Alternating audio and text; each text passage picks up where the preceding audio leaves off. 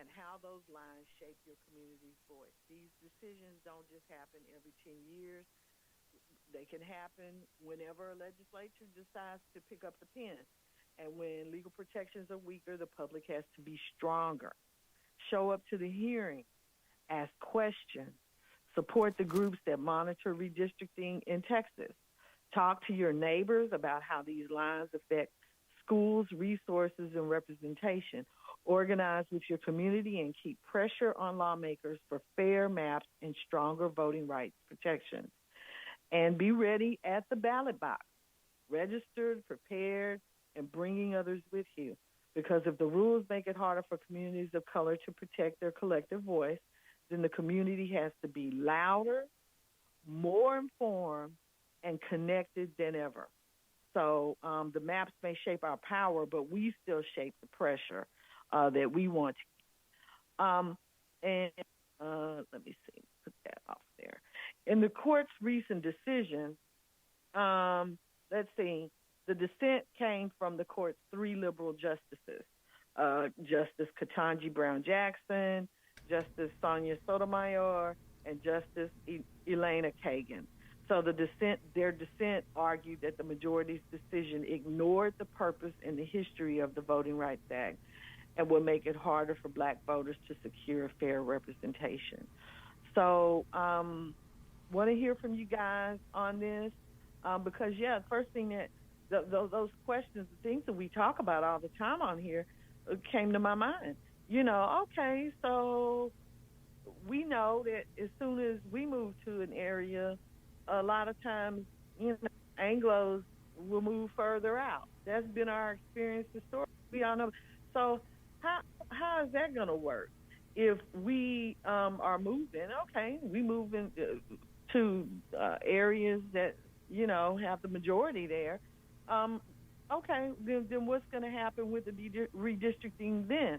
What happened in Missouri City when, we went from 3rd Ward to South Park to Hiram Clark to Missouri City. I mean, just kept going further and further and further out, right? Mm-hmm. And so what happens with that, with the lines? They just keep drawing the lines. And, and we're just not talking about African Americans. We're talking about Hispanics, too. And so redlining came to my mind in that. And then okay, so we get together. This is the last straw. This is the straw that broke the camel's back. We need to really, okay, so we get together and we really start building up our businesses and doing all of these different things economically. How is that? Will that help? And the answer to that is no, not necessarily politically. Economically, it's going to help, but politically not. And then I thought about the Asian community hasn't suffered, doesn't seem to have suffered a lot, or the Jewish community, but they do not have the strength politically. Ultimately, their money, in my mind, can help move things with lobbying and that kind of thing, but ultimately, the decision comes down to politics and what happens, what happens around that, and they don't necessarily, they don't have the numbers, they don't have the power when it comes to the politics of it, but they can kind of try to motivate things via money. So that's a way for us to move forward. So let's talk about now. I read in the New York Times and I wanted to share with you and my take on the article, how voting rights decision may block the rise of young black leaders.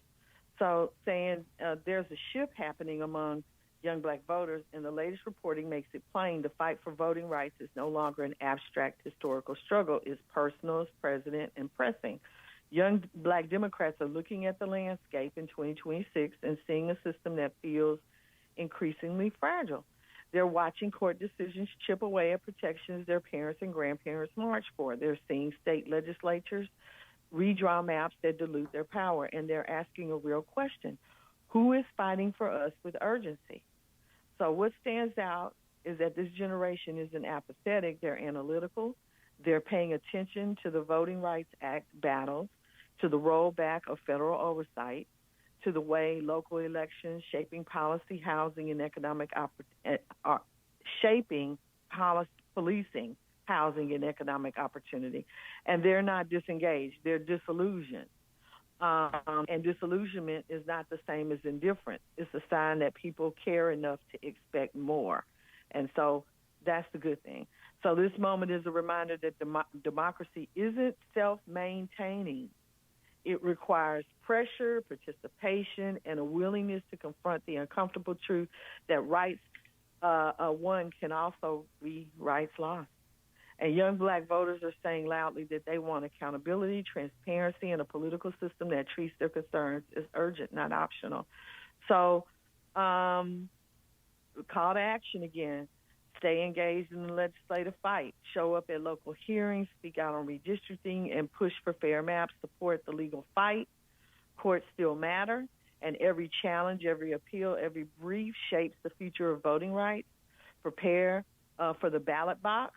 Check your registration, know your polling location, understand what ID you need, and make a plan with your family and friends. And talk to the young voters in your life. Don't lecture, but listen, connect, and remind them that their voice is part of a legacy that stretches from Selma to right now. So the struggle for a multiracial democracy isn't theoretical. Is happening in real time, and every one of us has a role to play. The question is whether we step into it. So those are my thoughts around the Supreme Court ruling, and stating what's happening, mm-hmm. and call to actions on how we can actually move at this particular time, and where to put our energy. So, Paris, do you have any thoughts about this? Well, yes, I certainly do, and I got to tell you, I'm sure the callers do as well, because they're lining up, mm-hmm. and I want everybody to know tomorrow we're gonna have a conversation in depth about this. Ron Jackson is also featuring awesome. This discussion tomorrow, as we drill down with some of our political actors, some of our advocates, and some of the activists in our community, some community activists as well, and what their thoughts are on this matter. But one of the things that I think is important to recall in all of this, because I don't want it to be lost, is the fact that the truth is that the reason we have majority-minority districts is because we were frozen out before. We know what it's like to have all-white districts, and this is why people have mm-hmm. concern. You got to remember, this was passed at the height of the Civil Rights Movement. This was part of the effort to get us re-engaged. I was pleased to hear you saying that this is no longer an abstraction to a younger generation of people, because mm-hmm. Some of what we took as indifference may turn out to be just disillusionment, as the author pointed out in that piece that you cited. When people kind of know what's at stake but don't really know, or they haven't felt the effects of it, then you can be more sanguine about accepting the results. It's like, well, mm-hmm. I know it's not going. It can only get so bad. But when you get a whiff of what's coming, and then you look at it, and then you see a pattern that looks like it's trending against you, then the tendency, I think, in sane, healthy people, is to get involved. So we're going to do a lot of talk about this, but and a lot of action. I hope, in reference to your earlier obligation. But one of the things I do want to feature here is the realization that we are talking about we're talking about 8.9 million people, minority voters, which are African Americans specifically, who will be affected by this. And there'll be differences in some states. But we've got 65 congressional districts where racial minorities outnumber the residents. We got about 15% of those districts. 14 states have at least one majority black district, and 6 have more than one. So these are real people. And one final thing before we go to your phones, if you want.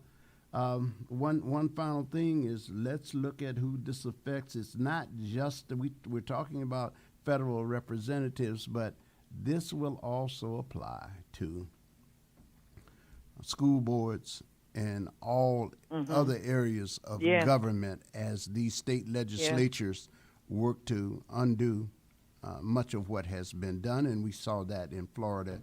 And we see it being proposed in Tennessee and other places. So just wanted to add that perspective to it, and that's it. Yeah, for sure.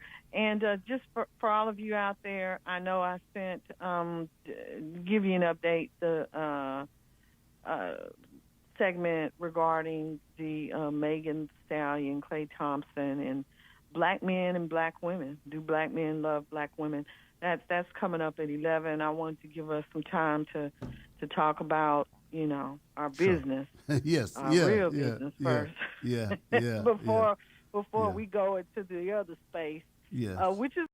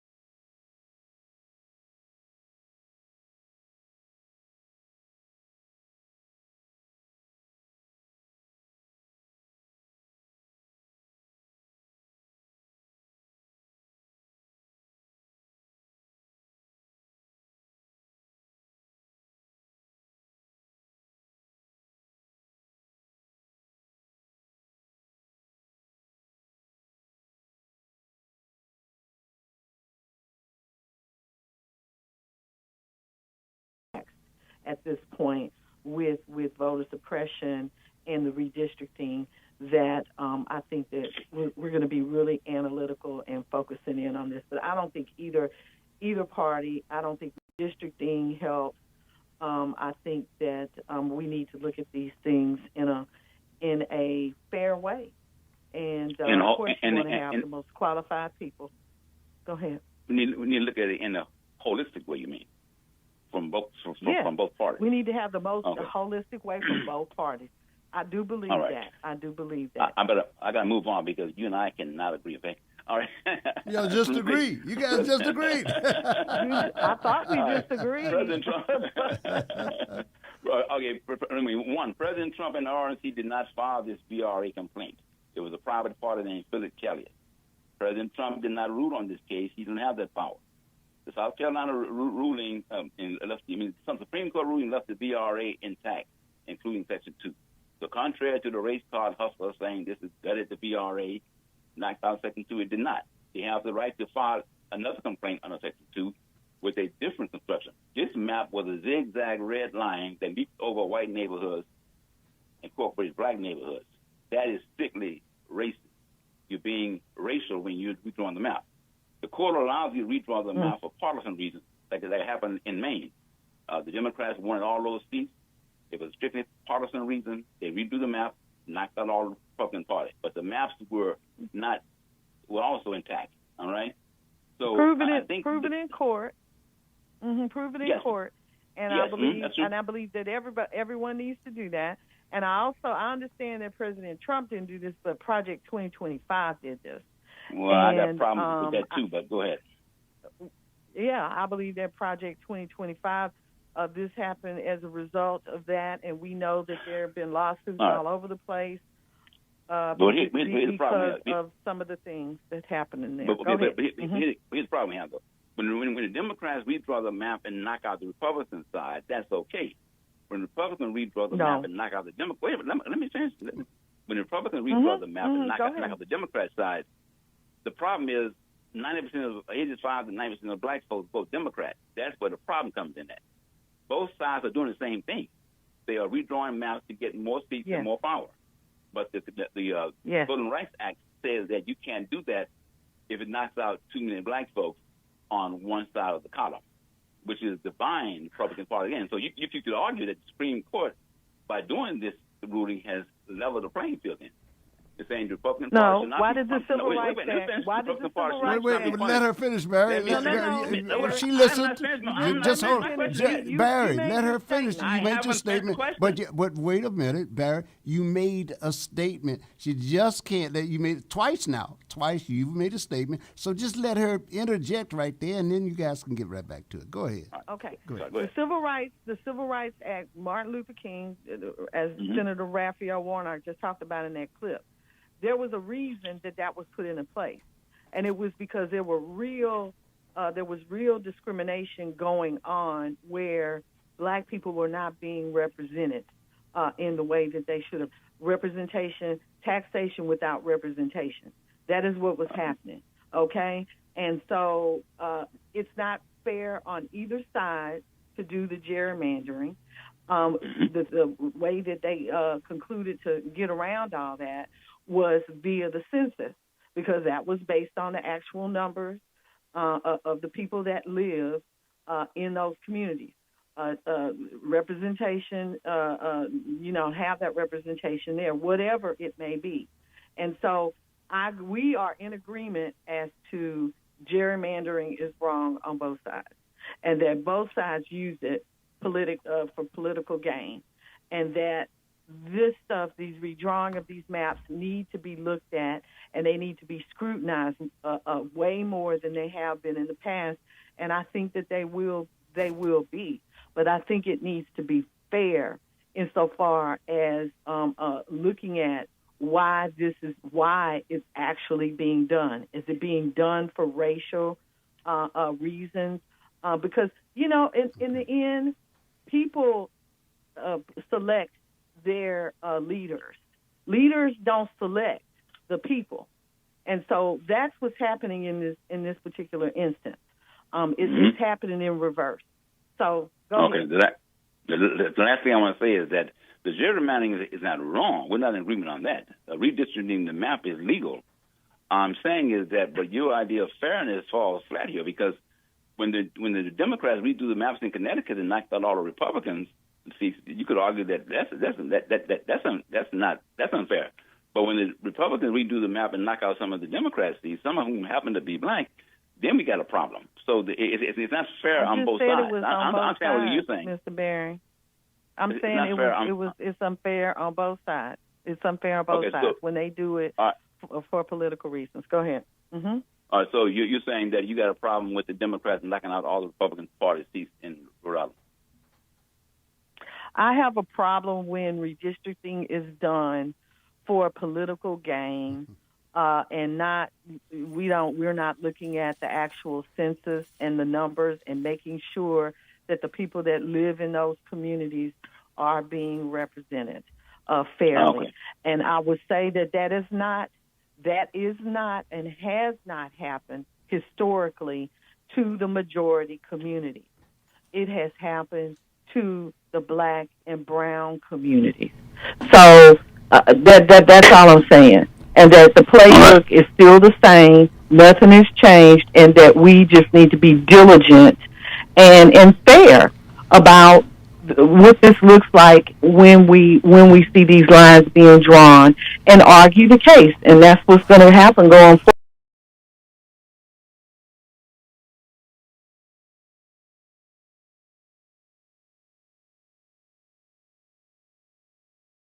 I got to say this before Barry goes. Barry, thanks for your call. Thanks for your call. Look, thank you. Also want to say we're going to have presentations through the week about this and through the upcoming election. To be sure, I do want to say that even Judge Thomas considers it to be the death of considers this Voting Rights Act decision to effectively be the death of the Civil Rights Act of 1965. That's not just from Paris. That is what Judge Thomas says himself, and he says he meant for it to be and said it should have been done 30 years ago. So let's be clear on that. It is not removing Section 2 is not an inconsequential thing. It was part of a plan to get it done. So I just wanted to lay that out there, and you guys can continue online. Hello, caller. Join us on YouTube if you haven't already done so. At 12:30, The Source. Go to YouTube, smash that subscribe button, and it's all free. Hello, caller. You're on with Lydia, Diversity of Thought. And we got a Lindria here this morning as well. Hello, caller. Mm-hmm. Well, good morning, Lydia and parents. Y'all doing all right this morning? I'm blessed. Good morning. Yes, doing well. Hope you're okay and out of the rain. Oh, yeah. I can say we got to digest a lot of stuff, y'all, with what this Supreme Court is, what's going on. But at the end of the day, I'm going to start off with this word, vote. V-O-T, vote. Because I'm going to let y'all know in a little secret that we still have the election coming up. And I don't care what nobody say. We have to make sure this man don't get control of the House and the Senate. Because let me tell you something. What Trump, I know Trump, and I know y'all remember President Biden, Barack Obama. Presidents run for what their party wants them to do. You get what I'm saying? So I put all my blame and everything on the Republican Party. Trump is just the one who's just the president. But the Republican Party is stamping this here. They're proving all this. They're getting everything that they want, y'all. Yeah, it could be anybody that could be the president, but it happened to be Donald Trump, a convicted felon. That's cool. But the Republican Party is siding on it. Because if you look at the John Lewis bill, when the John Lewis bill tried to pass, we had enough to do it. But we had some sitting tails in the Democrat Party that just wouldn't let it go through, y'all. And when it comes to people that's black, we got to say it. I don't give a care what you say. When it comes to black people, man, I don't care what it's something that people just don't like for us to have our rights. A lot of people don't like us, y'all. We see this here. We know it's when the Vice President Harris ran. We see where the Hispanic votes went in North Carolina, South Carolina, Georgia. We see where them votes went. When Jasmine Crockett ran, y'all, we see where those Hispanic votes went, y'all. We saw this. Mm-hmm. We saw a Hispanic officer who turned around and said she hated. She said the word hate. I'm not feeling sorry for her. I don't care what her demeanor was. It's something, y'all. But I'm telling you now. Okay. Don't stop. Okay. Get out there and vote, y'all. Just please vote. Don't. Yeah. Lydia, he is right on this thing. That the answer is going to be voting. The answer is going to be voting. Yeah. I also caution people against saying, however, they just don't like us. I mean, yeah, I understand that sentiment flows through lots of places when people in their individual in their minds and in their smaller groups make up their minds that they just don't like this group of people or this race or that religious order, whatever. People do get caught up in that moment. But ladies and gentlemen, voting is about resources. Voting is about resources. It is about resources for your children at the state level, at school level, when you're on the whether you're on city council or whether you are elected to the House of Representatives or the state Senate. Voting is about the allocation of resources. That's what redistricting is all about. and it's important to know what the Civil Rights Act did, and to know what Section 2 was about. Section 2 originally said that it sought to protect voters from discrimination on race or color or membership in a language as a group. In all of these procedures, in Section 2, there was something that preceded it called the pre-clearance section, because there were states that had behaved so egregiously in the voting arena that they couldn't be trusted with treating their residents in a non-discriminatory manner. And so the federal government at the time said, you have behaved so egregiously in this area that even when we have told you to correct the inequities, instead of correcting them, you have sought cover and camouflage to make them even more horrendous. And so therefore, present to us before you present to the public. Present to judges, show us that this will not, let us examine it to see what real harm is going on. It's sort of like, I guess it might be similar to a judge saying, wait, before you make any more decisions in your home, in your home, the court is going to see what you're going to do here as you talk about changing things, and see how many things you have adhered to that we have told you legally to adhere to. This is why Section 4 was there, and we saw pre-clearance move away. We saw that they finally got pre-clearance out, and the last leg that supported that stool was the gerrymandering phase of it, and the ruling on redistricting.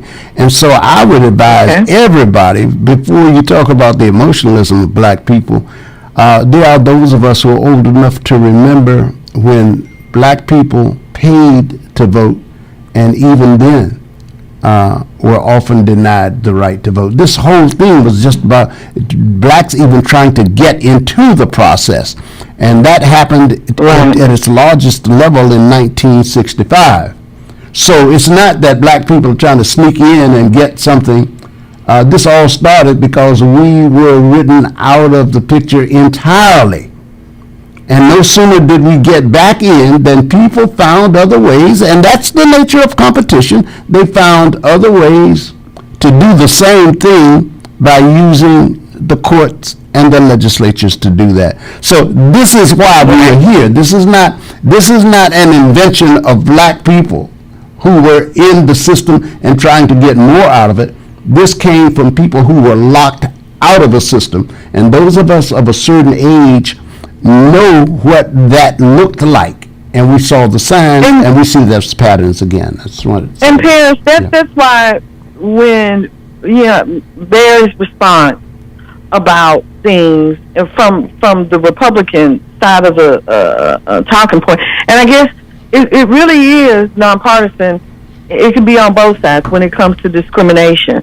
But the point that was brought up was like, all of these people, or all of these black people, are voting Democratic.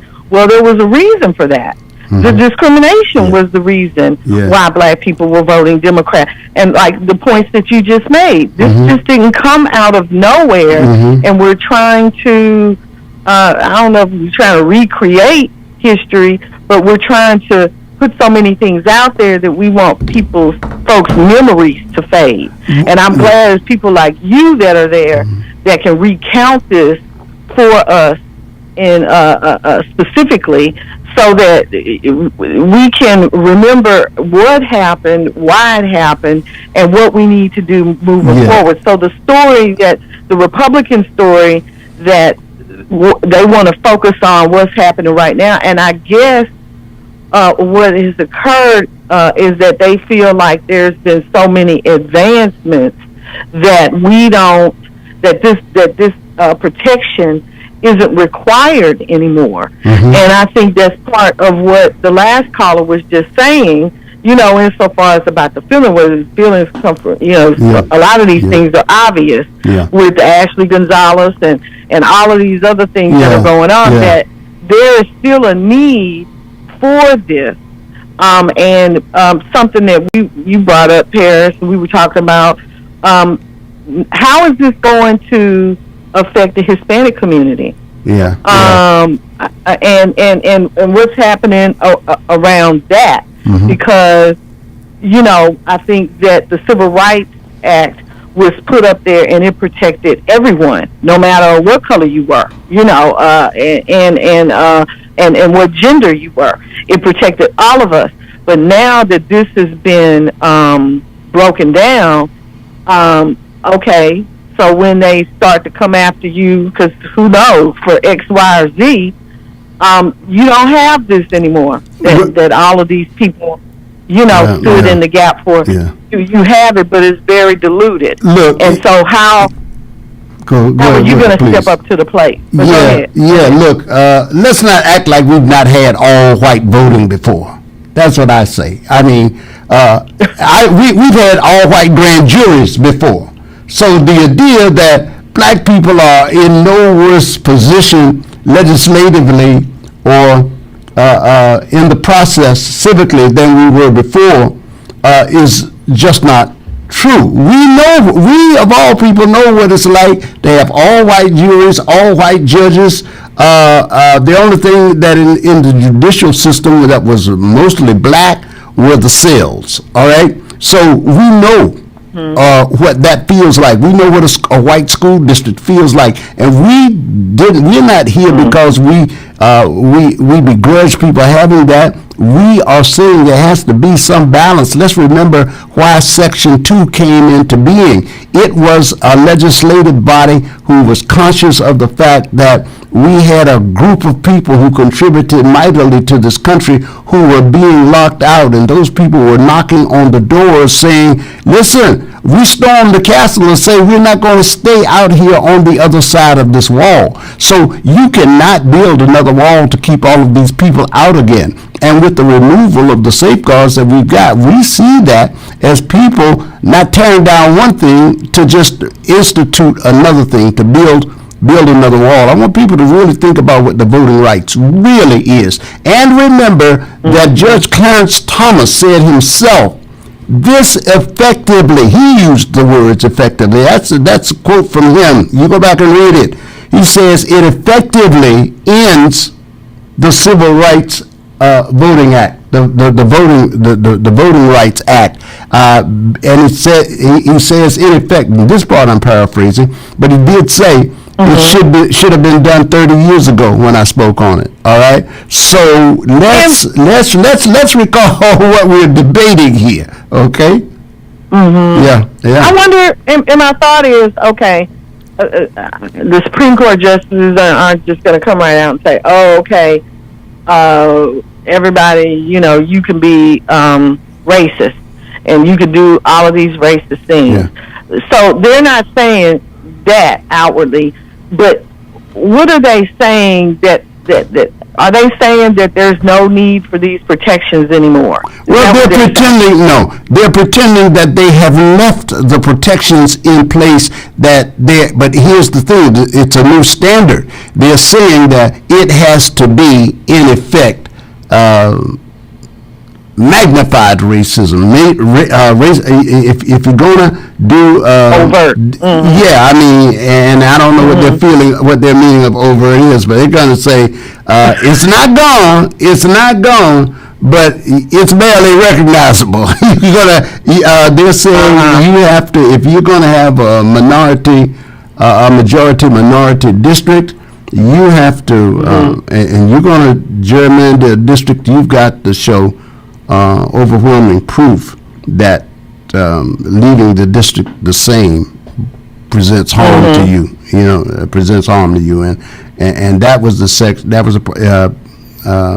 impact on Section 2, because it restricts the ability to use the Voting Rights Act to challenge map dilution. And so now you're going to see states, and you're seeing it already, and not a state that's being redrawn. And I'll tell you this, not a state that's clamoring to redraw the maps. Is a state clamoring to redraw it so that a black candidate is elected. Unless maybe Florida might be one of those actually, where there is a black candidate and we don't know what kind of chance he has. However, that's the point. The point is this whole exercise. This whole exercise is to increase Republican seats, and the reason that we'll talk more about this on Ron Jackson's show. We'll talk more about it through the week. There's a lot to be said that we've yet to say, and we don't even have the time to say it. And you've got other guests coming on. Yeah. I didn't know you. I didn't want to leave anyone on hold. Well, there are five. Let's take one more, and then I will move on to the next topic. Okay, let's see who we got here. Hello, caller, you're on. Man, I must be the luckiest man in the world. Yes. Man, it's so. I'm going to say, as Lydia say, tell me the bad news or tell me the good news. Well, earlier she made that statement. Well, the bad news is that racism, white supremacy exists. And it's showing right in your face. It's not Lydia's face, but our face. It's showing right in our face. But the good news is we have the opportunity to defeat it if we want to. If it is bad enough to us for us to try to defeat it. Excuse me. Y'all said that it may be overt, that type of language. Racism, white supremacy refines itself. It may look like it's one thing, it's not a thing. It really is, because you can't tell, because it has defined it. Refined itself, which makes it dangerous, more dangerous, because we're not able to tell. So they say, hey, you got to be right up front, visual, viral, or some word got to be said to you for it to be racism. It's racism. This is racism, white supremacy. We have to get the strength inside our own self to call it what it is. Study it. Talk about it in depth.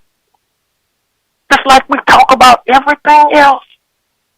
Economics alone won't do it. Lydia just told us that. It will not do it. Voting alone will not do it. Because Clarence Thomas votes. And he said, Clarence said, and I heard him, read him rather, we should have done this 30 years ago. Well, he's a confused black person.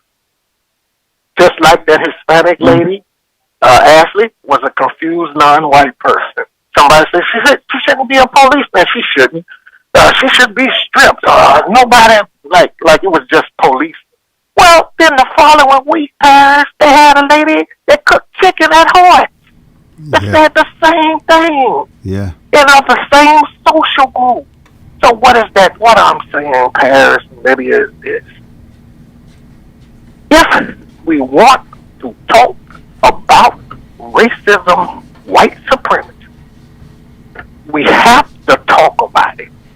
We can't put everything just on one, it's just political. We're going to talk about it on the political stance for the next 10, 15, 20 days. And never talk about racism, white supremacy. And then when we do bring up racism, white supremacy, nobody seeks to define it, tell you how it works, tell you how it moves, or give you any solutions to it. And it's right here in our face, Paris. In closing, here's just, and I said it about 1 billion times, here's just one solution. In closing, let's get serious. We are not serious.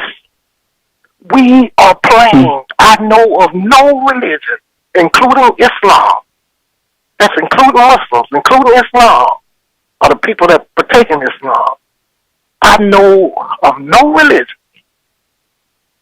and I'm going to single it down to us, that black people confess that's stronger than the religion of racism, white supremacy. How is it stronger? It's stronger because they go after it. They go after it with zeal and determination, and they don't stop. I know of no Muslim that does that. I don't know of no Christian that does that. I don't know of no Jehovah's Witness that does that. I'm finished, Paris. We got to get serious, or we just it's going to get worse. Yeah. It's going to get worse. Thank you, Lydia and Paris. We're going to get serious. Thank you, Eley. We appreciate you. We appreciate you. Yes. And so we're going to move on, but of course y'all can call and talk about whatever you want to. That's on the plate today. But we're going to move on now to the segment, and I've titled it "Do Black Men Love Black Women?" Okay, y'all get ready for this. And so this morning, on the group chat, Black Love, Public Stories, and Real Conversations, we're stepping past the timelines and into the deeper truth. How we show up for each other, how we talk about each other, and what it really means to love each other in this moment. You know, as we're out there marching and voting and doing all the things that we need to do, emotionally, I believe that we need to connect as well. So this comes out of a Facebook post that I shared on Wednesday night. And when you guys call in, I want you to just say whether you had an opportunity, because it's important for you to listen to this post. The actual title of it was "Do Black Men Hate Black Women?" But I didn't want to bring that energy to the airways, because the goal here isn't to inflame anything. It's to unpack what's underneath the divide we keep seeing, especially online. So you can't miss the tension playing out between black men and black women on social media, on all the platforms, right? If you live on those timelines, you never know that African Americans marry each other at a rate of 85 to 87%, one of the highest in the country. But online, it can feel like the whole ecosystem is designed to divide us. Something to think about. There are endless conversations about who prefers who dates outside the race, who's marriage material, and who isn't. And I rarely hear those same conversations happening publicly in other communities. Just a note. So the question I want to bring here this morning isn't about hate. It's about love. Do we love each other? That's a shout out to the love man, Michael Harris. Okay. And what gets in the way of us seeing that clearly? The clip I shared was a millennial brother. I'm making an assumption right there. I think he was millennial, giving a raw, unfiltered point of view. One I think many black men feel but don't always say out loud. His take referenced Megan Thee Stallion's adult lyrics and performance style, how some black women relate to her persona, and why, in his view, that would make her not marriage material for many men. And layered on top of that is the public breakup with Klay Thompson, and a lot of you, unless you're living under a rock, may have seen that, who announced he no longer wanted to be monogamous. That was his reason for breaking up. All of that becomes fuel for the timeline, shaping narratives about who's worthy, who's loyal, and who's choosing who. So when you strip away the language, because it was adult language, and that's the reason we can't play the clip or the sound on the show, he was speaking to something real. The expectations, the misunderstandings, the emotional weight, and the public narratives shaping how black men and black women see each other right now. So I think I've invited a guest here to join us to talk about this with us, and thought she'd be perfect to chime in on today and share with the callers, myself. Hello, special guest. How are you? I'm good. I feel like y'all miss me. Oh yeah, yeah. I know. I do. I do with Lydia. I do. She Eley. We all do. We all do. So good. Thank you for coming on. Again, I'm hoping I'm having everybody say whether or not, if they're commenting on this, whether or not they listen to the clip, because I think it gives us some insight into, why you're saying what you're saying, if you listen to his information or not. So just want to lay that one ground rule down as we talk about this. Let's keep it clean as we can, and let's go from there. So, Lydia, did you listen to the clip? I did not. However, yeah, I did not. I will give that disclaimer. I did not. But I've seen. I'm kind of over the discourse about it because it's been so much. So I did not listen to it. I will be honest. But because I've heard so many takes, the for and the against, the pros and the cons. But no, I did not listen to that particular clip. Okay. Well, that's okay.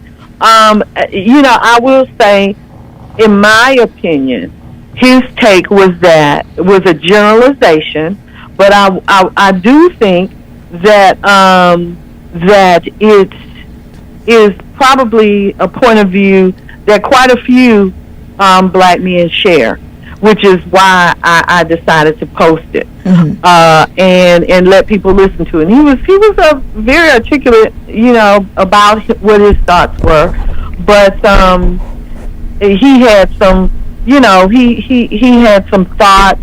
I will address something Ralph said yesterday. This thing, and he actually mentioned it too. This Megan requesting Clay to pay her, that was a rumor. He did say it on his clip. We're not going to go there with all of that, because that was just a rumor, and I don't think that plays into this. Yeah. And the point of view referred to Clay's. I believe that in his clip too, you can't use terms around being godly, because he referred to her persona and then use profanity. He did on the clip. A lot of folks do this, but you realize, you should realize you're being hypocritical when you do that. I know the point that you're trying to make, right. And like I said, a lot of us do that. I think that I respect her for her work in the community. I respect her for her financial portfolio.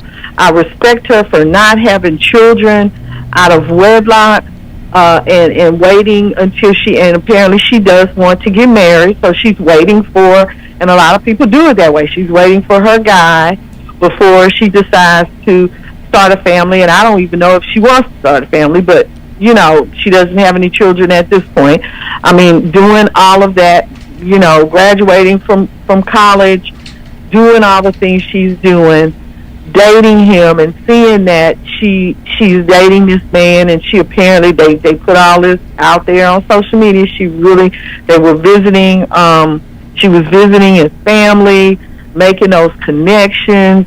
So I see that. I feel that I have a daughter, and I've been a young woman myself. You making those connections because you're trying to interact. Mm-hmm. But what happens is that I think creating a barrier around her public entertainer persona and her personal life, or creating a barrier between those, because Beyonce has done a good job with that. This alter ego, this Sasha Fierce, because I think what happens is that egos of men and dealing with all that Megan is, can't really, because these men are having to deal with their groups of friends and family and other individuals. And so the public entertainer persona, and we know a lot of the things, the lyrics, and performances that come along with that, um, portray another side that she it's her right to do. And the gentleman makes the point in his clip, but that doesn't, it is her right to do this, but that doesn't mean that all men have to accept it. And so her challenge is going to be finding someone who can accept it and who can move forward with her. But yeah, I feel bad for her because I do realize it's a public entertainer persona based on the other actions in her life, and she's really being judged on that. But we don't know her personally. I don't know Lyndra. You may know her personally. I don't know her personally. And so we don't know what other behaviors may have come into play or what's happening with the relationship. But with that, in our broader discussion, as we're looking at it through this lens of this relationship, it appears that black men don't like black women. It's on social media. And a lot of these things that this guy was bringing up, I think, kind of play into that. The boss, lady, not being able to turn that off. I am all of that. Feminist, Lyndra, I am all of that.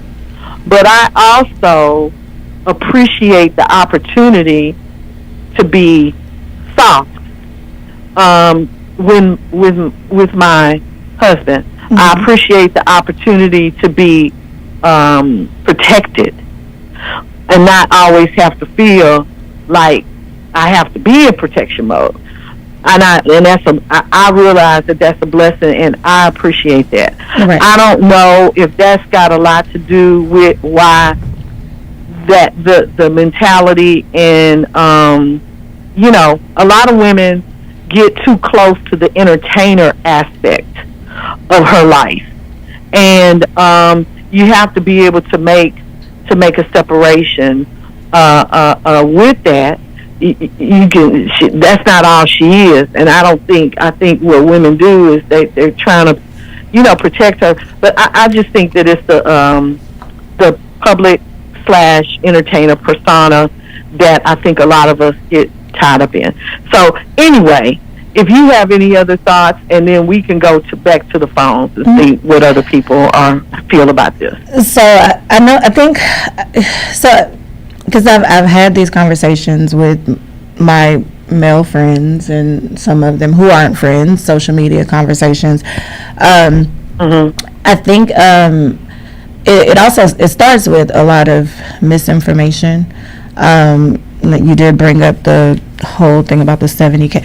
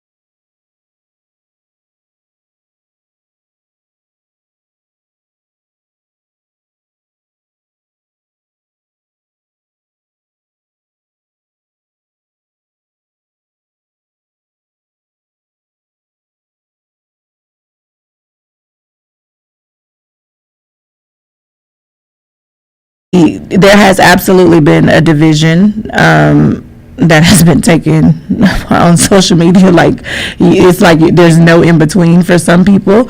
And this situation with the whole Clay and Meg has shown the divide. I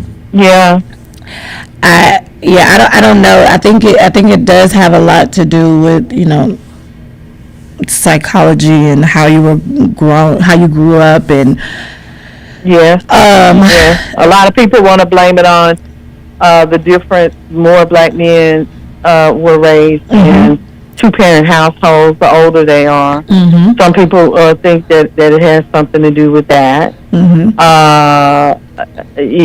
Just and some people believe that it has something to do with how black women, like this gentleman who was generalizing, the way the attitude and the mentality of black women, not being able to be soft, always doing this, like I said, this Meg impersonation, if you will. And so anyway, we got a caller. We have a couple callers. 713. Oh, okay. 713-668-1230. Men, I want to hear from y'all. I want to hear from women. I want to hear from women. I want to hear from men. I want to hear from everyone, because we need to distill this down and disprove social media and just get the word out there that that we can get along, that we do like and love each other, and a lot of this is just people trying to get clicks. You think, Alindria? Oh, absolutely. That's why I said it's a lot. It's a lot of the misinformation that's put out. That people go off of a lot of misinformation without doing research, and because I don't know if it's because I'm a comm major, but I like to cite sources. But it's a lot of misinformation that goes out there, and a lot of people fall for it. And that clickbait, especially now that a lot of people are getting paid off of social media. They do it for rage bait. Like, rage bait brings clicks and views.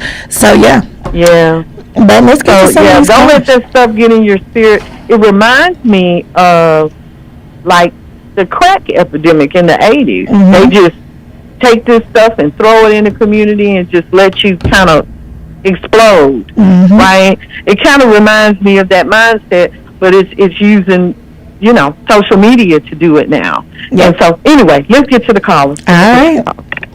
Caller, you're on. Hey, Empress and Princess and the little court jester back in the room. Push the button. Hey, Miss Lydia.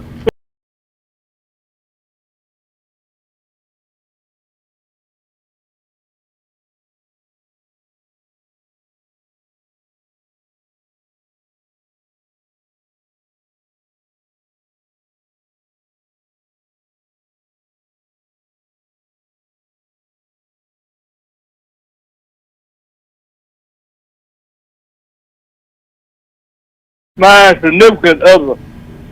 You see what I'm saying? I mean, don't get it twisted, because... Well, that doesn't mean that could be anybody, right? You don't have to be married to have a significant other. We're talking about getting married. Well, anyway, so that's crossing the line when you get married. But if the historians are correct, Miss Lydia, the first human being was a woman, and she was a black woman. So ever since Adam and Eve, man, we as black men, Miss Lydia, we've been having trouble with a black woman. She say, take this and eat it. You say, oh no. You say, what did I say? Eat it. So we've been having a love hate going on thousands and thousands of years. But the thing is, sometimes as a black man, we say there's a thing called the forbidden fruit, and don't touch it, leave it alone, don't. And then Miss Alindria, y'all as black women, y'all got a bad attitude. I mean, it's just sometimes we get used to y'all. We say yes there, no there, yes there, no there. So why is it the thought that black women have bad attitudes? Have a bad attitude. You know you do. Why is it that black women can have bad attitudes? I can have a bad attitude. I do not have a bad attitude. A lot of those other people, a lot of them other women, Miss Lydia, they know how to fake it until you make it. That's what that's a lie. And then get what though? Get what though? And then Miss Andrea, they y'all. I just found out y'all got the 10-year rule. What is the 10-year rule? I think I was 10 years old when I found this out. I'm gonna put up with you for 10 years so I get your benefits. But get what though? What benefits is that? So whenever you retired and everything, you got to date a woman for that. That sees a lot of these younger women married so old to be now.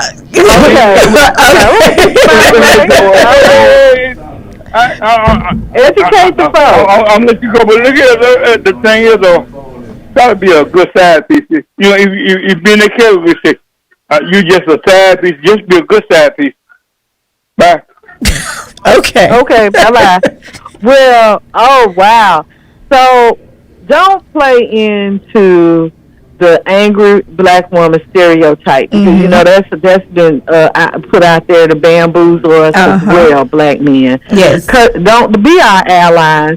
Don't do that. You know all black women are not shaking and bobbing and weaving their heads and doing all this other stuff.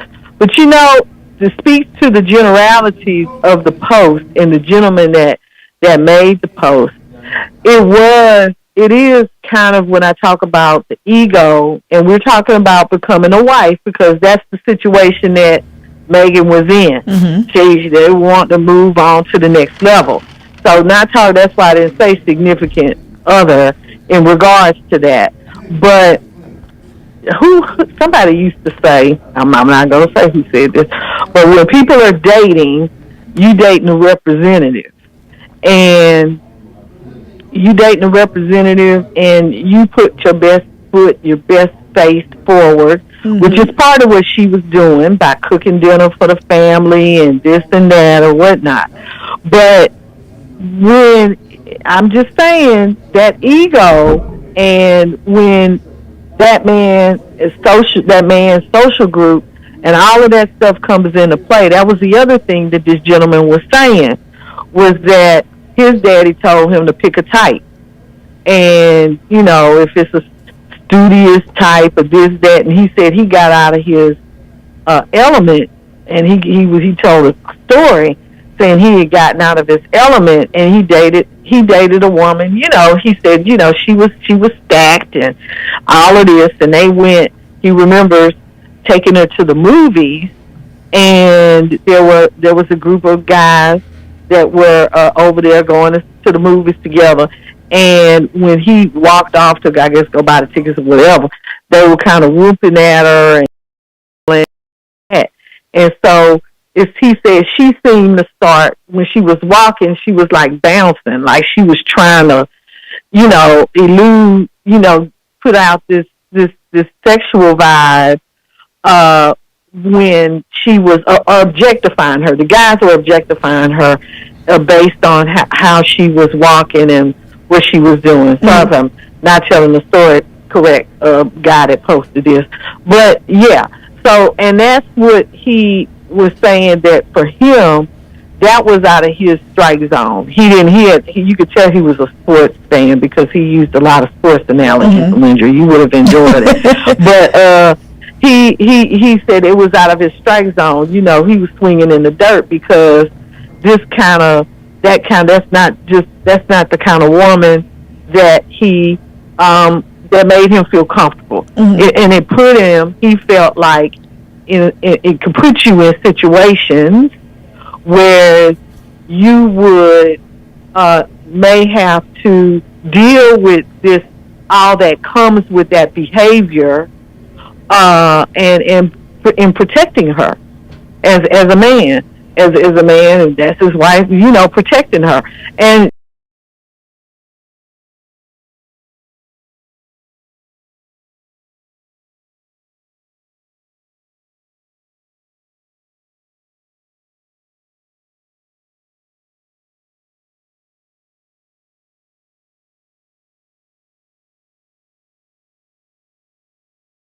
justified, then there's a whole can of worms that comes with that. And that's fine. I have the ability to be able to dress how I want to dress, do what I want to do, be how I want to be. But I have to understand that that comes with a reaction. And I could deal with it. But people around me are going to have to also deal with that, because I don't live in a vacuum. Mm-hmm. And everybody's different, and everybody sees things in a different way. So that's something that I want to mention. Thank you, Mr. Bobby Ray, for that. Yeah, they are definitely putting their representatives for me. I'm going to fake it till you make it. And this guy also talked about marrying. Men want to get, he felt like men want to get married so that they can have sex, on-call sex ad nauseum, whenever they wanted to. That's one of the major reasons that they get married. And his thought is that women a lot of times get married and all this is going on, but then when they get married, they cut the sex off. They don't have sex anymore. Sounds like he's projecting. That was a means to an end. That they don't, and I think a lot of guys feel like that now. I'm just saying a little. Yeah, that's a projection. Okay, and it could be. Yeah, but it was his point of view. We're not judging him. No, I mean I understand that's his, but I think that he's projecting what he. Yeah, it was definitely what he's experienced, and that's the whole point. I felt like his post was a generalization, but I think it's a generalization that a lot of men share, and so I'm not. Yeah, it was a whole lot of things wrong, or I didn't agree with, but it was his point of view, and so anyway, let's get the next call on. Okay. If they're still there. Yep, they are. Caller, you're on. Well, hello, ladies. Hello. Hello. Hi. Good morning. I wanted to call you because, I wanted to call because, I grew up with brothers. I'm the only girl. I'm the oldest. So I would listen to my brothers talk about things. And because I'm like this. I think like a man, but I'm a total lady. And I just thank God for that.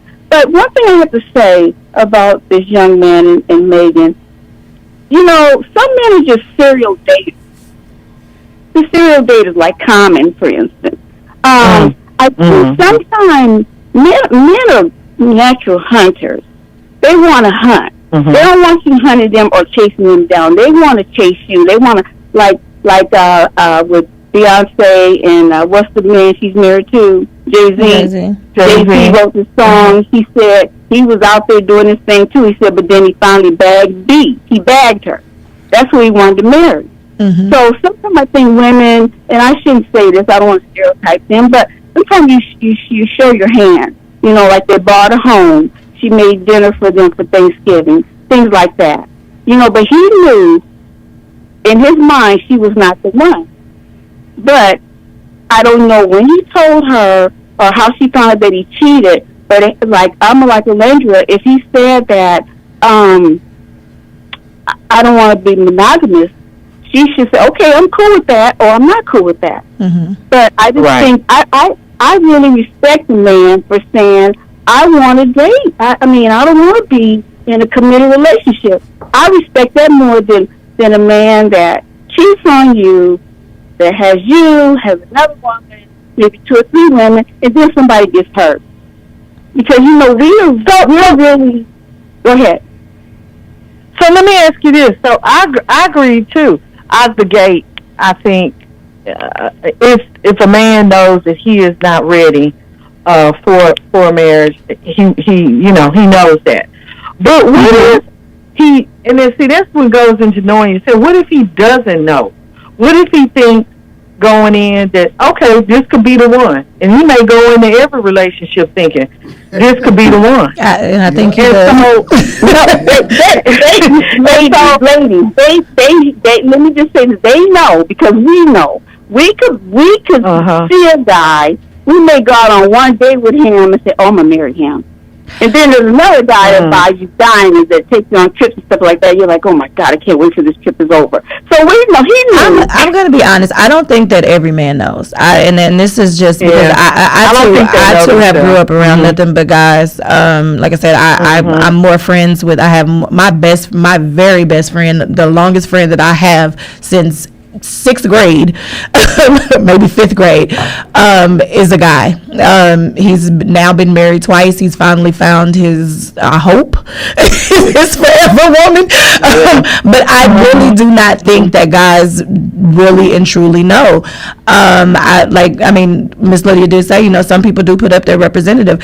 I could have told my best friend that his first wife wasn't for him, but again, I'm not going to tell him that because I don't want to stand in front of people's relationships. But he truly thought that was the woman for him.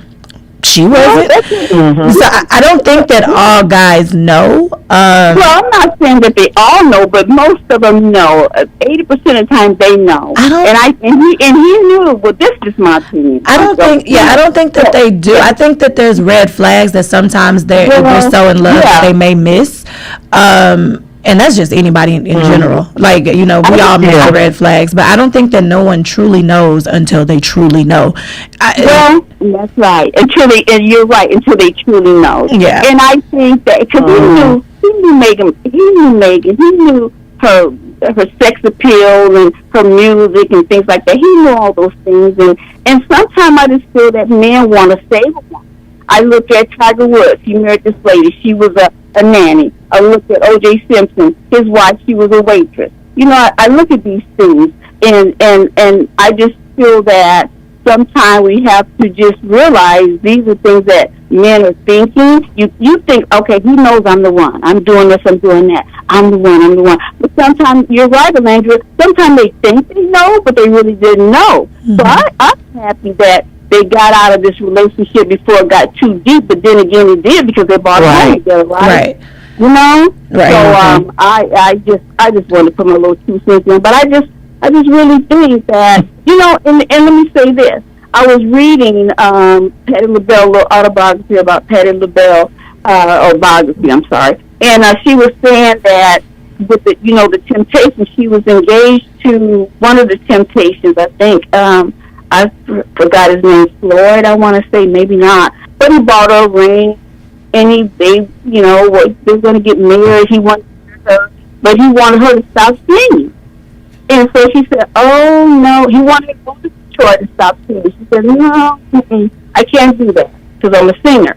So she got out of the relationship. So anyway, I just want to say a few little things about it.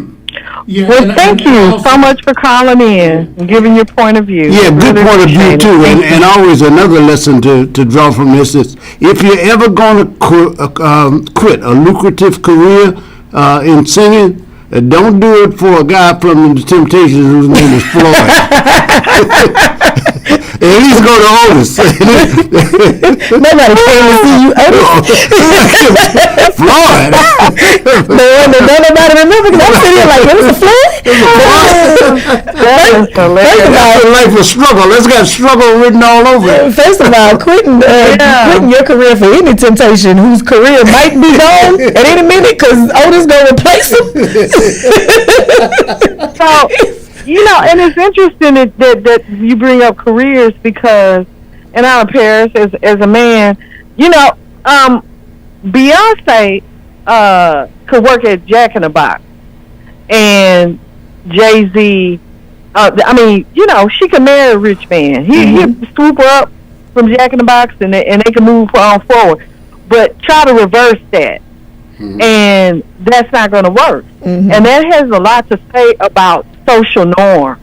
What's accepted, what's not accepted, what men and women feel is possible or not possible in regards to the world and how people see relationships, right? Yeah. Why is it that Beyonce, if Jay-Z worked at Jack in the Box, there would be a non-starter, but but vice versa, she could move on up. You know, so I think that that's something. I think that there's a lot of different things socially. And a person made this point to me. The more things change, the more they stay the same. Mm-hmm. You know, as we talk about Megan and her performances and this kind of thing, all this stuff is online. Everybody can see it. Back in the day, Paris, they had the blues, right? Mm-hmm. And it was the same kind of thing. Mm-hmm. You know, respectable people, you know, people that, you know, just people assign, you know, standards to different things. Sure. And I don't think it's any different. It's just the music, the people, same things. We're still living with a lot of social norms that people feel that they have to abide by, right? That's a good choice of words, social norms. However, as you can see, I stepped out of this conversation. You guys start talking about relationships. I tell you, call me when you get to hospitalization and term. When I'm talking about term limits, I'm talking about term life. Okay. That's some more callers. Funny. That's some more callers. Okay. Well, let's take a couple of more, but you know, because I wanted to give this an hour because we want to get back on to some economics and some other stuff before we run out of time. Thank you, Lindsay. Caller, you're on. Well, look, you call this show and it's proof all the good ones are taken.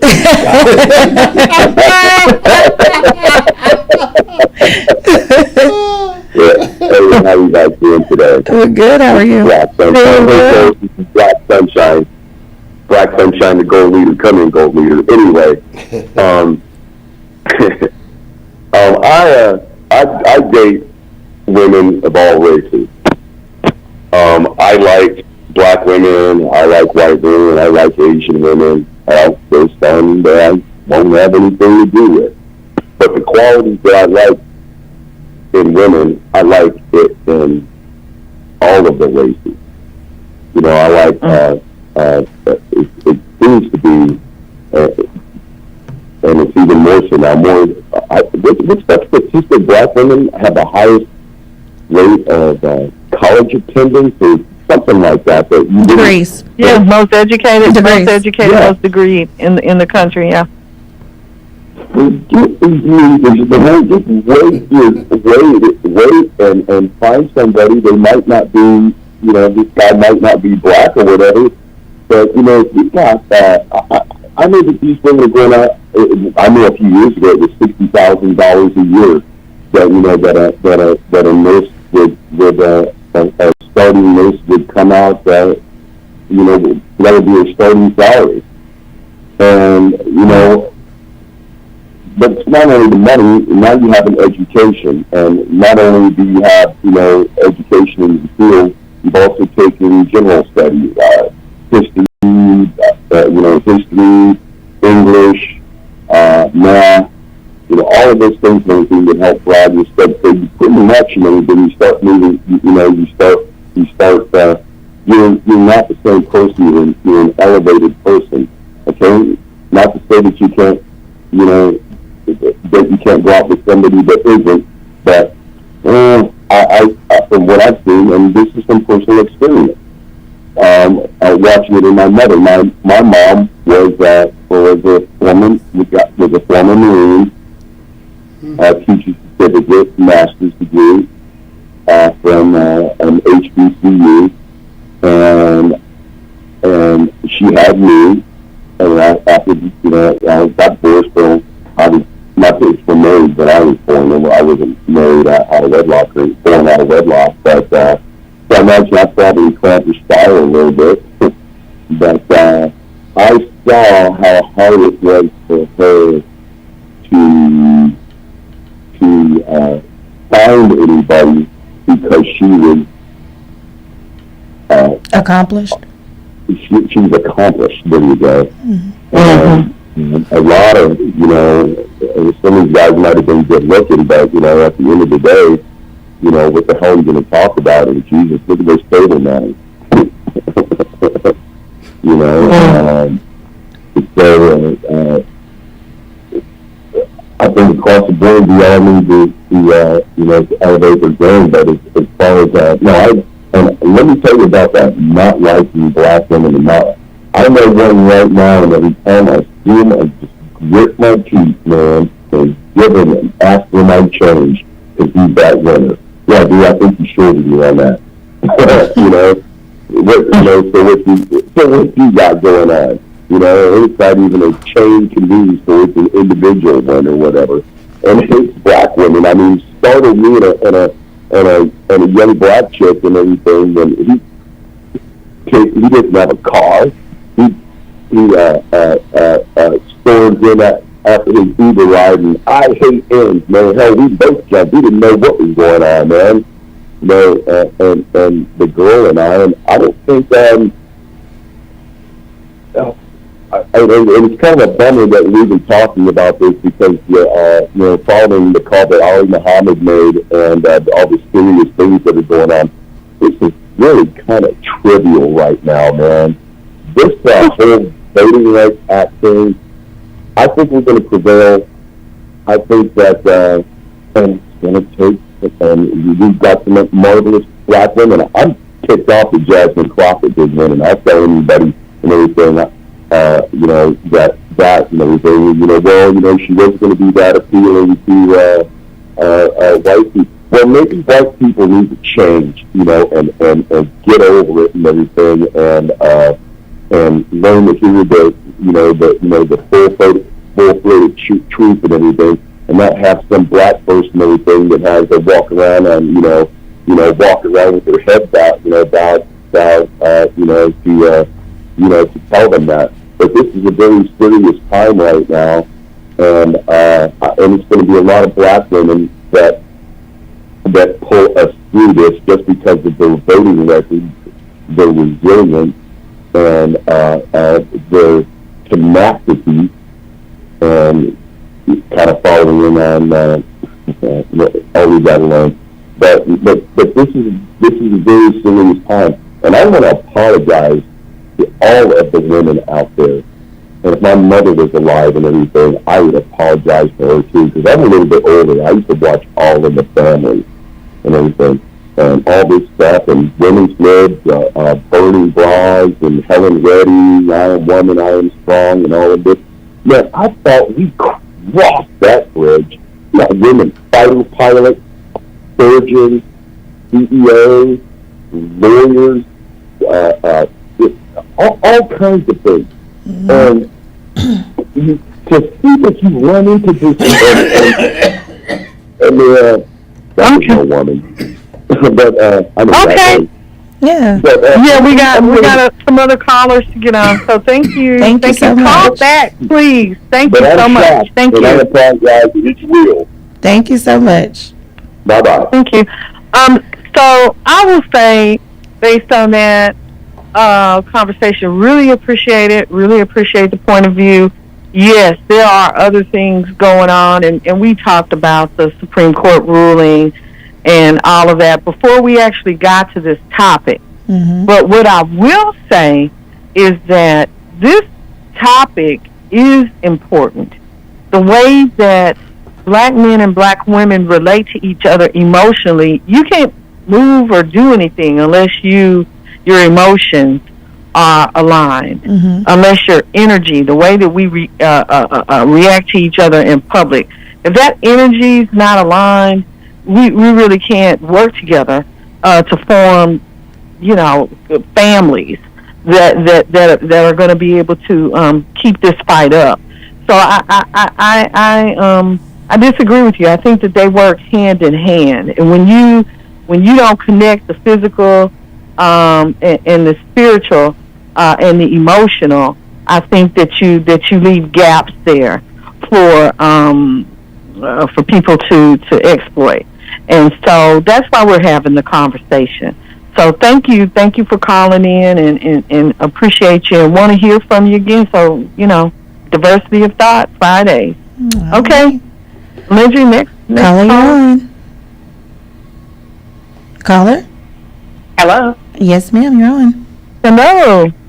Hi, this is Akua. Look, I saw your piece on Facebook, and my name was there as, one of the persons you kind of reaching out to.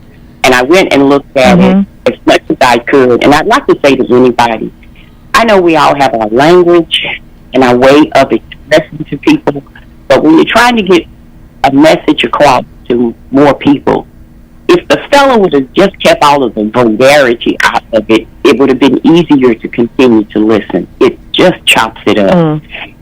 But what I do want to say is, this is not a black man problem or a black woman problem. This is a spiritual problem and a country problem of the truth has not come out, and the things that need to be done to correct the position of black men and women.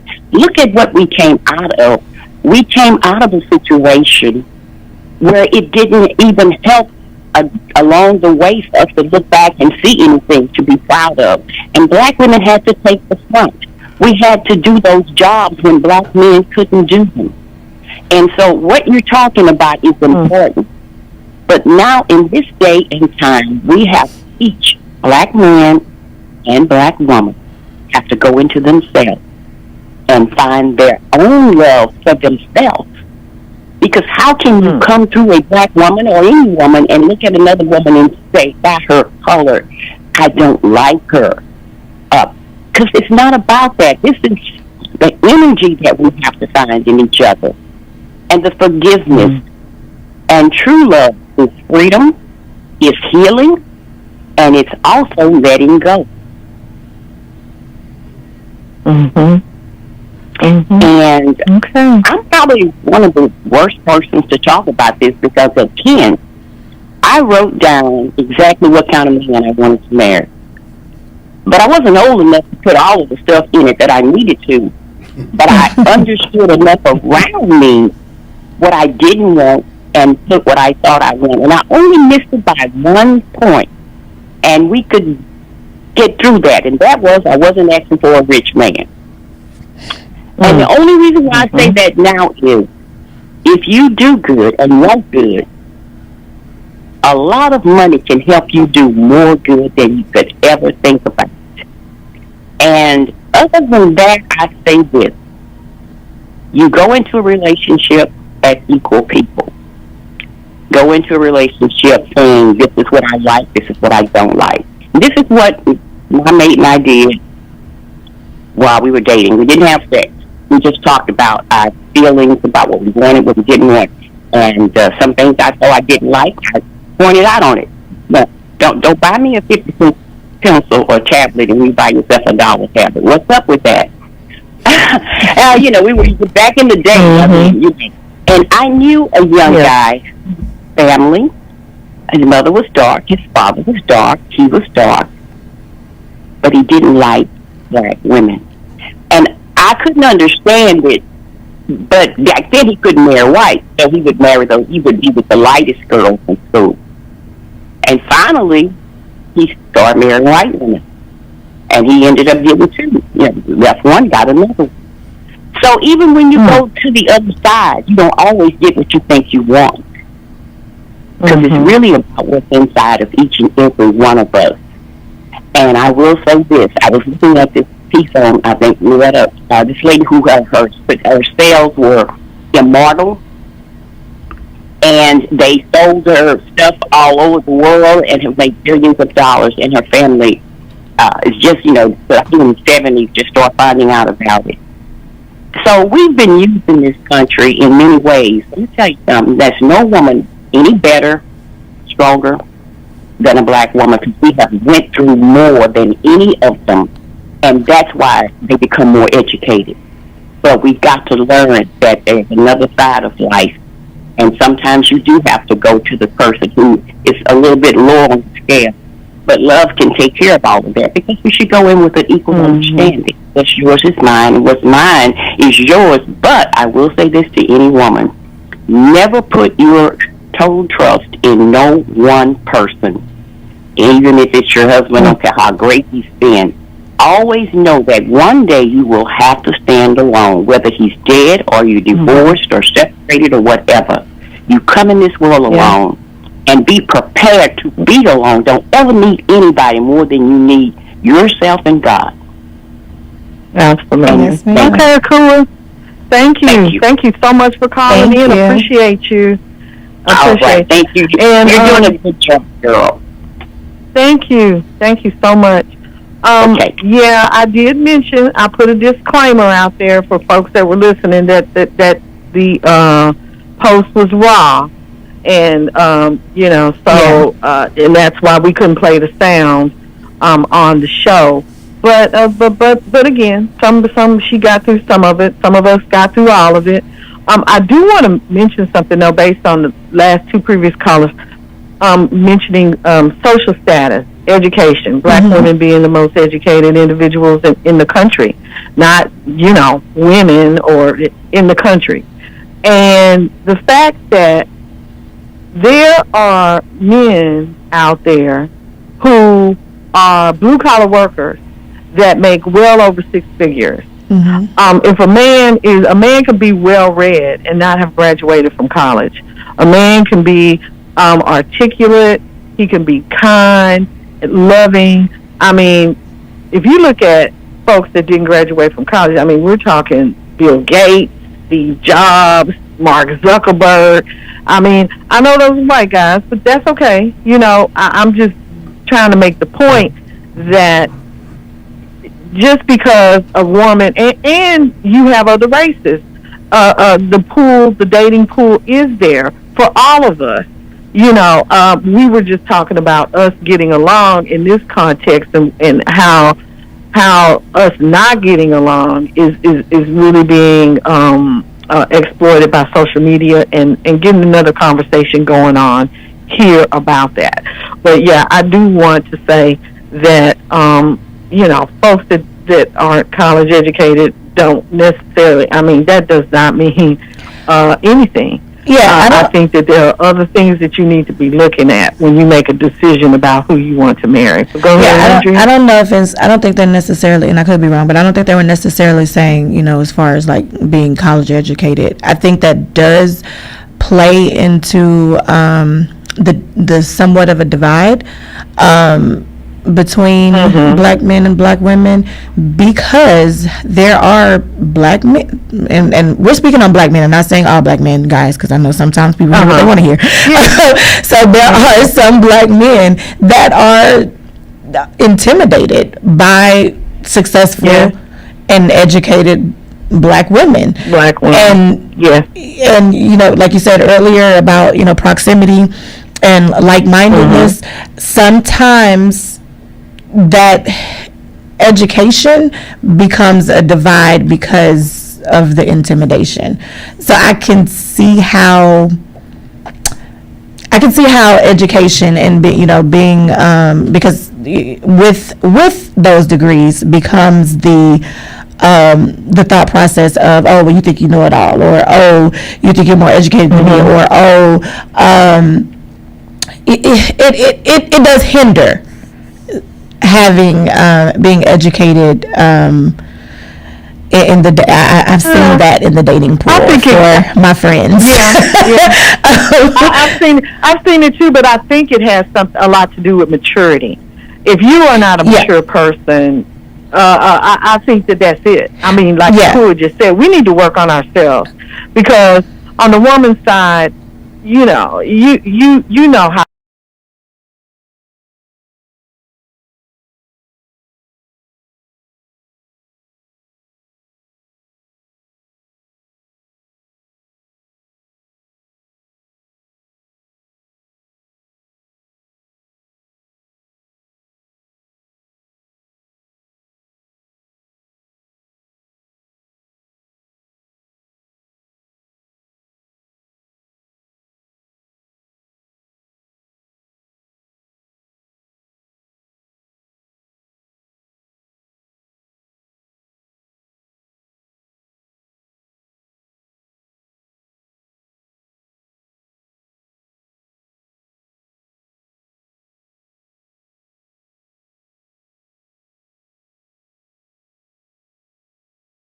and college educated, they do have, I mean, even my mom, before she found my husband, like her husband, like it was hard for her, and in the military, being a captain and being like, it was hard for her to find someone to marry because of her status and because of her being very successful. It does. I think that does have a come to play. Like, I don't know. Yeah. I think it's an ego thing. It does. I mean, it does come into play. People are people. Yeah. And they peopling out there. And so, that has a lot to do with it. But for those of you who are not selecting someone because of their blue collar status, that's your loss. Mm-hmm. And I think, you should definitely consider, just like you consider dating people, in the larger pool. That's also a category that you should consider as well. So let's take one more caller about this, Lydia, and then we're going to move on. Thank you. Caller, you're on. Lydia, AJ the DJ. Hey. I know you going to stay on the sideline, but I guess I'm going to need BA and Fred to help me out with this. Leave BA where he at. I know. And Fred definitely doesn't want to be involved. Yeah, man, I'm thinking about this song, Texas Greatest Gangs and the Upsetters. I don't need no more lovers, just a real good friend. In the Megan and Clay situation, but I don't know. But to the last point y'all were making about education, and I'm trying to think of any men friends that I have where education is a problem. Most of the people I'm thinking about, education is not a problem because they're in relationship with highly educated women. Mm-hmm. And it doesn't seem to create a problem. Now, on the other hand, I've heard women, including in my family, harp on their education and then want to marginalize being in a relationship with somebody, as Lydia just indicated, that a blue collar making a certain dollar amount. But most men don't care regardless of race, because I listen to a lot of my white male friends, and man, they wives, some of them CEOs, COOs, CFOs, and they just enjoying the bank and putting their chips with their chips and enjoying life. Right. And so, Lydia, I listened to that guy last night. Was it last night, night before last? I can't remember. Got a lot going on right now. Mm-hmm. Night before last, yeah. Yeah, and so he had some valid points in his situation. As a matter of fact, I thought he was talking about one of my nieces at some point. That's funny. Yeah, but I understand where he's coming from, and I don't think black men hate black women. I think there are some character traits that some black women display that we dislike.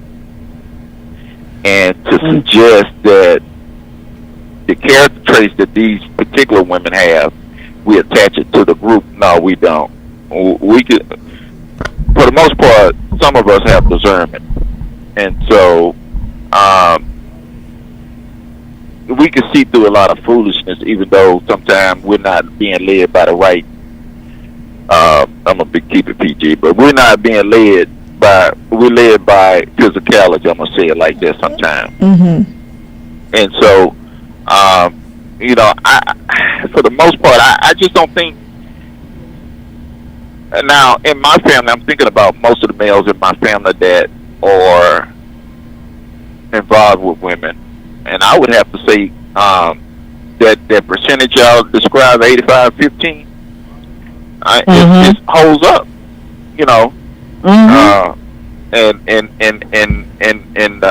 Now my wife, she looks at that 85-15 as 50-50. So we've had this discussion one time because she told me one time it ain't gonna be no more black race left because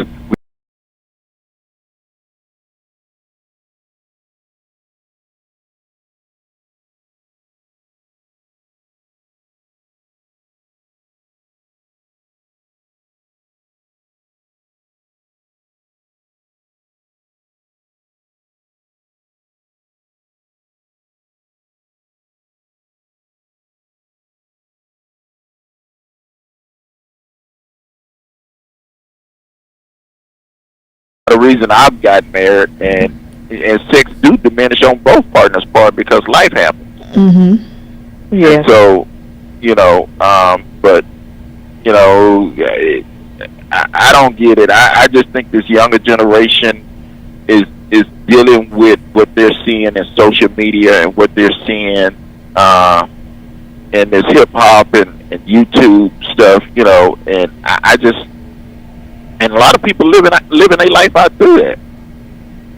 Mm-hmm. Yeah. Because I'm trying to think of somebody in my age demographics that's operating that way, and it's hard to find. What's your age group? Mm-hmm. I'm 59. Oh, I know some. That's living a single life. No, I'm not saying live a single life. I'm just saying participate, trying to live up to the expectations of what they're seeing out here on social media. Oh, I know some. Yeah, living on social media. Yeah. Mm-hmm. You know some, but they're going to be very few. Mm-hmm. Right. So we're trying to get somewhere and sit down with somebody the rest of our life. Mm-hmm. I'm like, someday I'm going to need somebody to help give me my point. Well, you know, a lot of them are marrying women in their 40s. That's what Mr. Bobby Ray Tyrone was talking about, the 10-year rule. And getting with somebody that actually wants to do that, because people that are the same age, if they aren't already married, they don't want to marry someone, in a lot of instances that have the same kind of medical issues that they do. And it's like, oh, okay, well, you decide you finally want to settle down, and, you starting to break down. The check engine light is coming on, and now you need, and so, but that is a thing now. Yeah. You need a service technician. And so that's some folks' experience out there as well. But I seen an article somewhere too where it was saying, and I don't know if it was the men, but some of these younger women actually were trying to give with older men, because they were saying some of the men in their age demographics are not living up to their expectation in a relationship. Yeah. And as far as whether it be relational, financial, as far as the family moving forward. And so they're looking at a wide, range of things that, I think comes when people start looking at it later on in life, that they're going to have to start retirement, they're going to have to start getting down. But, some of these guys not looking at that. I got a question for y'all, because I had me and a coworker had a discussion yesterday, and he said his wife pastor, before they got married, wanted to do pre-marriage counseling, but told them they had to stop having sex in order for him to provide pre-marriage counseling to them so they can make an objective decision. He quit going to the pre-marriage counseling. I probably would have just lied.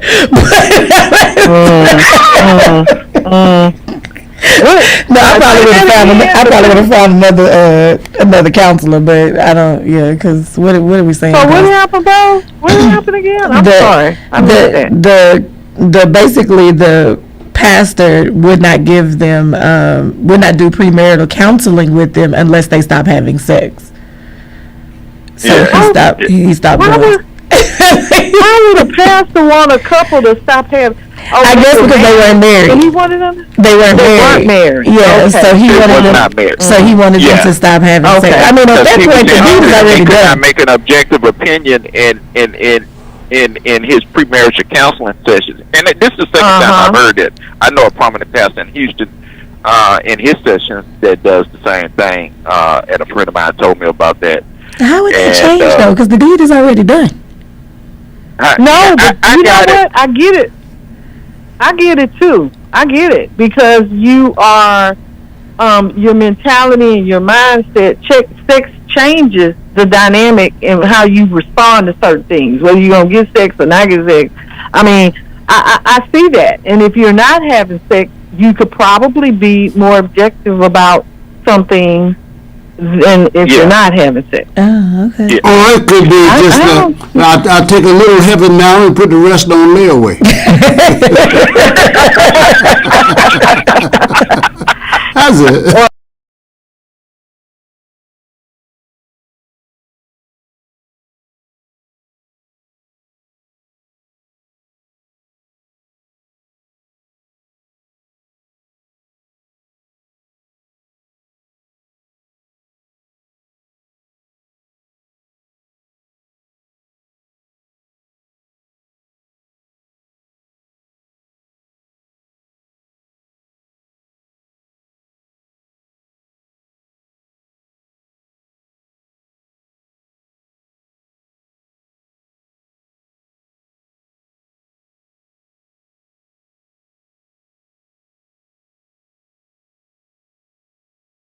saw a photo. It was I didn't get it until late last night. No. Let me go.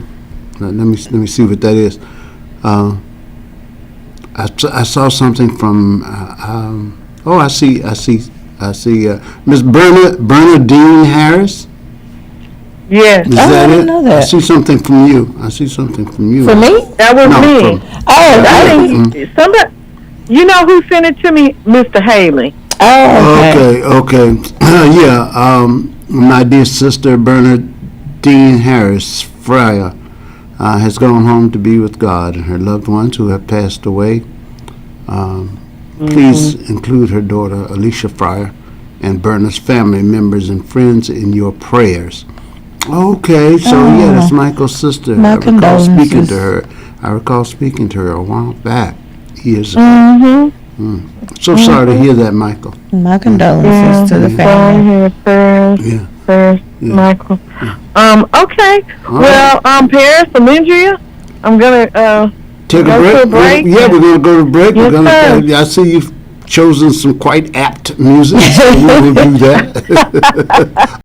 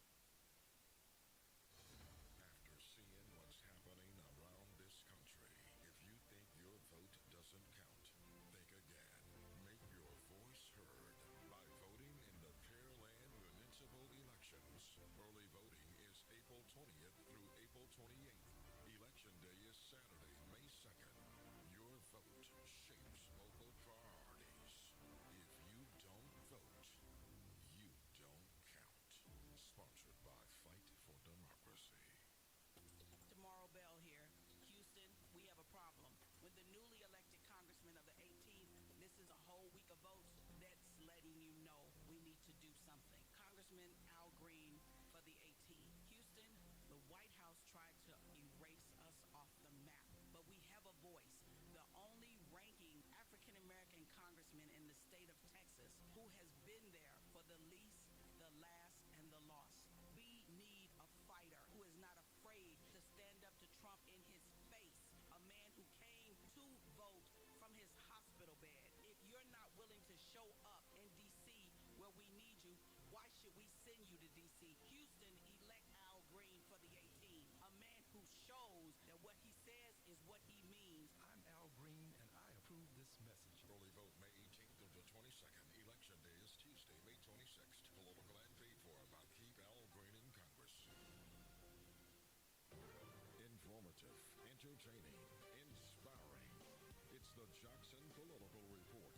Hosted by veteran political strategist Ron Jackson. Ron will discuss local, state, national, and international politics. The show features commentary, guest interviews, and audience dialogue. The Jackson Political Report.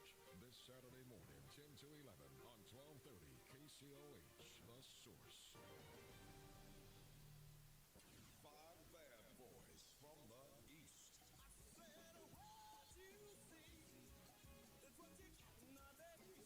Five bad boys from the West. He was discovered by jazz artist Miles Davis.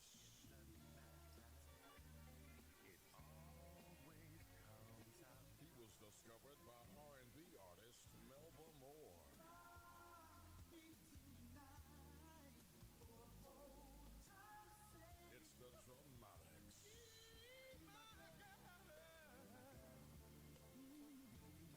And Michael Henderson.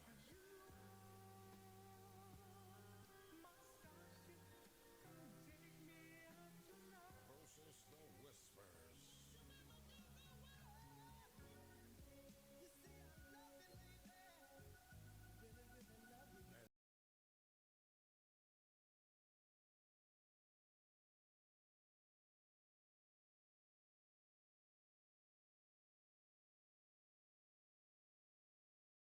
Afternoon at 3 on 1230 KCOH, The Source. All right. And we're back. Diversity of thought. Lydia is visiting with and producing for me today, or second half of the show looks like. Yeah. So appreciate you, Lydia. And we have been talking about lots of different things. Supreme Court ruling, recent Supreme Court ruling. I had some information that I wanted to share about economics in Houston, but I understand we have a couple of callers that are holding, so we want to get to them. Caller, you're on. Good afternoon. Miss Lydia, great show today. And I noticed your second half, so I can't comment on the first half, so I'll keep that to myself. But Alindria is making me look bad. She knows this is going to be hard on me on Monday. Y'all let me Harris pick that and rest. You can't have that. I got to give Mr. Ferris a break sometime, you know. He's enjoying himself today. I can tell. But no worries. Just a real quick comment this morning. I think you guys hit most of the nails, but in order to put it on, I think you need to consider the fact that women are more emotional than men. And I think that has to be included in all the other factors that are thrown out there for different people. Thank you for that stereotype. Yeah. Go ahead. You know, that's a thought that women are more emotional. Well, you know, it's true. We're all emotional. I think we're all emotional. I said more. I said more. Okay. And I think, and I'm not saying that's it. Don't get me wrong. I'm not saying that's the only thing women gonna blow up. All I'm saying is you need to include that and all the other things, the education-wise, women mature faster and all that kind of stuff. But anyway, throw that on out the window. But I just wanted to put my little 2 cents and it fit where it don't fit or whatever. But it'll move on. It'll move on. That's really, I just wanted to call and say what's happening, and it's good to see you in here and good to listen to the show. So I'm not going to hold it up anymore. Just wanted to say bye-bye and thank you guys for being where you are. Thank you. Thank you, Mr. Turner. Appreciate you. Okay. We got a couple more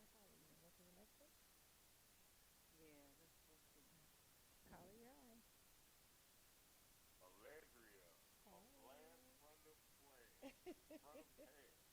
Oh, hey,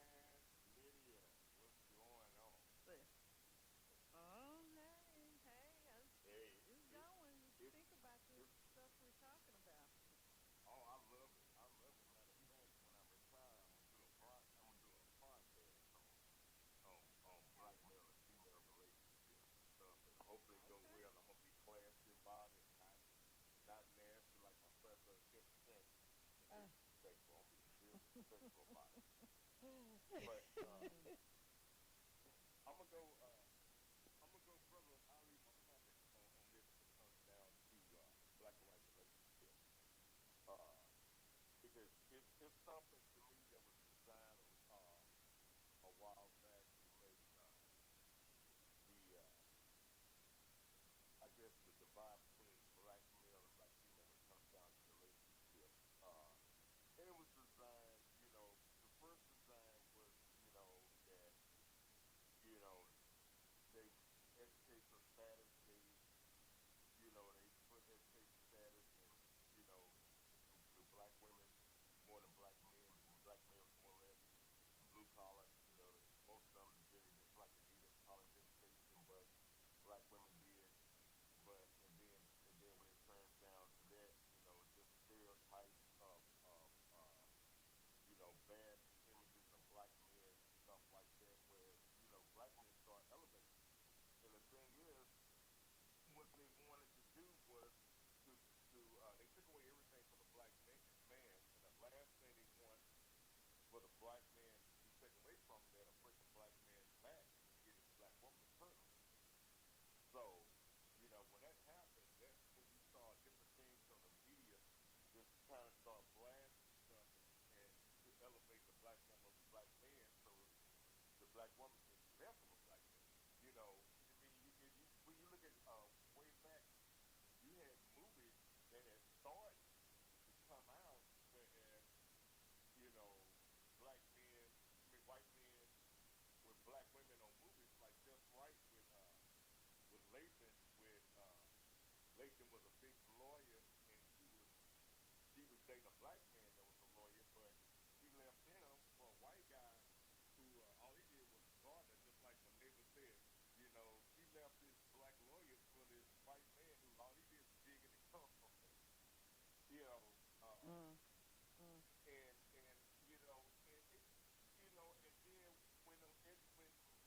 when women became more educated than the black men as far as status, and these corporate Americans started hiring them and filling the minority status behind a black woman, these high-powered jobs that they get black men out, then that kind of hurt the back too, and then it made black women think like, okay, I'm making all this stuff, I don't need a black man now.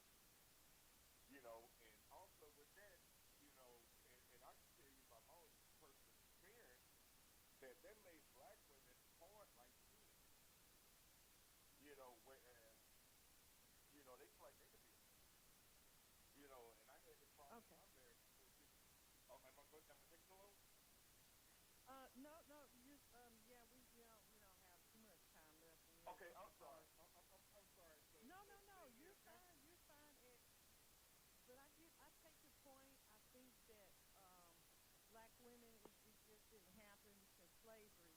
Black women have had to take on the whole family because black men we were being separated. Our families were being separated. So there's a lot of hurt that goes along with that. But it goes back to the point that we were talking about earlier. I think the maturity level for both black men and black women needs to be elevated insofar as relationships are concerned. And we need to see that the goal is to separate us. So all of these things that we are we're struggling with, and it's our own fault. The education, the money, the wanting to feel like yeah, you can. Of course, you need to take care of yourself and feel good about being able to take care of yourself. Because you come here by yourself, you're gonna leave by yourself. So that's not what we're talking about.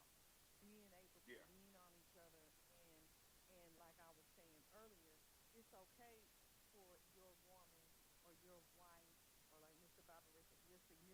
of us, it's okay as a woman for you to be able to lay some of that stuff down and have your significant other treat, you know, just kind of dote on you to be able to be soft in that moment or for a certain amount of time.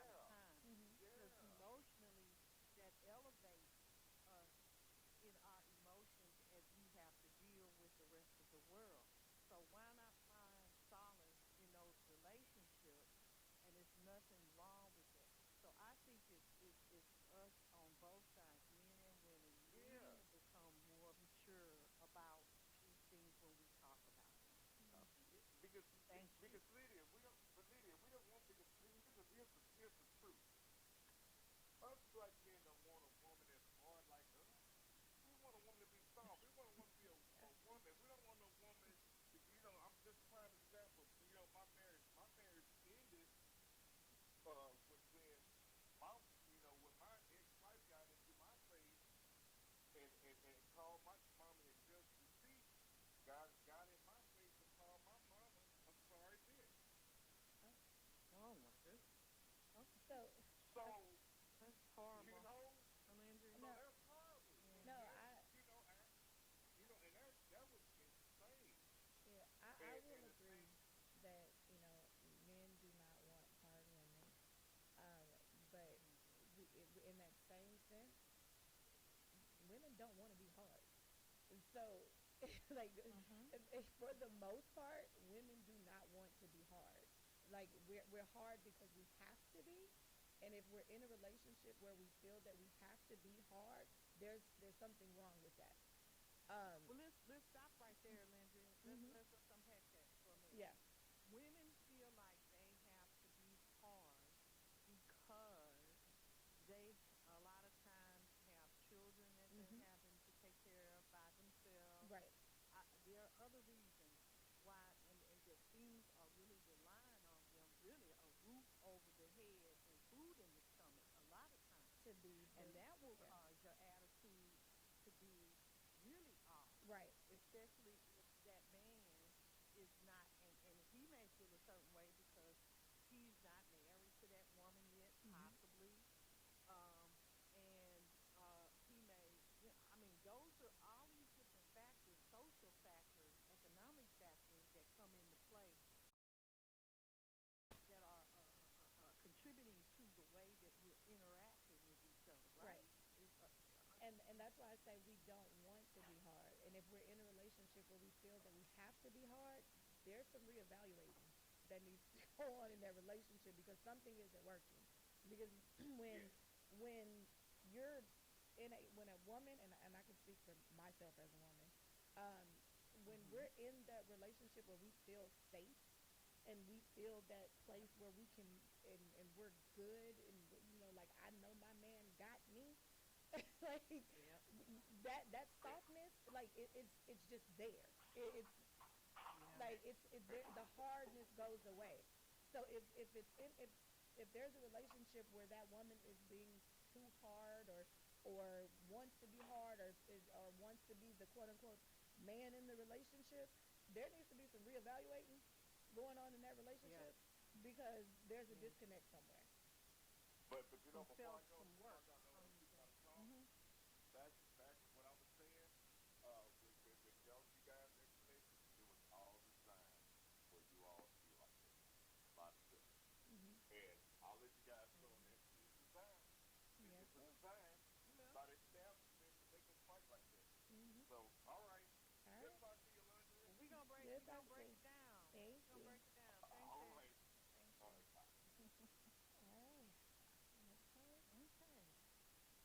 Holly, you're on. Hi, good afternoon, ladies. I'll be brief as I always am. First of all, go Lakers, okay? Go Lakers.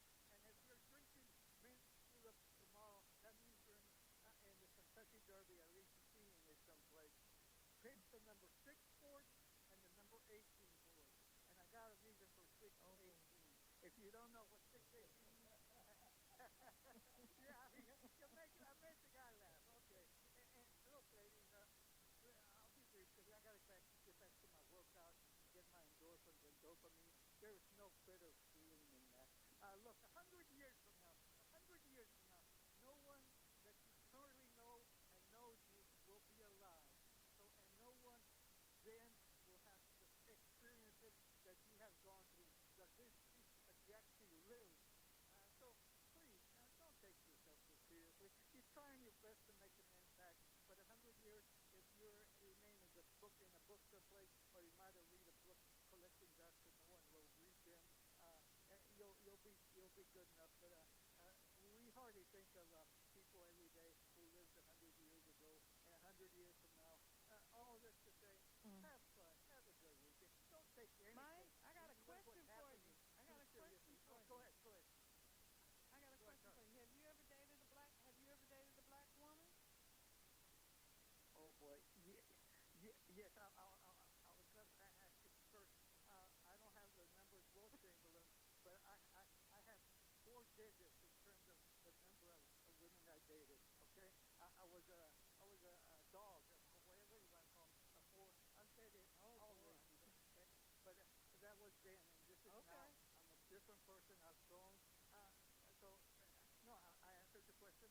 All that to say, look, don't take even the politics thing. Sometimes I hear you people in the magazine world. That's what I mean. The only world that matters. No, let's go beyond that, as I would say. Have a great day, guys. Okay. Take care. Thank you. Bye-bye. And I want to say, I'm going to approach, yes, there will be people 100 years from now. But you know what? I want to live like and mirror myself after those leaders that came before me, leaving the world, trying to leave the world better than how I found it.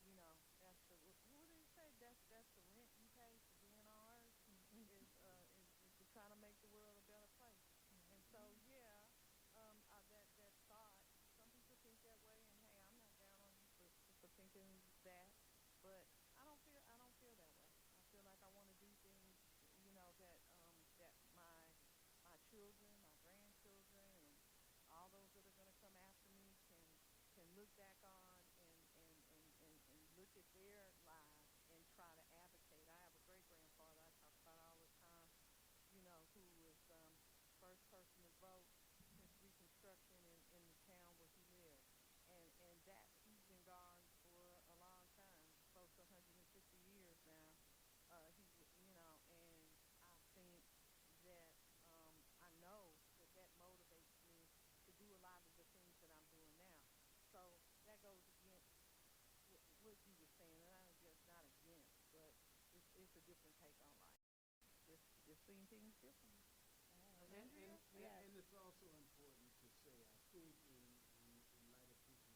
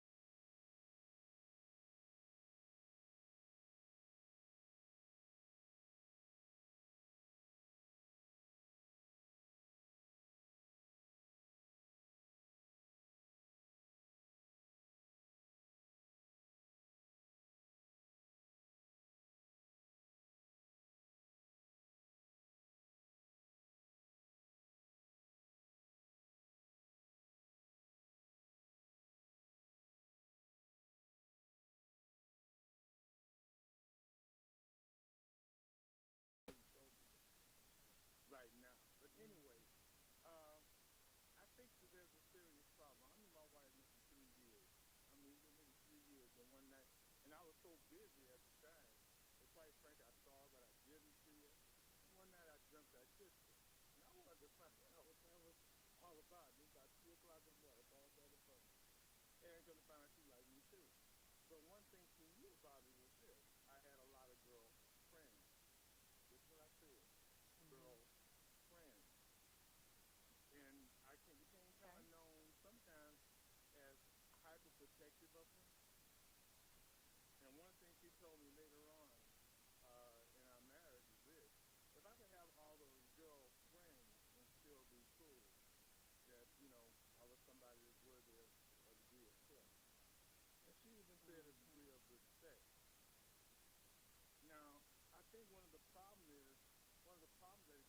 today is this.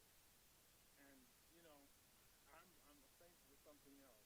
Back in 1983, there was a talk radio show on FM. I happened to catch, knows what I said. It's about 1 or 2 o'clock in the morning.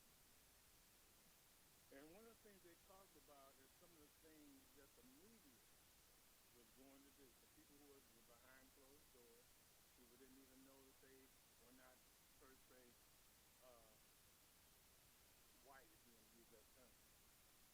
I don't know if there are any white people anywhere. But let's just real about this. And they were behind closed doors, and they got a chance to see and hear what was the agenda, where a lot of our people were concerned. And they talked about how they were going to use the media, radio, television, blah, blah, blah, to do whatever they could to break down our family system. Wow. They talked, yes, I know. And I noticed that about the time they did it, I know this kind of things started popping up on TV. Let's just say not so serious and much more mindful, giving us let's just say a lesser sense of identity. They did it. They say they're going to do news, TV, radio, cartoons, everything to break up our people. They talked about that. I know it's going to sound funny. They talked about how they put up, it sounds funny, but drugs on top, affirmative action on top, drugs under the bottom to put our people in jail. They did. I think we've fallen for a lot of things, hook, line, and sinker, because we were one time, I think, a much more noble people, respectful of one another. You know what I'm saying? Respectful of one another. We knew we had a future. We knew the elders looked at us as that future. And I think we owe them something. You know what I'm saying? Yeah. Because they knew one day we were going to go up and take care of them. We knew one day we were going to go up and have to take care of them. And not just that, we should think about that in terms of our generation. Now, with this Clay guy, million of guys, okay, I heard something said earlier, and I would agree that I'll just put it in my case. I said to myself, if I didn't find a woman that I thought had reason to talk to, a sense of honor, you know what I'm saying, about being a woman. And I'm thankful that my wife was actually raised by, she had her grandmother in her life, who was a lady. I loved that woman.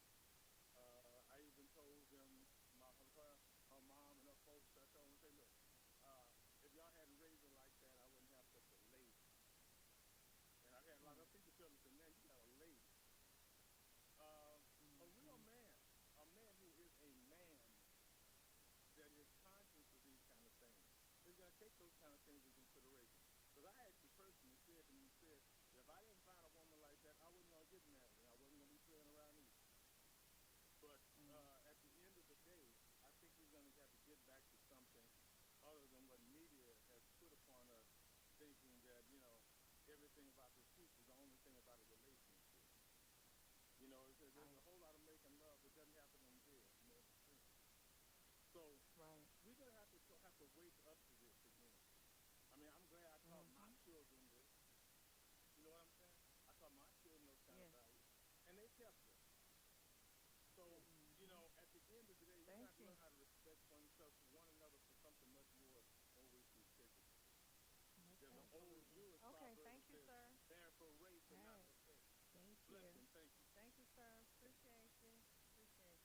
Okay.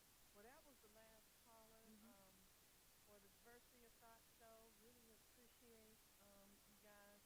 One of the things, or a couple of things you were saying, friends, learning how to be friends, being respectful to each other.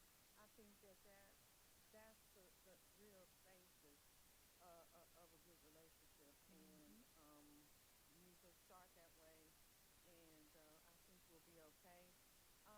Next week, Harris, I guess I'll just say this: economic anxiety is rising in Houston. Rice University area survey. So talk about that, how families are feeling it here,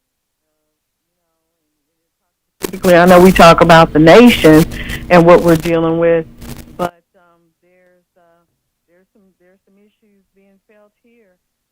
Fort Bend, Harris, Fort Bend, and Montgomery counties reported the sharpest one-year drop in confidence about job opportunities in more than 4 decades. So are you all voting tomorrow or what? Can you hear all voting tomorrow? Are you all voting tomorrow or what? I mean, I hear you talking about all this other stuff and Megan Thee Stallion. And if I go to the Rocket game tonight, guess what's going to be at the Rocket game tonight? The sisters. I don't know. No, I said the sisters. The sisters. The Rockets are playing the Lakers here tonight, Game 6. Okay. And the majority of blacks that will be there tonight will be black women. Okay. And where are the men? I'm trying to figure out where you're going with this. Well, I don't even know if I want to know. I hear all these guys talking about they're looking for good women, and if the women are paying these ticket prices to go see the Rockets play, where are the guys? You got if you're gonna be in the game, you got to. Am I right, ladies? I'm asking the two of you. If the women are going to the game. They can afford the tickets, and does that mean that the guys can't afford the tickets? No, the guys got the other kind of priorities. They don't want to really meet They don't want to meet you all. I look at the odds now. Paris and I, we're up in age. They don't want to meet they don't want to meet the women. That could stabilize their lives. They stabilize their lives. Now, don't you think, the two of you, you can stabilize a man's life? Yeah, because the women with money are going to be I'm not talking just about money. The life. I'm just not talking. I'm talking about stabilized period. Well, that's what. Yeah, you're supposed to bring value. Period. Economically. I'm not. But I'm saying, if women are going to the game and can afford to pay the ticket prices, and you claim you're looking for a woman, you say they need to go to the game. I'm saying at least why not? What's wrong with that? At least you're around some women with money. I mean, if that's what you, if that's what to play a role in, if that's the thought process, but I mean, everybody. They like the women they like what? They like the women that they want to save. The captain, What you mean save? How can I save? Captain save a thought. How could a young? let's look at it this way. How could a younger Ralph Cooper save a Megan Thee Stallion? Who would save who? You can't save Megan Thee Stallion. No, I'm saying that if I was that age in that game, what?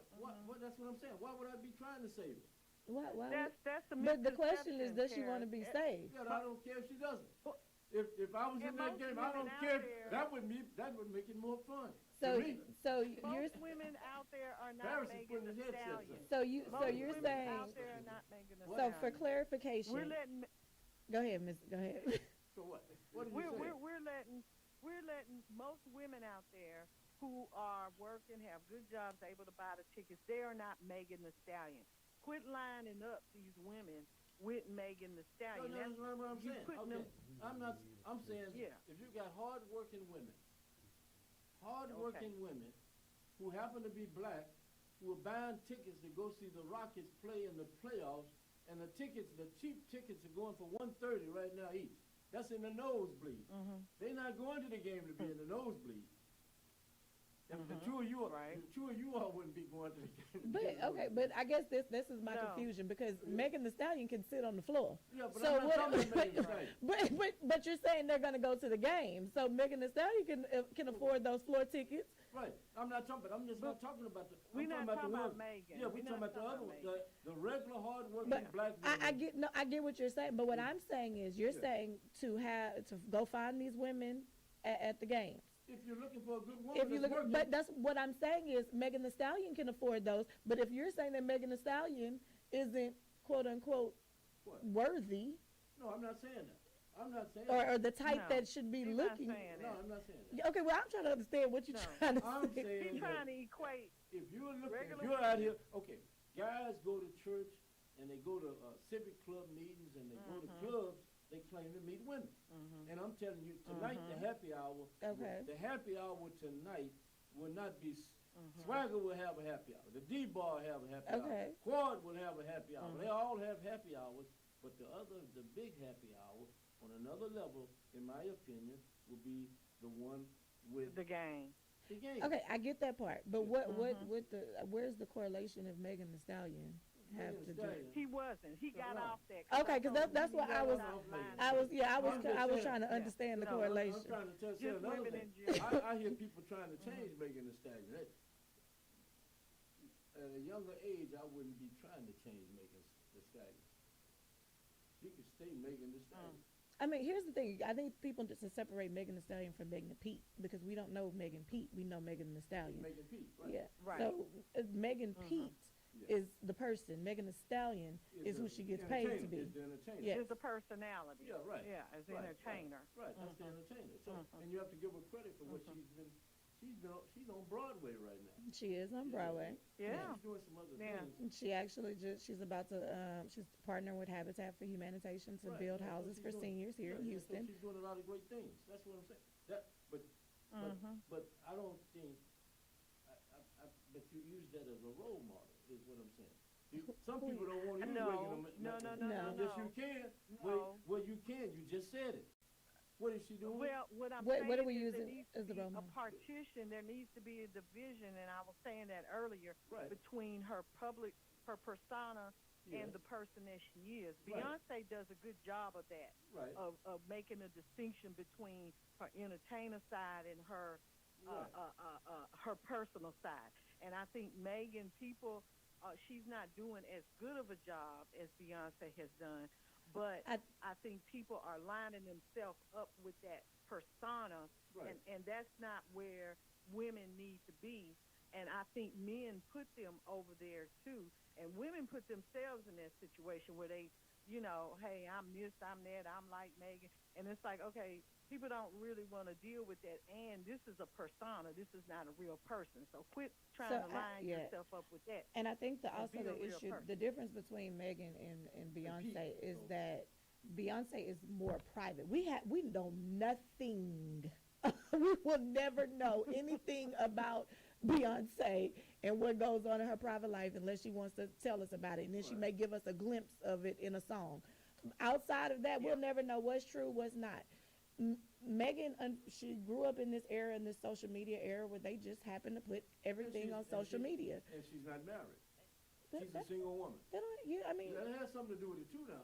No, because even prior to when Beyonce was single, she was still this private. You did not know anything that went on with her. You didn't know anything about who she was dating? You did not know unless she told you. It is it is very unless we heard, but unless she actually said, "This is who I'm dating," we didn't know for sure. Beyonce was very private. I want to get off I want to deal with what these two individuals have been able to do outside of the realm of who their personal lives are. In regards to, you just said Pete Megan.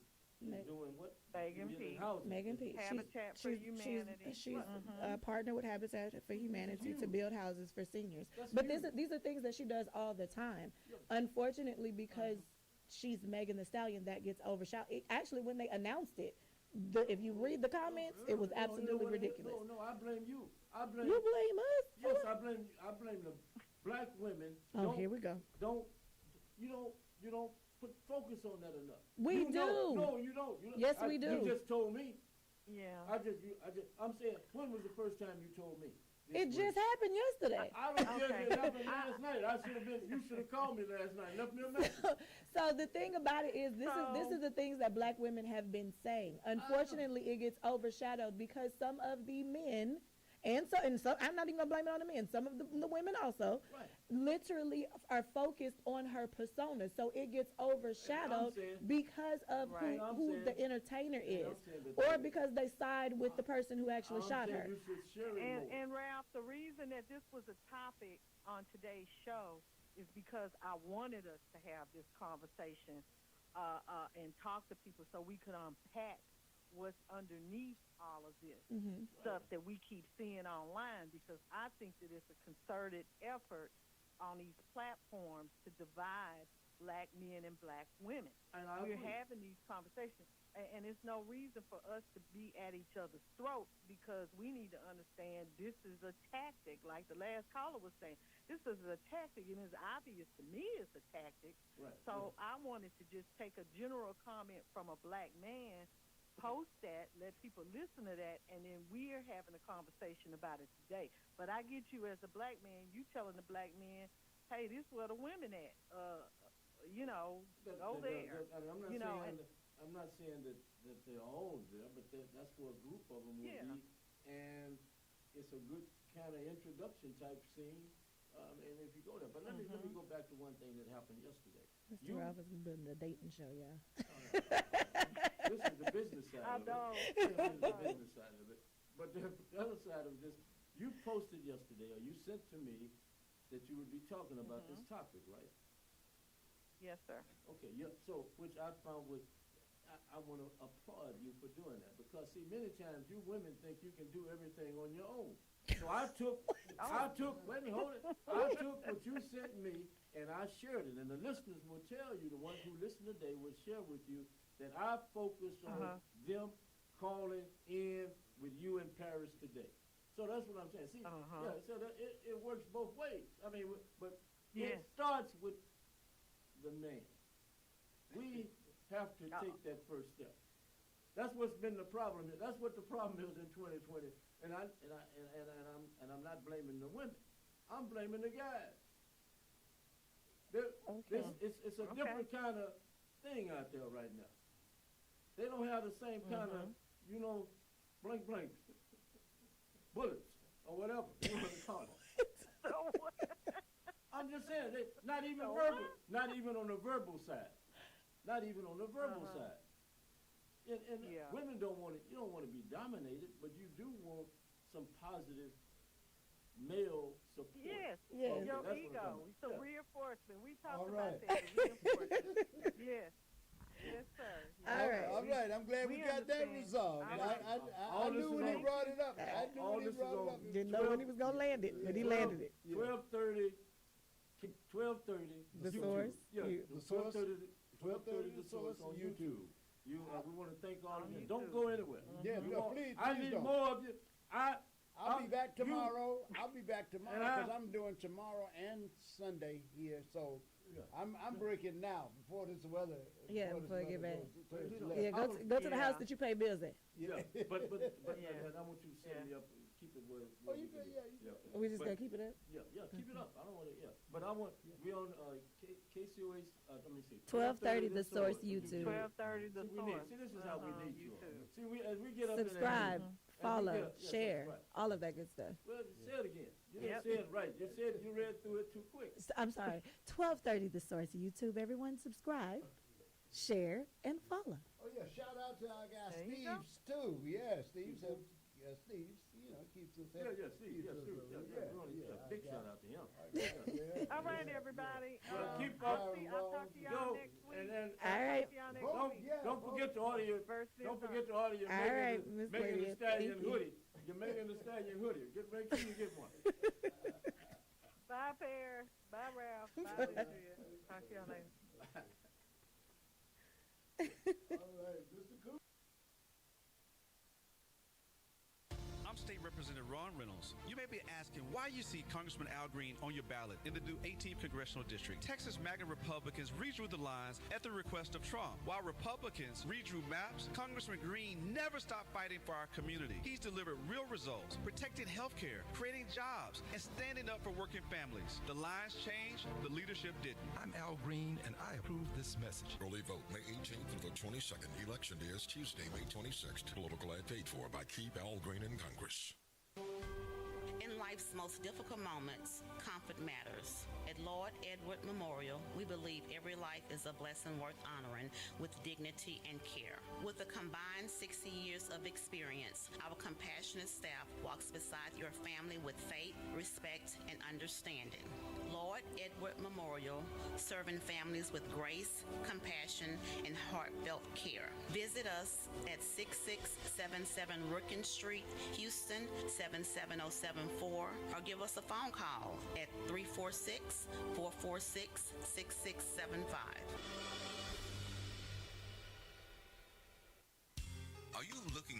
pharmacy where you're more than just the next person in line, where the pharmacists are friendly, willing to talk to you about your prescriptions and over-the-counter medications, where they make deliveries to customers in the general area, then you need my pharmacy of choice.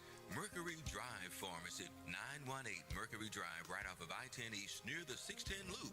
James Muldrow and his staff are there to serve you.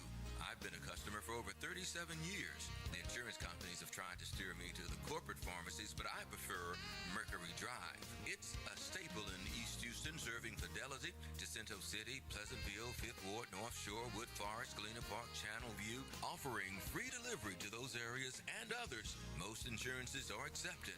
Mercury Drive Pharmacy is open Monday through Saturday for your convenience. Phone 713-674-6122, 713-674-6122. Mr. Muldrow and his staff are happy to serve you. Mercury Drive Pharmacy, 918 Mercury Drive, south of I-10 East. 5, 10, 15, 20, 25, 30. Hi, I'm JJ Walls with Sunnyside Dental, and yes, it's now been over 30 years that we've been providing quality dental care for our patients in the Houston area. It's now come to my attention that many of you that want to come to Sunnyside Dental have Medicare plans that we don't accept. Hold up, that has got to change.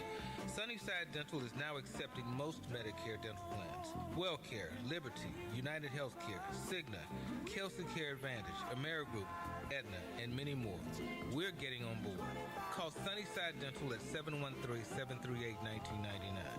If you have Medicare and would like to receive the personal touch provided by Sunnyside Dental, call us at 713-738-1999. We look forward to helping you achieve the smile that you can't wait to share with the world. Got Medicare dental benefits? Call Sunnyside Dental, 713-738-1999.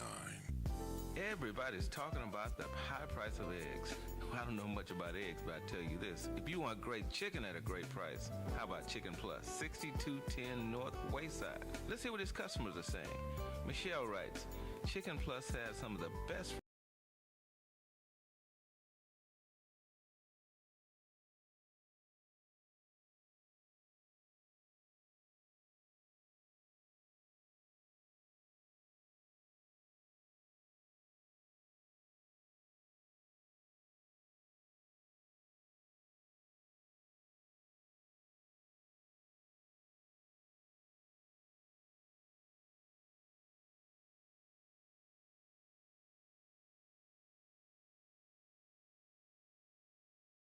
on some of that great fried chicken, the best fried chicken in the city.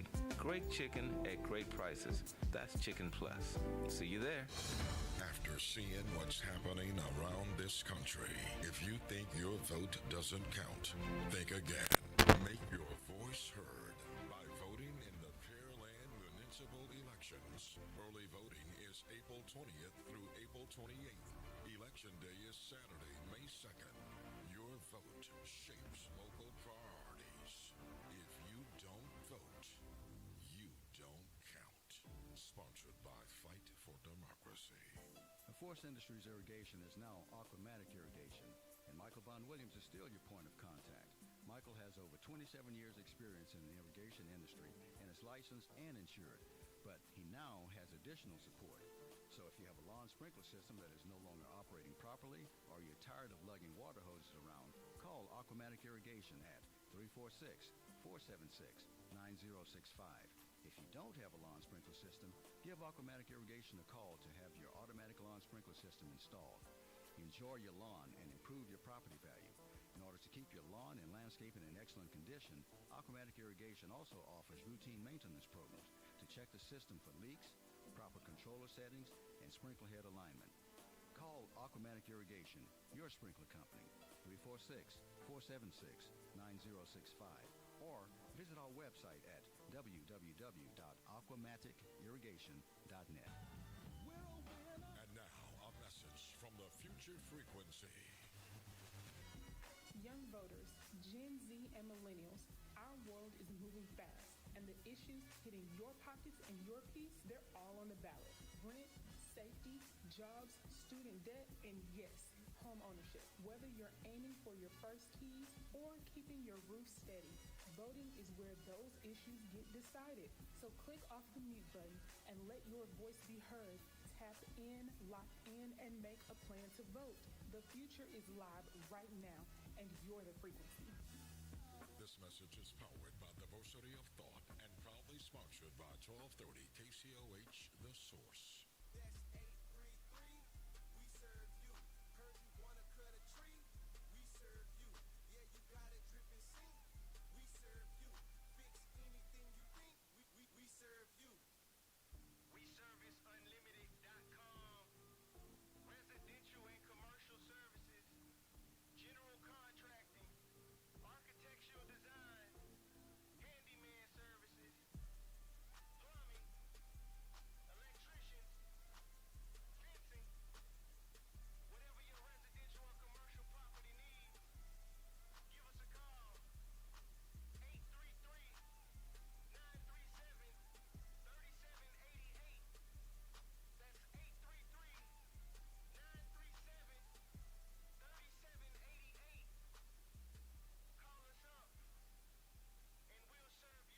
Job too large or too small.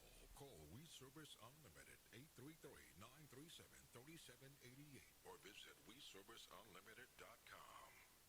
5 bad boys from the East. I said what you see is what you get. 5 bad boys from the West. He was discovered by jazz artist Miles Davis.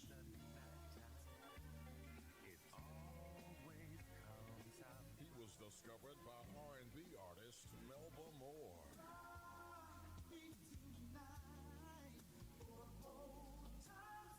It's the Dramatics.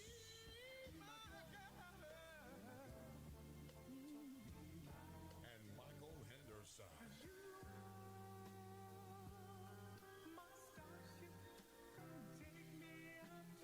Versus the Whispers.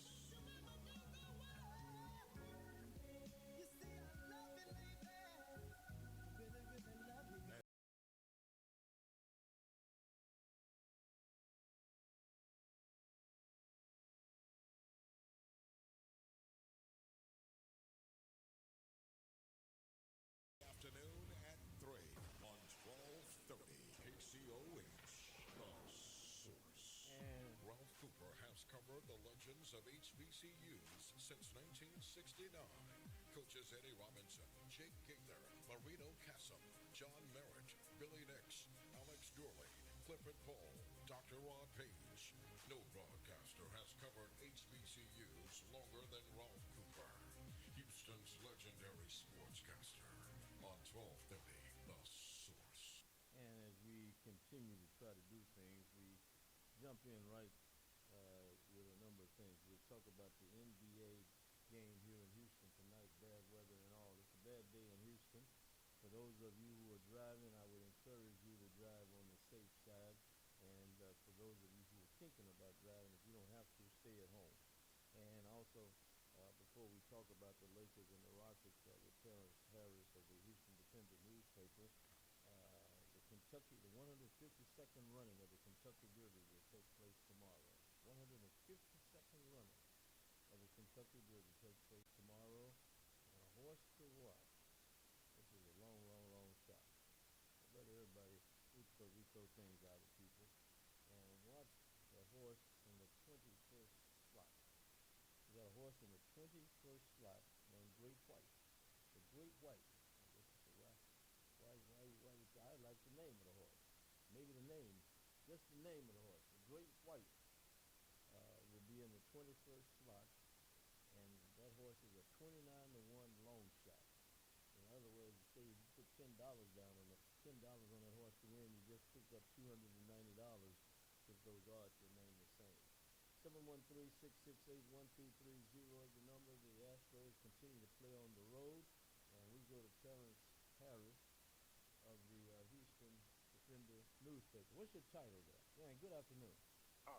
Good afternoon, Ralph. You know, I'm like the jack of all trades there. I'm the content manager. I'm the college and pro sports editor. I'm the producer of our roundtable show. I mean, you know, whenever Sonny needs, sometimes I gotta go sweep the office. I mean, you know, I do what I gotta do.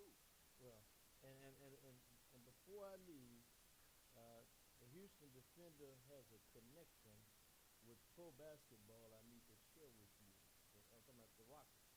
A piece of the Houston Defender will always be with the Rocket executives or ownership that was there when the team first moved here, and even a little after it, maybe the second or third decade. So remind me to share that history with you. Please do. Free. I'm gonna, not even a corned beef sandwich or anything I'm going to charge you. I'm gonna give it to you free, okay? But I'll be glad to give you a corned beef sandwich, you know. I mean, like right. Mr. Wimpy, you know, I go Mr. Wimpy on you. No, I want a real sandwich. I don't want Mr. Wimpy on me. I want a real corned beef. Hey, and before we go to the Rockets, I want to ask you about this because people don't really realize what happened with this. And I know you have an opinion, and I'm glad we have not discussed this at all. So the Saudi Arabians have decided to pull their monies out of the LIV. And you have some PGA golfers who went to the LIV with the Saudis because of the money. And what are your thoughts on all of that? I think it's funny because to me, they should never have gotten in bed with them in the first place. I mean, you know, and so we're seeing it. I mean, like this is America's or the world's backlash against what we have going on in the Oval Office and the decisions being made. And people are, you know, they're using. I mean, the power that we all have is our money and how we decide to use our money. And people got to understand that now. Like, you know, we don't have to go out and protest and do all of those things. All we have to do is withhold our money. And that's what they're about to do, and they're going to crush that league. And where the PGA is kind of almost willingly taking a back seat too. But now, I mean, you know, with this decision, I think some people are going to be hurting. Some people are going to be rushing back to the PGA tour, trying to get their money back right. But I mean, this is all a fallout from what the decisions that are being made in the Oval Office right now as it relates to the Middle East and Iran. Right. Okay. And I thank you for sharing that with the listeners also. The transfer portal in college has entering that portal has ended. But if you're in the portal, you can still go to other places if you're already in there. I mean, if they decide they want to. What, in your opinion, where's the portal right now in regards to the upcoming football season? Do you think that we'll just deal with football for a moment? Do you think there's any good football players remaining at this point in the portal? You know, I think that there are a few. I mean, there's some guys who can still help people, obviously. I mean, the quote-unquote star guys are all, you know, placed or whatever. But I think that, you know, there still are some. And I think for, like, mid-major programs, Division I A schools, I think that, you know, there's some opportunities to get some guys who can really help you. And you got some guys out here right now who are, you know, who jumped in that portal prematurely, and that's what's happened a lot. And that's the story that people aren't really telling. Is, you know, we got a lot of young kids, you know, who are being told or influenced by these street agents. You can go get more money here. You can go do this. You can do that. And the reality is that sometimes that money isn't there. Those opportunities aren't there. So it's some kids, man, that end up having to go to work. You know, but, you know, if things don't work out, but I think some kids will look at these opportunities and say, hey, you know, it's better to go to a mid-major and maybe make a couple bucks and continue my career rather than sit home and not do anything. So, yeah, it's been a problem. I mean, it's an untold story that I think, you know, people really need to understand. I mean, we see all of these guys making all of this money, but it's a lot of kids who get a lot of bad advice and act on it.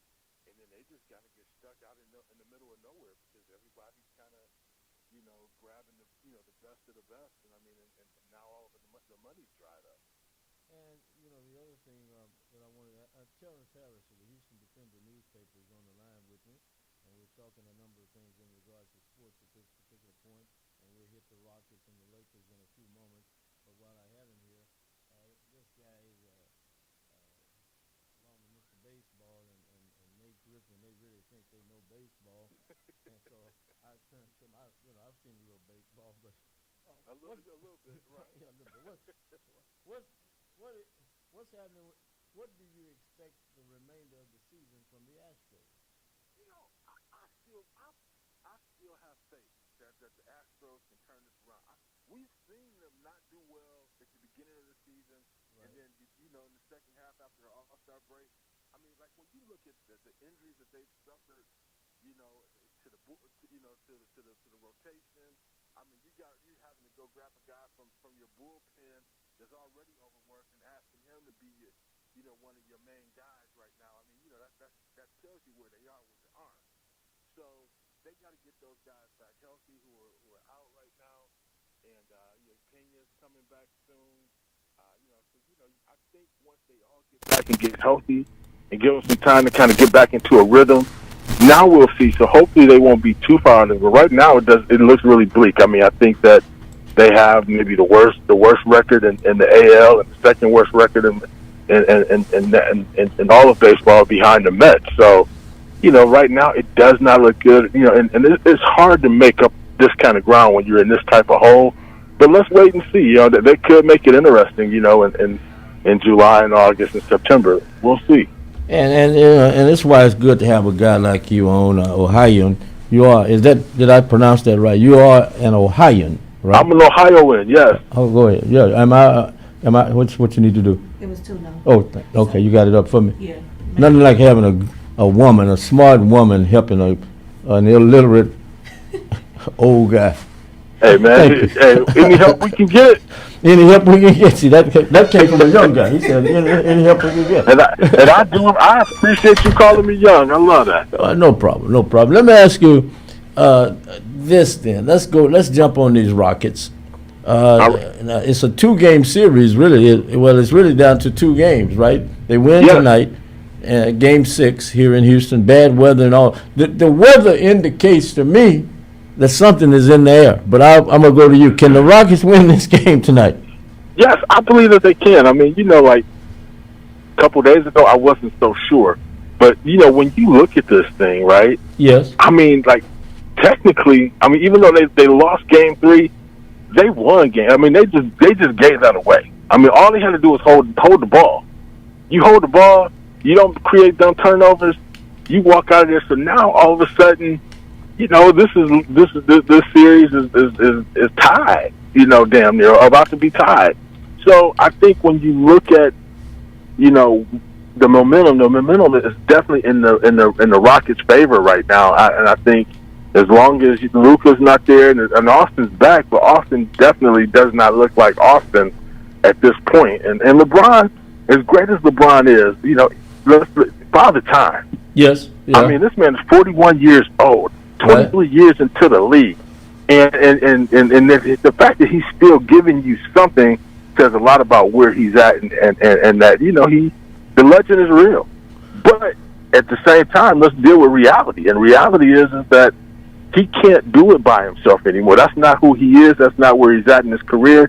And I think right now you're looking at a Rockets team that I think is growing up and understanding that they don't need Kevin Durant to be a really good team. Kevin Durant adds to the mix and makes you a greater team. But I think that these young guys and look at them, they're all 24 and under. Right. So look at what they're doing. So I think that what they're doing, how they're playing is really impressive, and I think we're seeing them take the next step. I kind of think they're going to win this series now. Two days ago I didn't think so, but after watching Game 5. Yes. And then just seeing them dominate, like the last couple games. Yes. I kind of believe in them a little bit more now. So as you look, how important is it important in your opinion to have the injured veterans there with them during the games? I mean, the veterans were injured, who would have been key components of the team. They're cheering the team on now. How important is that in your opinion, or is it important?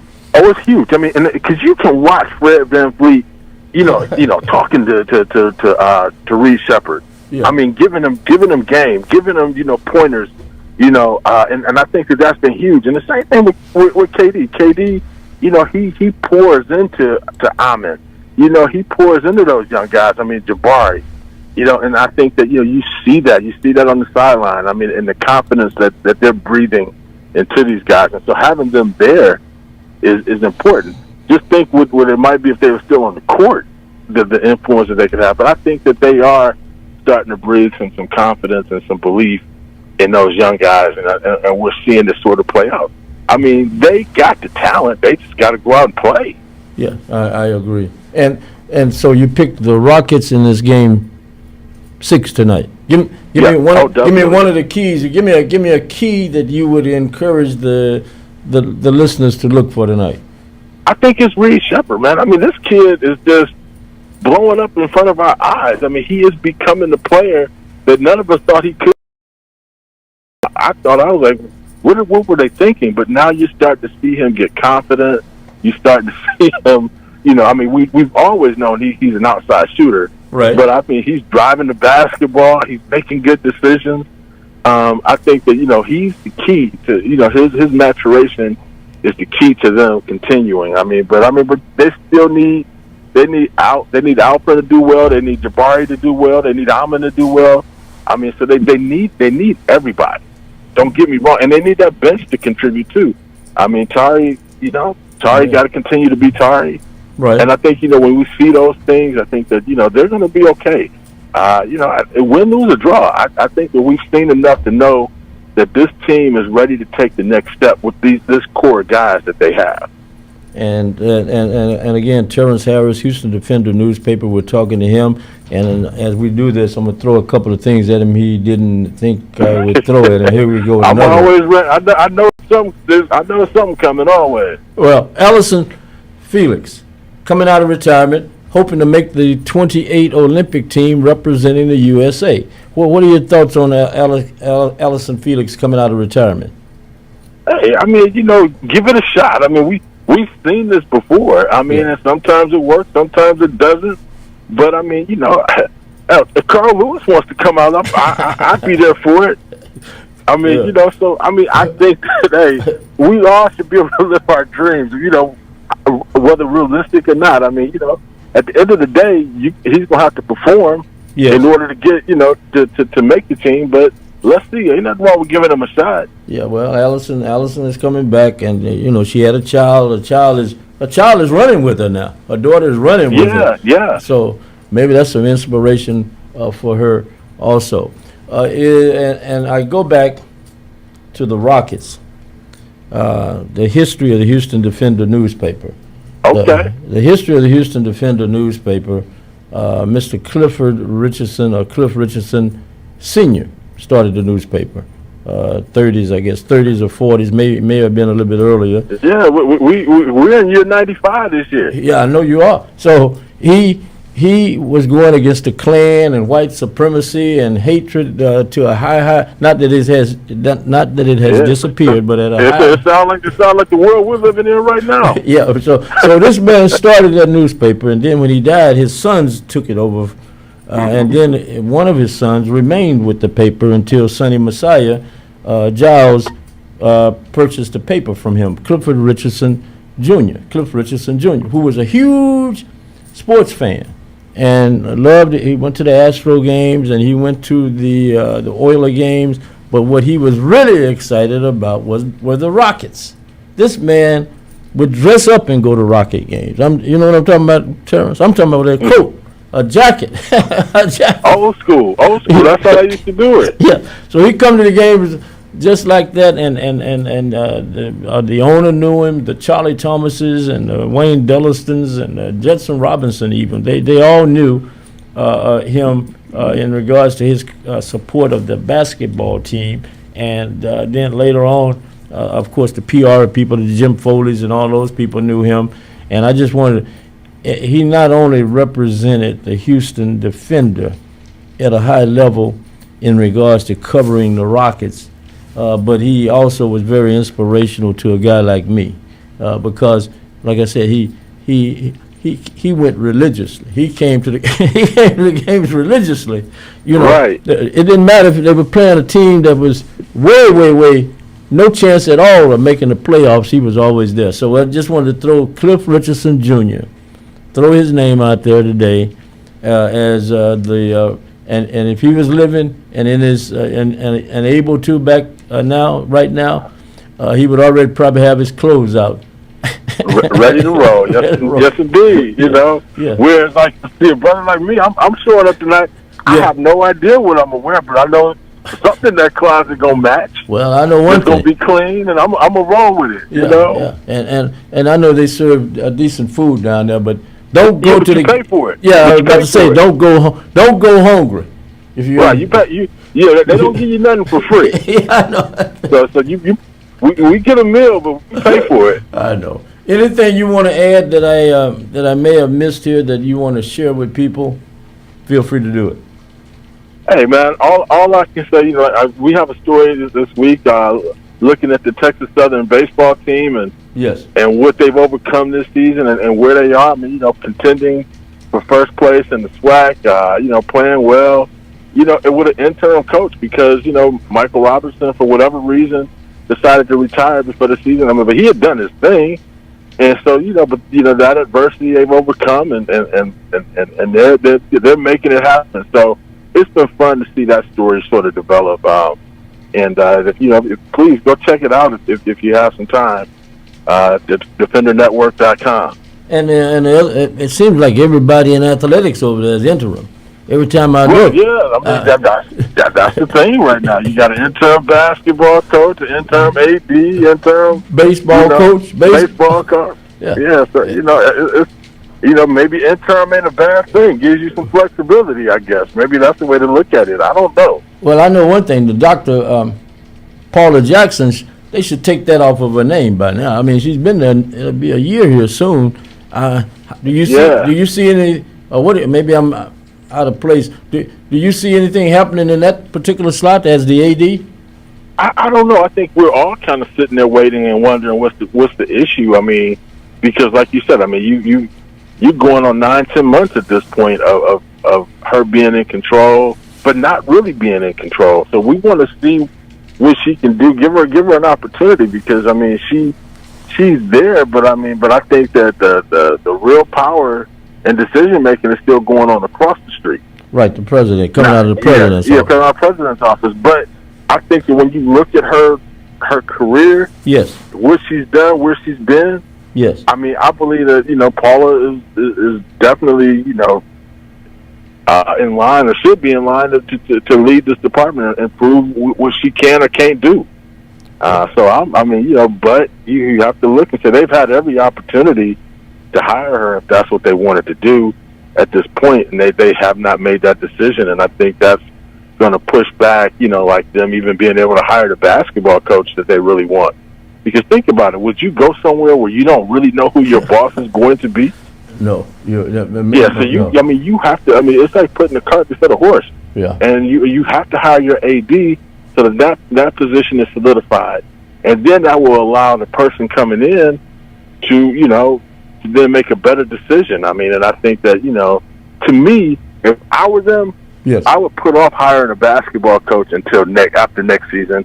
The assistant guy from Johnny Jones' staff, Sharon. I think that he has the interim title right now. Just go ahead and get so that you don't make a bad decision about your basketball coach and for the future of your program.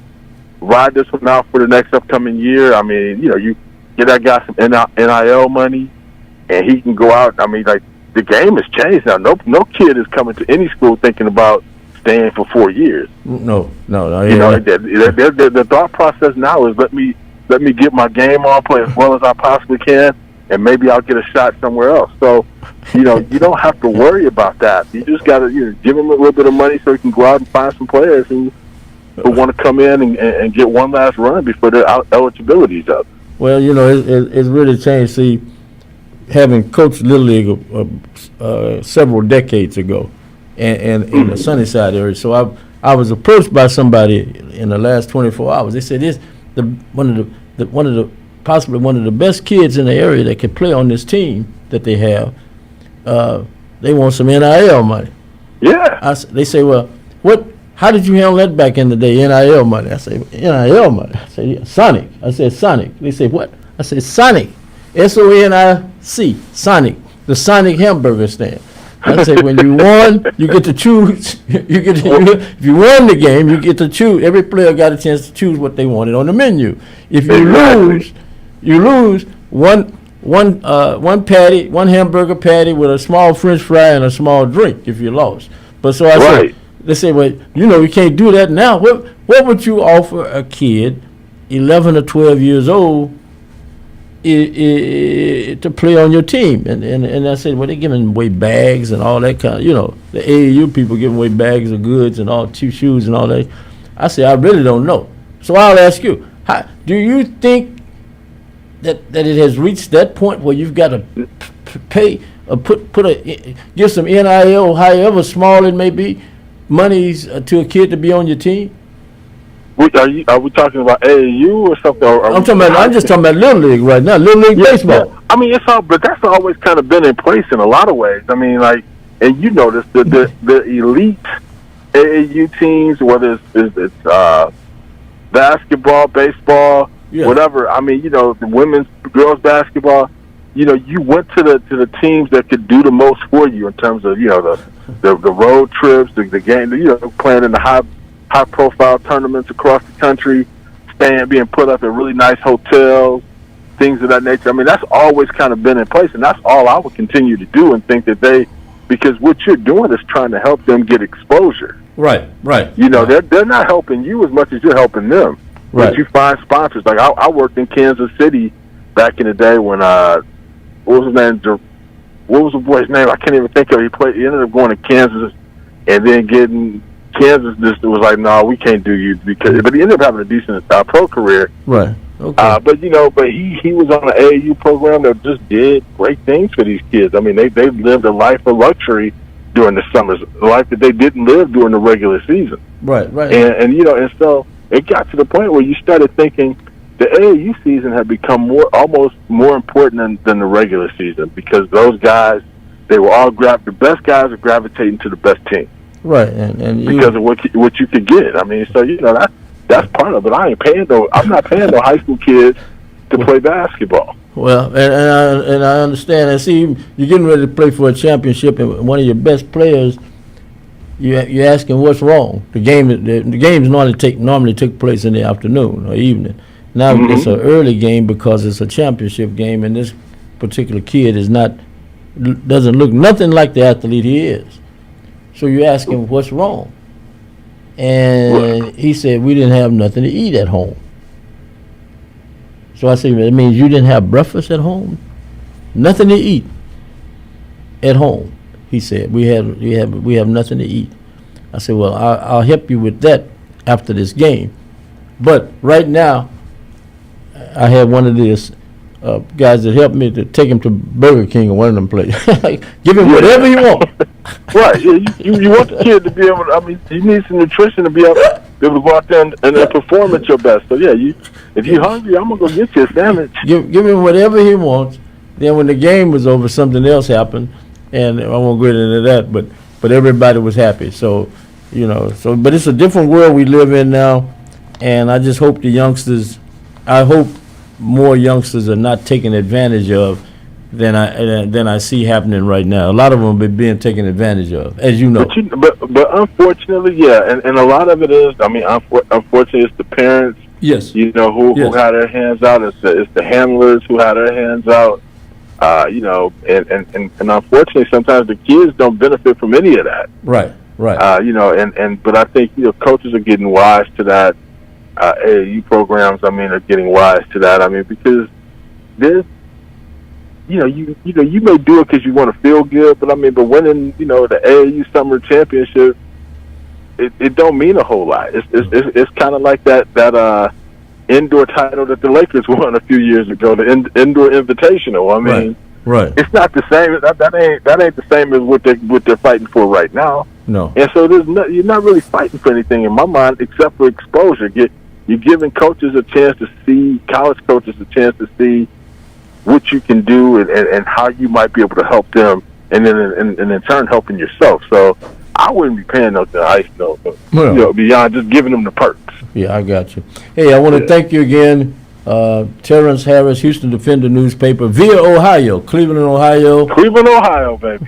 Well, you all are still in the playoffs, so good luck with the Cavaliers also, okay? Thank you. We need it. We need it. We need it, Rob. Well, we need it. We need it here too. So it's a anyway, we need it here. Thank you. Appreciate it. Hey, man, thanks for having me. It's always a great time, man, when I get a chance to hang out with you and talk a little sports. I mean, so I really do. I love these opportunities, so I appreciate you, man. The thing about you and guys like you and Nate, y'all know how to really make a guy feel. Y'all really know how to brown nose a guy. So thank you, man. But we ain't got a brown nose. When the truth is so good.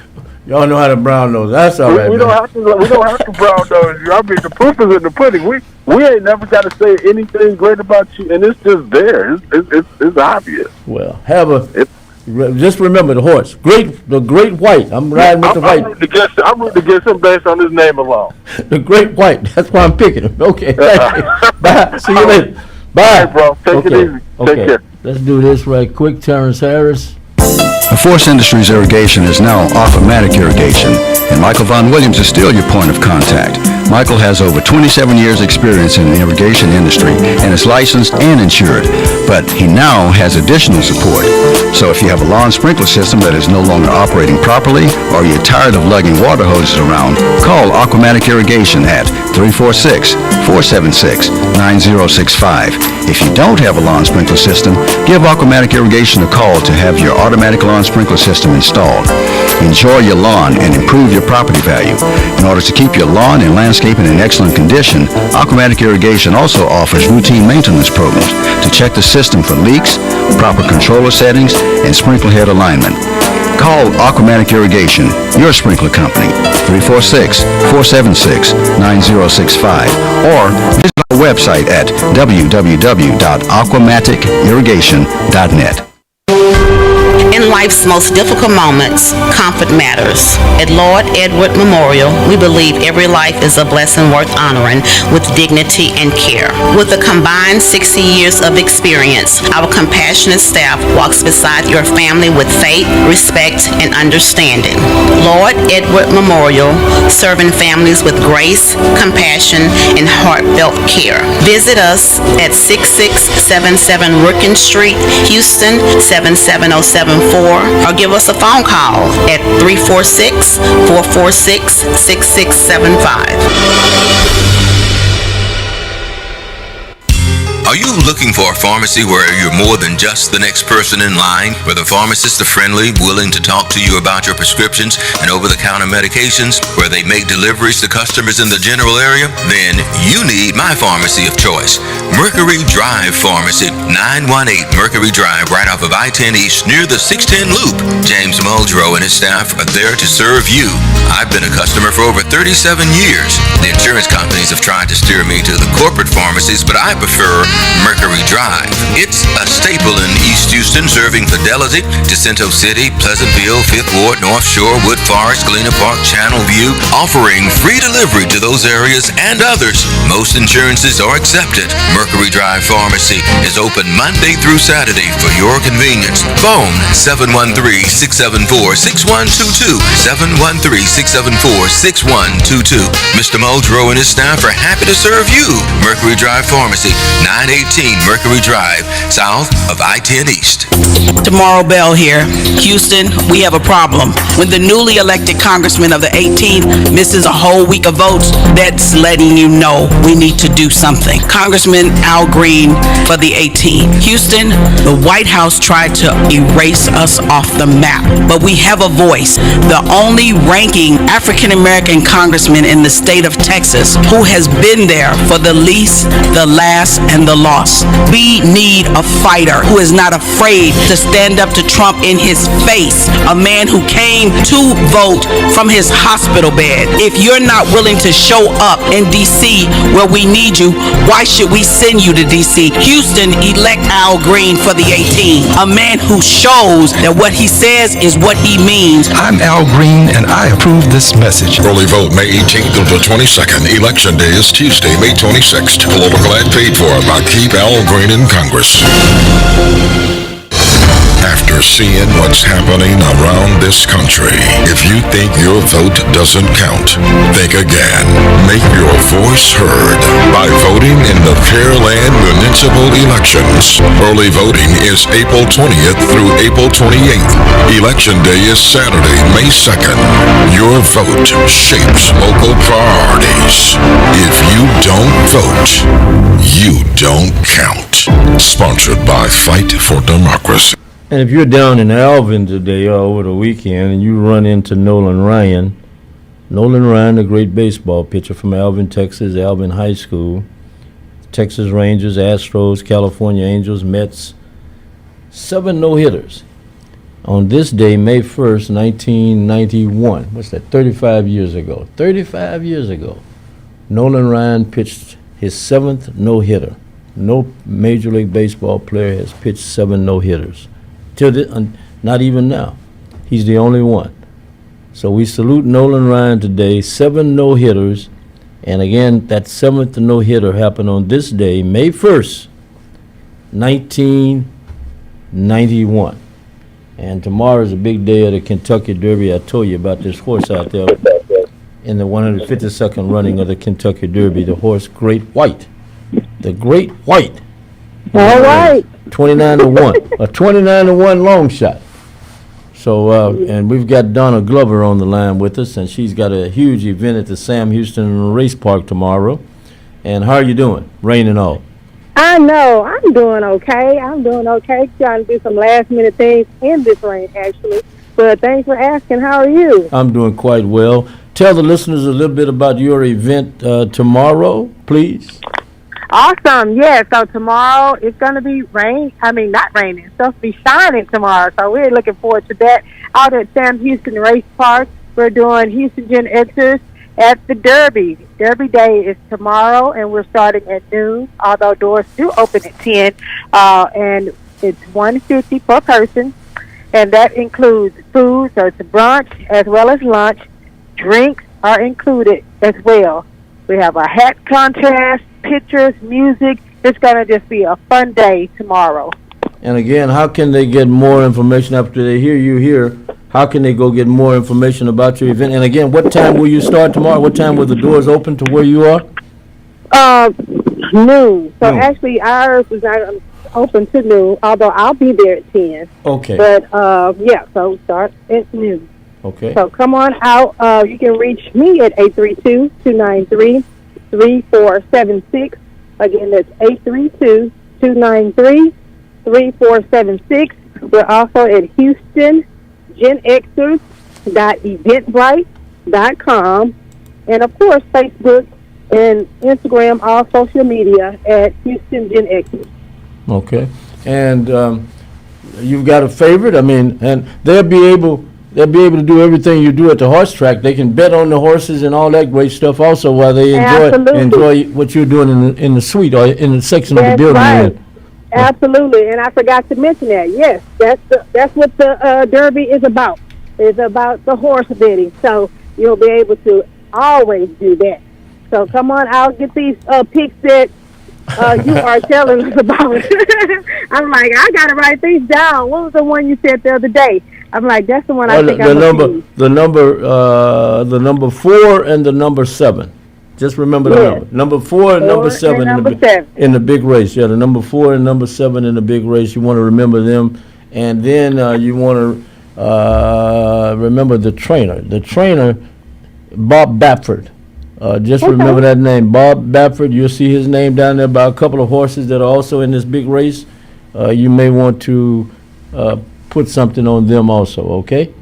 Oh, okay. Sounds like a winner. Yes. Okay. You guys come on out, wear your nice wares, WARES. And you're encouraging the women and guys to wear their hats also, correct? Yes, absolutely. That's what the Derby Day is. Part of what the Derby Day is about, wearing your big, beautiful hats. It's going to be a hat contest. And, fellas, we're not leaving you out as well. So bring your fedoras or your voters, whatever you choose to wear, looking spiffy. And we will see you tomorrow. Okay, and the number again, I want to make sure they got the number right. 293, yes, 3476. For more information, 832-293-3476. Donna Glover, for more information about her huge event at the Sam Houston Race Park here in Houston during the Kentucky Derby Day celebration. All right. Thank you. Don't want to miss it. Okay. Thank you. You be careful out there driving, and I'm sorry to hear that you lost someone close to you that you all celebrated today. My prayers are with you. Okay. Thank you. Out in Angleton, so you mentioned Alvin, so Yes. definitely pretty close to where I was today. But awesome. Thank you for that. Appreciate it. Fine lady. Okay. And she's a alum of Prairie View. Her name was? Oh, yeah?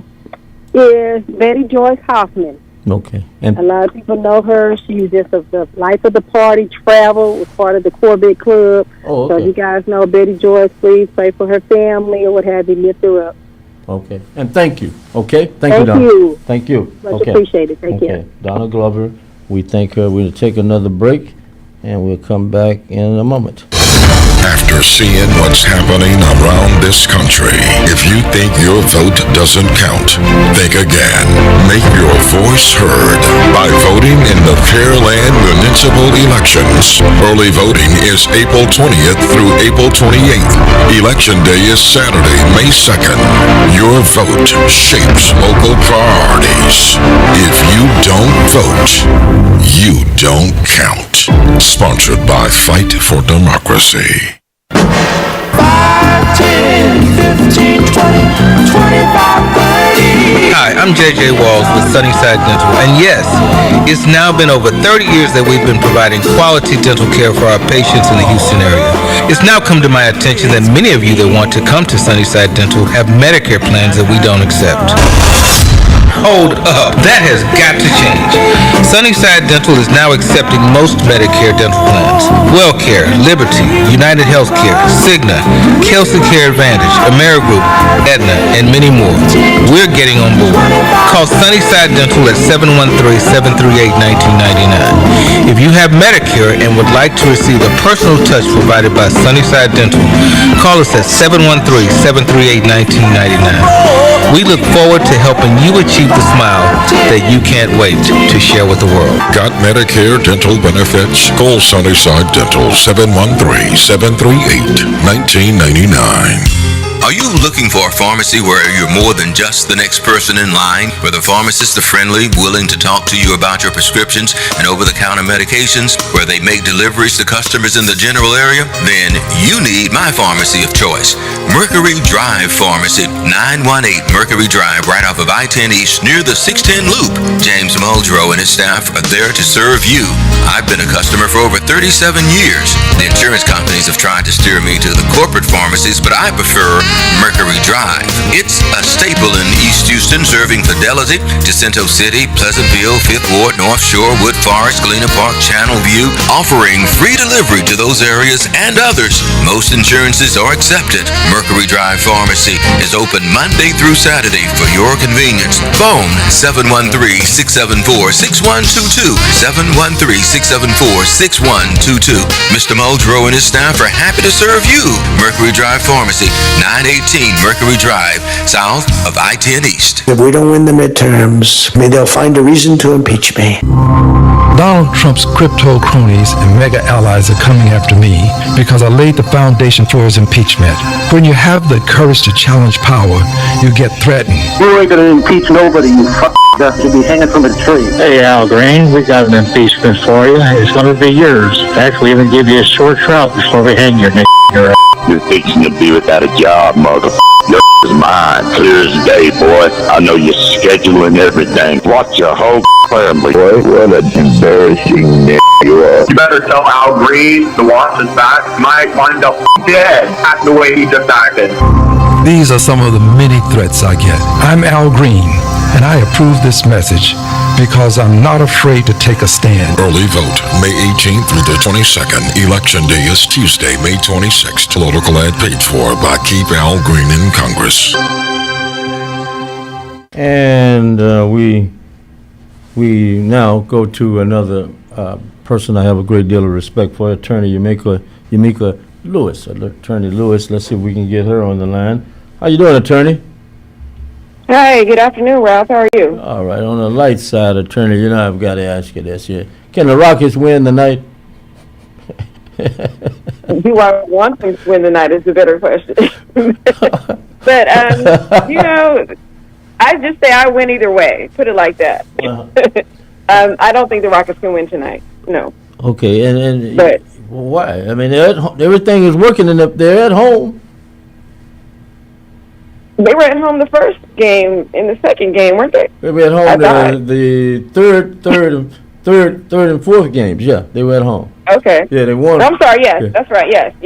Yeah, and then they went out to Los Angeles. The last game they won out in Los Angeles, and tonight they're back here in Houston. Yeah, they like to give gifts like that sometimes, but I think they both sides.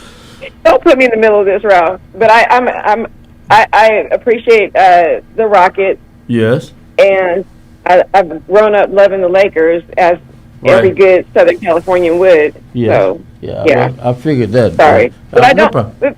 But I'm not as passionate with basketball as I am football. Oh, I know that. I know you're more passionate about football, but I have to ask you, since we had that big game here tonight, and where I want to go with you now is something that happened earlier in the week with the Supreme Court going 6-3 in a vote, and dealing with some issues that will hinder, I guess the Voting Rights Act of 1965. What are your thoughts on that and the vote that took place, the whole deal?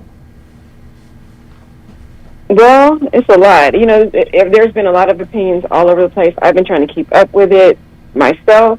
Yes. And so dealing with the voting rights and so forth, I do understand that this opinion did what everybody says it did. Nobody's crazy. It definitely did cause the Voting Rights Act to be deeply diluted. And I guess we should probably start back at the gerrymandering goal and the drawing of these maps, the goal of that. And both sides try to have a voice, a greater voice in Congress.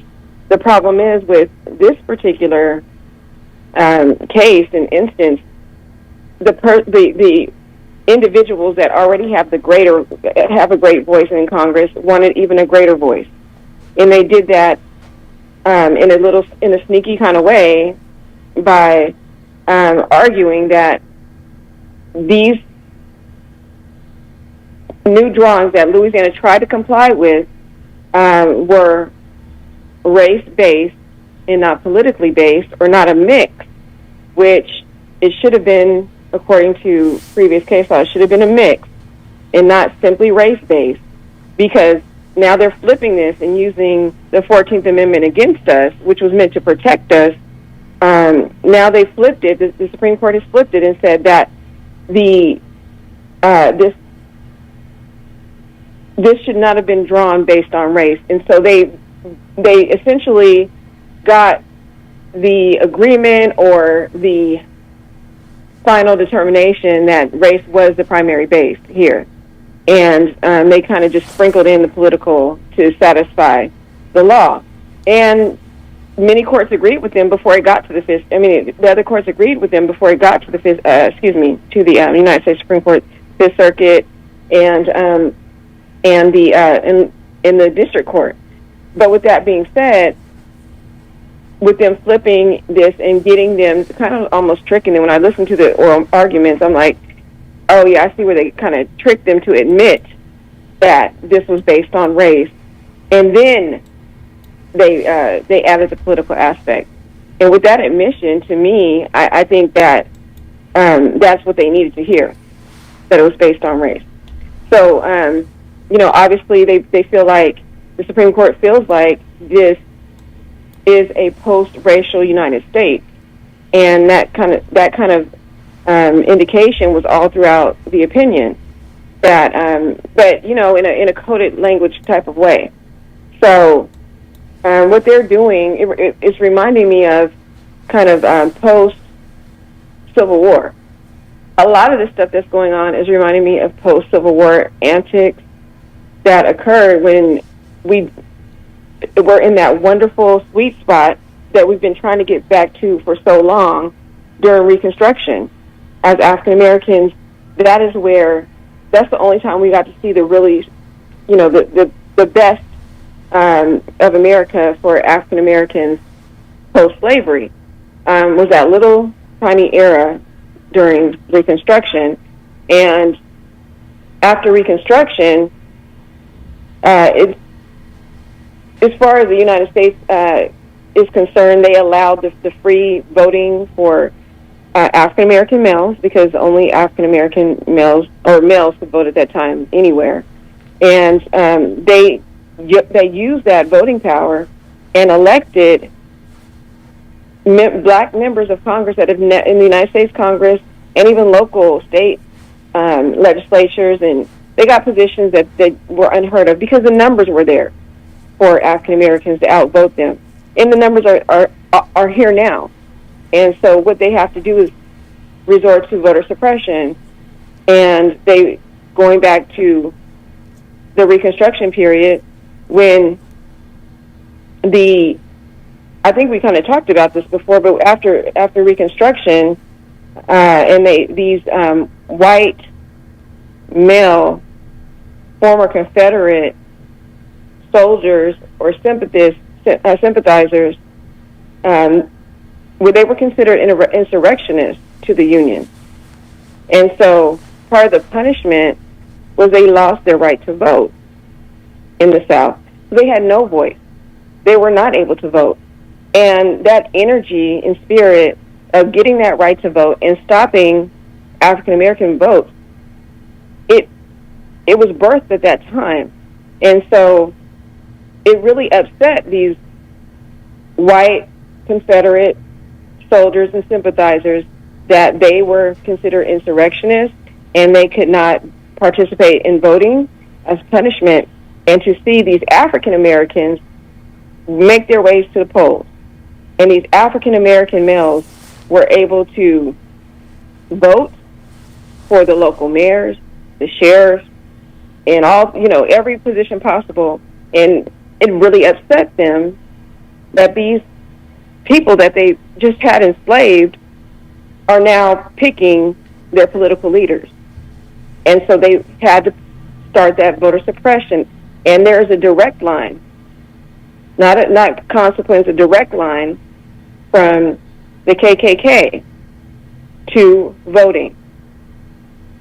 The KKK was formed to suppress the vote of these African American males. That is why the KKK was formed. It wasn't because, we just want to have a club and we just want to hang out and do these things. One of their number one goals was to stop these black men from voting and picking our political leaders. And that was all throughout the South. They would see black men on their way to the polls and literally kill them. They had to go in packs to get to the polls.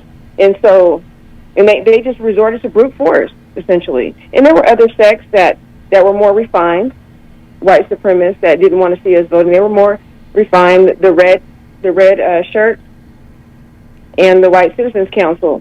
And they were the ones that were in the upper level positions, like that were not trying to get their hands dirty, but they just did it from a political way.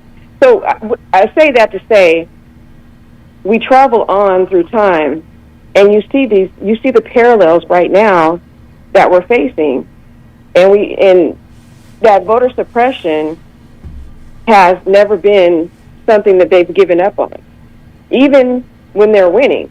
But the problem is, with us African Americans, we have gotten relaxed and said we're here. And the problem is they never stopped fighting to end the right to vote, our right to vote, ever. It's never stopped since that day we got the right to vote. And we have stopped protecting it, is the problem. And we cannot ever stop protecting it. Even if we win these cases and we were successful, let's say we were successful here, You don't just celebrate and move on. We have to continue to do things to protect the vote. When we were in the majority, we could have worked to put in constitutional amendments. That's what they did back then to protect the vote. Because think about it. After the Emancipation Proclamation was signed by Lincoln, and he was killed, and then the flip side back then, the Democrat Andrew Johnson became the president, and he was the one who undid as much as he could. When it came to the South, they gave them reparations essentially for losing their slaves, and so on and so forth. But what he did not do is revoke the Emancipation Proclamation, which he probably would have wanted to do, but it would be too complicated. But one of the biggest reasons why is because they codified it in the United States Constitution. It became law. It became constitutional law. And that was the first thing they did to protect us. That's where we get the 13th, 14th, and 15th Amendment. Because of those actions were made to protect us. So when we are not protecting what we've earned, what we fought for, this is going to continue to happen, because even the 1964 Civil Rights Act, when it was implemented, it was voted and it passed, it was not unanimous. They fought like I don't know what to keep it from passing. And that spirit has never died. That spirit has been passed on and passed on and passed on. And one of the best things for them is when they convince us to use our voting power for their benefit. That's where people like Clarence Thomas comes in, because they've convinced him to use his power for their benefit. So that's not our power. But if you read it and you learn about Clarence Thomas, you'll find out that his upbringing would not surprise you on how he's responded. You wouldn't expect much from him if you knew his history. Oh, okay. You wouldn't be disappointed, and he doesn't disappoint me. Okay. So how important then? Okay, with what has happened, how important is it that blacks who have a chance to vote? Is that important at all? What's that? We've heard it our whole life. Vote. But I think the important thing that we need to take from this is, yes, we can still vote, right? We still can vote. Right, but how should we utilize our vote to our advantage then? Okay, there you go. Thank you. That is exactly what we need to focus on. We need to make sure that we quit letting these charlatans in who are not here to advance our cause. The other side who doesn't want us to vote has no qualms about doing things to stop it. We have to have no qualms about protecting it. And that means go hard. That means demand these constitutional amendments when we get the majority in Congress, when we get the majority of the Senate. When we have that that overlap like we did with Obama. I'm not sure if there were enough votes available, but we push for that. They're talking about packing the Supreme Court. Let's pack the United States Constitution. Okay. That is what's important. We have to pack it with protection. We have to redefine the 13th, 14th, and 15th Amendment and make it clear. It's not based on race. It's based on the treatment of the descendants of the enslaved. And I think if they change the language, we have to play their game. We have to say, I see what you're doing. Well, then what about this? You can't do anything. We have to meet them where they're at and fight back, and then win, and then keep them in the position they're in after you get beat up. You don't get back up and start swinging at the winner. You go look. If you're smart, unless you want to get beat down some more, and that's where we have to make a strong push for, is seeing how can we protect, and that goes from the local level to the state level to the federal level. because we can start here. And I kind of like what Rodney Ellis's idea of the response when Texas decided to draw the gerrymander to change our representatives and the areas that they were representing. He turned around and they redrew the Harris County map. Yeah. And that was like the California response to Texas. If every county did that, every blue county in Texas did that, they might revisit the fact that we don't want to do this in this state. Same with Louisiana. Do the same thing, because this case came out of Louisiana. These parishes they have, I think they said there's 33% African American there in the state of Louisiana. They can do some good work there.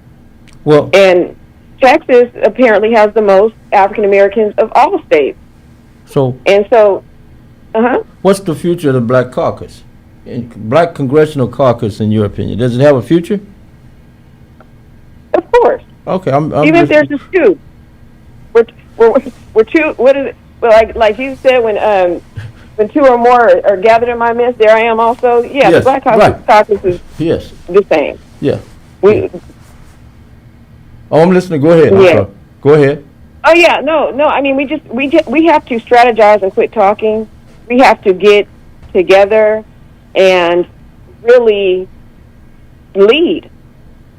We have to lead and say, this is what I'm going to do about this. This is what me and my family are going to do.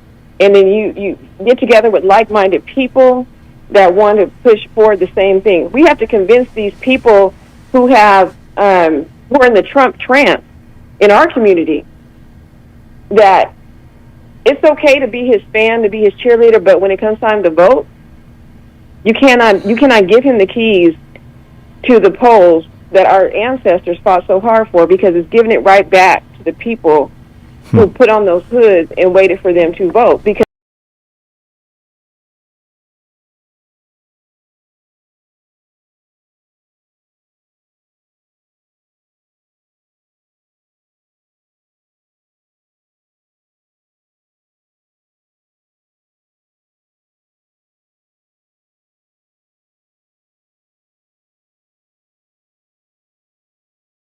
that we're having in the United States Supreme Court, they are there because your vote counts. Okay. We need to understand that too. If it didn't count, these fights would not exist. Well, so we have to get in there and use our power to vote. If we keep that with that focus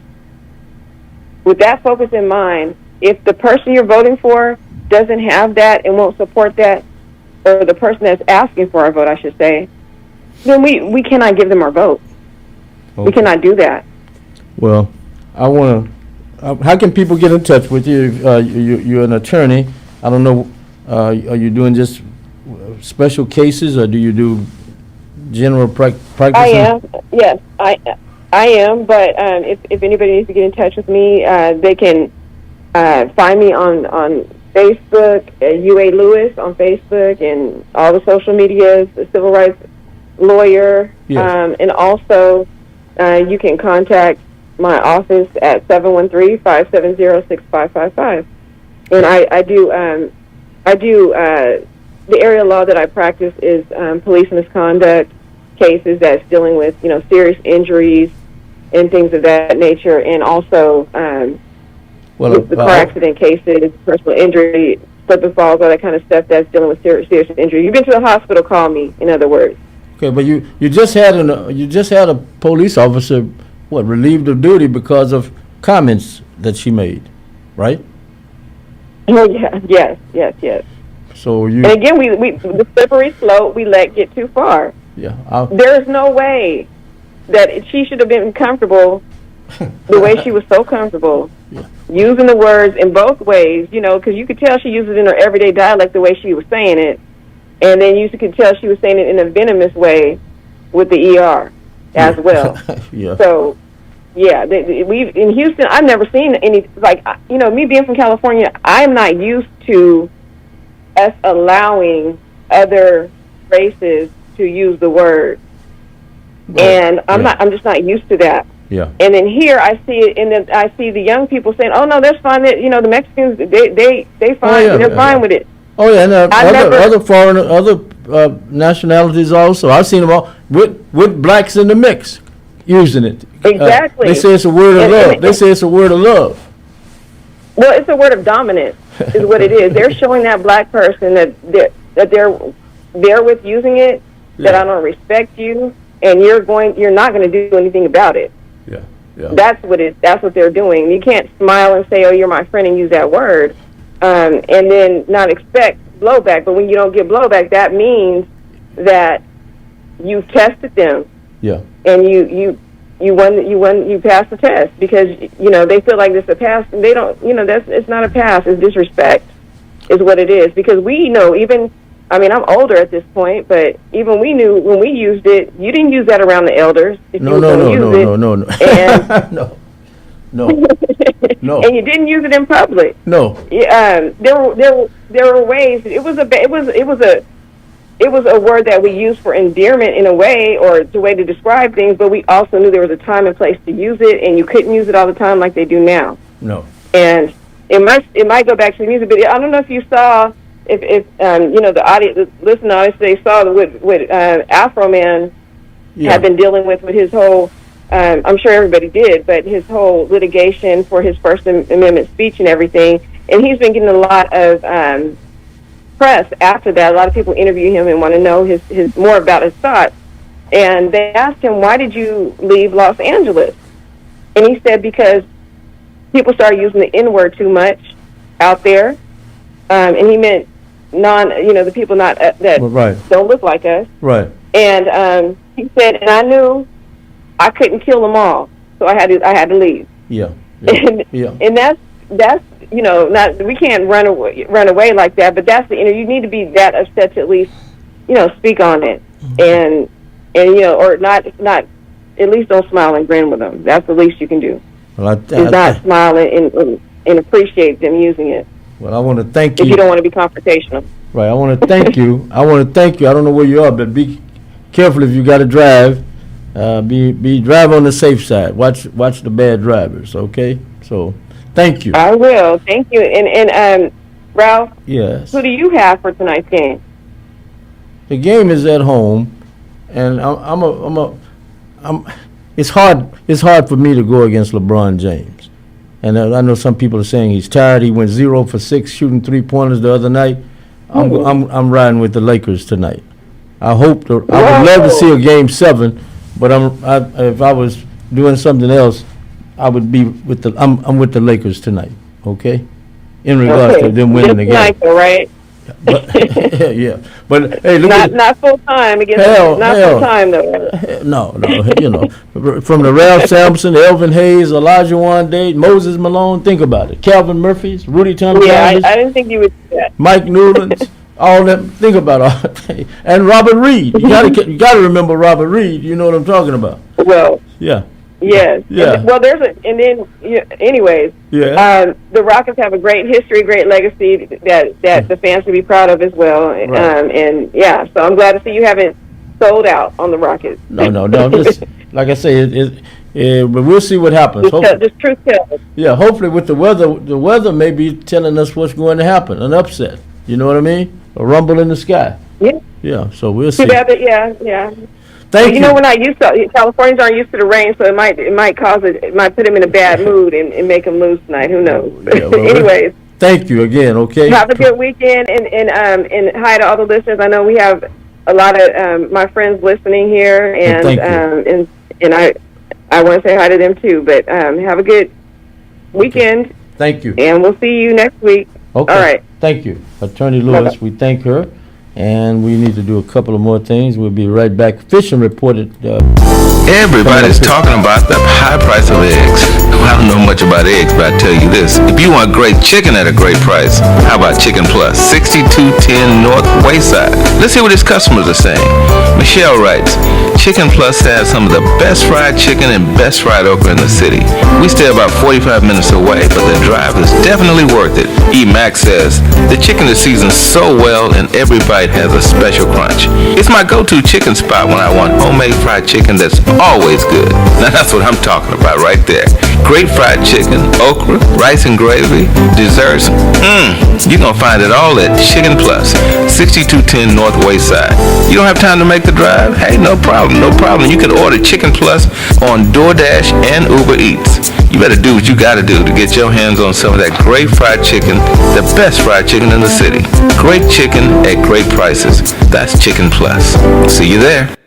5, 10, 15, 20, 25, 30. Hi, I'm JJ Walls with Sunnyside Dental, and yes, it's now been over 30 years that we've been providing quality dental care for our patients in the Houston area.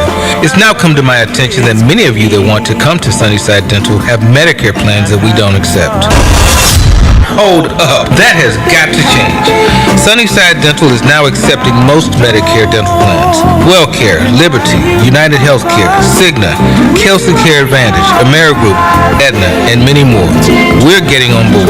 Call Sunnyside Dental at 713-738-1999. If you have Medicare and would like to receive a personal touch provided by Sunnyside Dental, call us at 713-738-1999. We look forward to helping you achieve the smile that you can't wait to share with the world. Got Medicare dental benefits? Call Sunnyside Dental 713-738-1999. In life's most difficult moments, comfort matters. At Lord Edward Memorial, we believe every life is a blessing worth honoring with dignity and care. With a combined 60 years of experience, our compassionate staff walks beside your family with faith, respect, and understanding.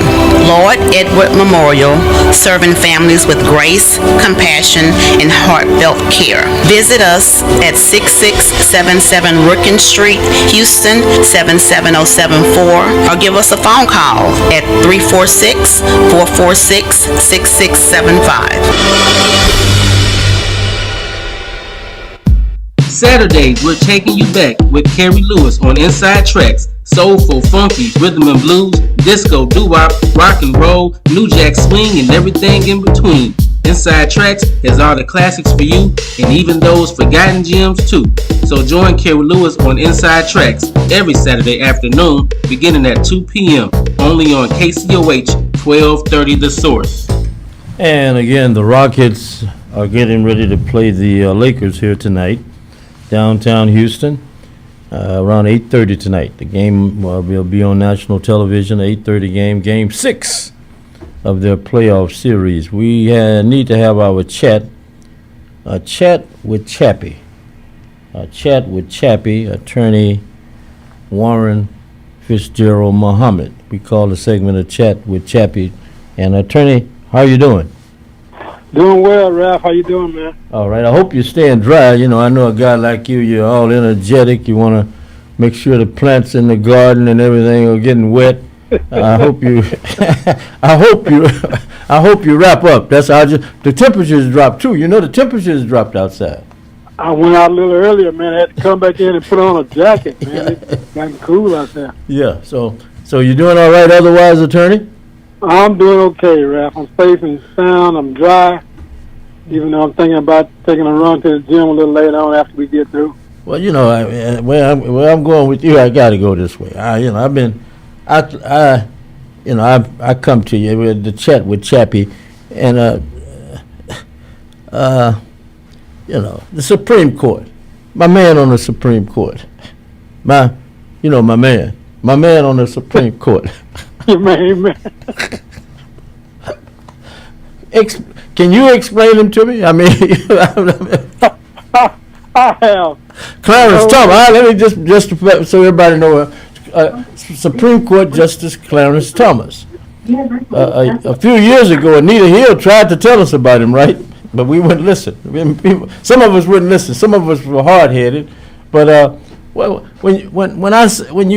what comes to your mind when you think about Supreme Court Justice Clarence Thomas and the Supreme Court?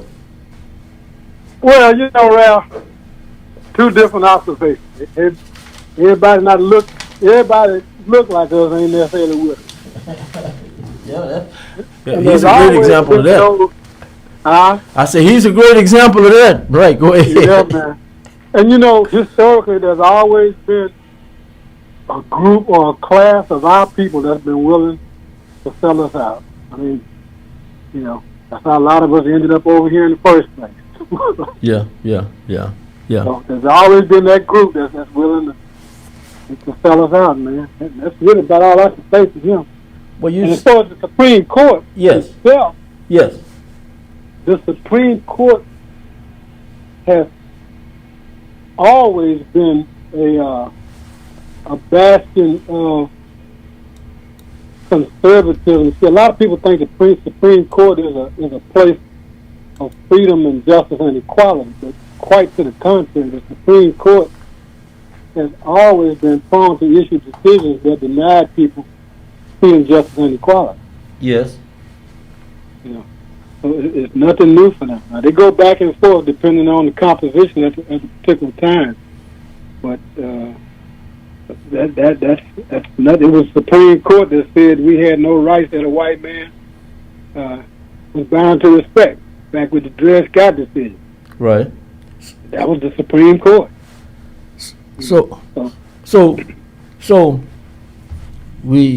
I go back to 1965, 64, 65. President Kennedy has been assassinated, and you got President Johnson, who's from Texas, in the office. And, you know, I mean, the way they label things, many people would label, was Johnson a racist, or was he not a racist? And you have to lean, you go back and look at the history, you can figure it out for yourself. But my point is, in 1965, some 60 years ago, you had a white man who was president, who was convincing a group of whites who he knew he was connected with them because of racism.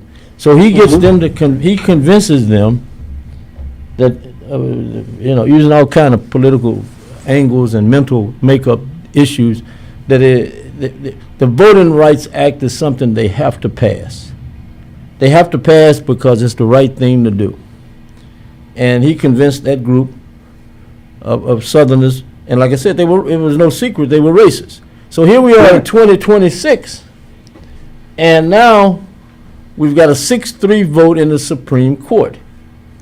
And the Supreme Court has been, the makeup of it, of course, has changed, but you've got most that issue that they voted on and passed the other day will benefit the red states, which are what? Which would like to see history repeated, right? Right. So has the racism remained there all the time? It never went away. Yeah. See, there's a couple ways to look at it. Was Johnson a racist? Probably so. Yes. But he did what he had to do at the moment, because the whole movement, the civil rights movement, and all of that was transpiring. You had the civil rights movement, you had the rise of the Nation of Islam, you had, you know, the Panthers, all of that. Right. It was tearing America apart. And I think a lot of pressure was put on Johnson to do something to keep America from coming apart at the seams. The same thing is with the New Deal under Roosevelt. You know, they had what they call laissez-faire capitalism, where workers had no rights, you know, that people had no Social Security. Right. Roosevelt wasn't necessarily a socialist, but he had to implement some socialist policies to keep the country from just coming apart at the seams. They were coming out of depression. The whole system was about to fail. And he had to do something to keep the system intact. So I look at what Roosevelt did, I look at what Johnson did in that light. They did what they had to do to preserve the country that could go forward. Doesn't mean he wasn't a racist. He was doing what was necessary, because we had basically torn this country apart with our movement and our fight for justice and equality. So now we go back to history repeating itself. Abraham Lincoln has been assassinated. Black males can vote.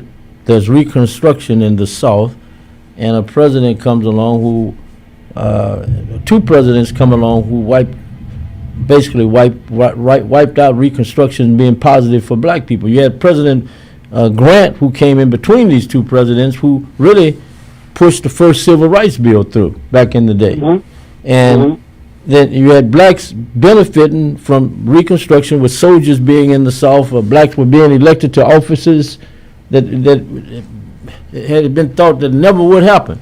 But now, the soldiers, you got a president who comes along and ends Reconstruction, pulls the soldiers out of the South, and it's similar to what's happening right now. Although, when I say it's similar in regards to what could be the outcome of these districts being changed and people not voting, or both. Am I making any sense, or what? Yeah, you're making perfect sense. And again, it's the pressure on the system that brings about the necessity for some type of change. I mean, Lincoln himself said that, he wasn't in love with black people, and if anybody was going to be on top, he preferred white people to be on top. Right. But he came to realize that he couldn't win the war against the South unless he freed the slaves. And he used them as soldiers. Remember, they fought. Exactly. Yeah. Used them as soldiers. They started to just walk away from the plantation. Even those who didn't fight, they just left the plantation. Just you white folks plant your own crop. Yeah, I know. And it was a military move as much as anything. So it's only when the pressure has an insurmountable, when the system has pressure weighing upon it, that we can see change that might benefit us. Well, and this whole thing, to your point of history repeating itself, that Civil Rights Act was signed in 1964, and the Voting Rights Act was signed in 65. Right. Within a decade, within 10 years, a lawsuit was filed by a guy named Alan Bakke, which ended up going to the Supreme Court in 78. So from 65 to 74, less than 10 years elapsed before a lawsuit entered, which was based on what they call reverse discrimination. Yes.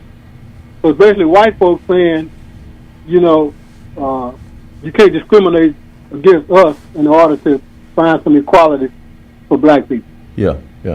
So what do you think is the future of all this? I mean, I've heard some things like the Black Caucus, the Congressional Black Caucus will come to an end, and then I'm gonna come local with you on something. But what's the future of all this in your opinion? Well, it's been a historical fight, and I wrote a paper in the wee hours of this morning. I'm going to try to get it published. Yeah. On called "Race, Law, and the Limits of Equality," and it explores this whole line of Supreme Court cases, from Bakke and even before that up to the present, in which this whole argument has been played out concerning the absolute necessity to take some type of remedial action to give black people and people of color some type of right and chance for equity, and the pushback by whites and primarily white males against that, even though they use DEI to their advantage for hundreds of years. Right. Correct. Taking land from the Indians and telling white folk all you got to do is hit your wagon and go out there and stake it and you can have it for free. Yeah. Enslaving the black man, to extract his wealth, bringing the Chinese over here to build the railroads, and then passing a law saying they can never become citizens. Yeah. So we have to put this all into a bigger context. It's not just voting. It's about the struggle for freedom, justice, and equality, and to make America own up to its own sin. So that's really the backdrop to the whole thing. What's going forward? I think there's this whole MAGA movement. It's all about white folks pushing back. With this conservative. Conservative means you want to keep what you have. So they've taken everything, and they want to conserve it. Yeah. So I want to share it. So it's a battle that's not going to go away. We have to be willing to fight it. And I was just thinking before you called, yeah, we don't need just politicians to go into Washington D.C. We need warriors. right. I know. Okay. Okay. I'm gonna shut up. Go ahead. You don't need a politician going to Washington. You need a warrior. Is that what you're We saying? need a warrior Okay. who understands the whole context and scope of our condition, and not just going up there to cut deals and get paid. And, I've never been to the Black Caucus convention, but I heard they throw a hell of a party.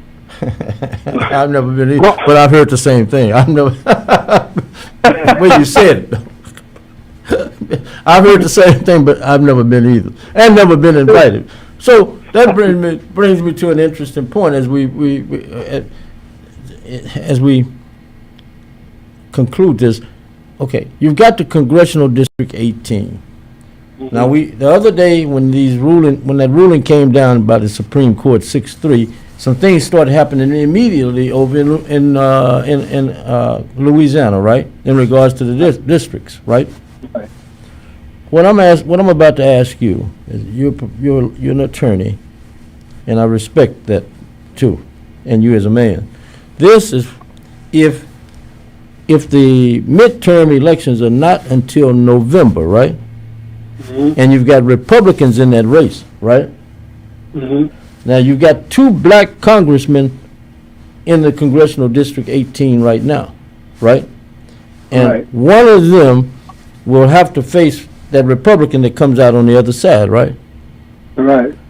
With what happened in Louisiana the other day, they can redraw unless people file lawsuits or whatever. I guess Governor Abbott, and they may be able to redraw the district immediately here in the state of Texas. I read where in Louisiana they suspended the midterm election. Yeah, the primaries. Yeah, right. Yeah, the primaries, so they could redraw it immediately. Right. So what's to keep that from happening in Texas? You have the election on May 26th, and you let one of them wins. Mm-hmm. What happens next in midterm November? And what happens between that May 26th and midterm election in November? You got a very good point, a very good observation. It's quite possible that they could attempt to redraw it again on the basis of this Supreme Court decision. In favor of the Republican Party, right? Whoever the candidate is. Right. All they have to show, and this is the thing I want to point out about this. This decision turns on intent. Yes. Because previously, a plaintiff could show that the outcome of the redistricting was discriminatory against blacks. Correct. Or whatever race, Right. Against Hispanic, however they redrawn it. But it was based on the outcome. So the Supreme Court said you can no longer use the outcome as a basis for attacking the redistricting. You have to base it on the intent. Now, you and I know it's almost impossible to prove intent. Yeah. That's just like rap. Yeah. Somebody pull a gun and shoot you, and you don't die, but you're confined to a wheelchair, you lose your job, you can't do your radio show, so you're suing for damages. And he says, I'm not responsible because I didn't intend to do it. Right. Now you say, well, whether you intended or not, you did it. So the outcome says you are responsible.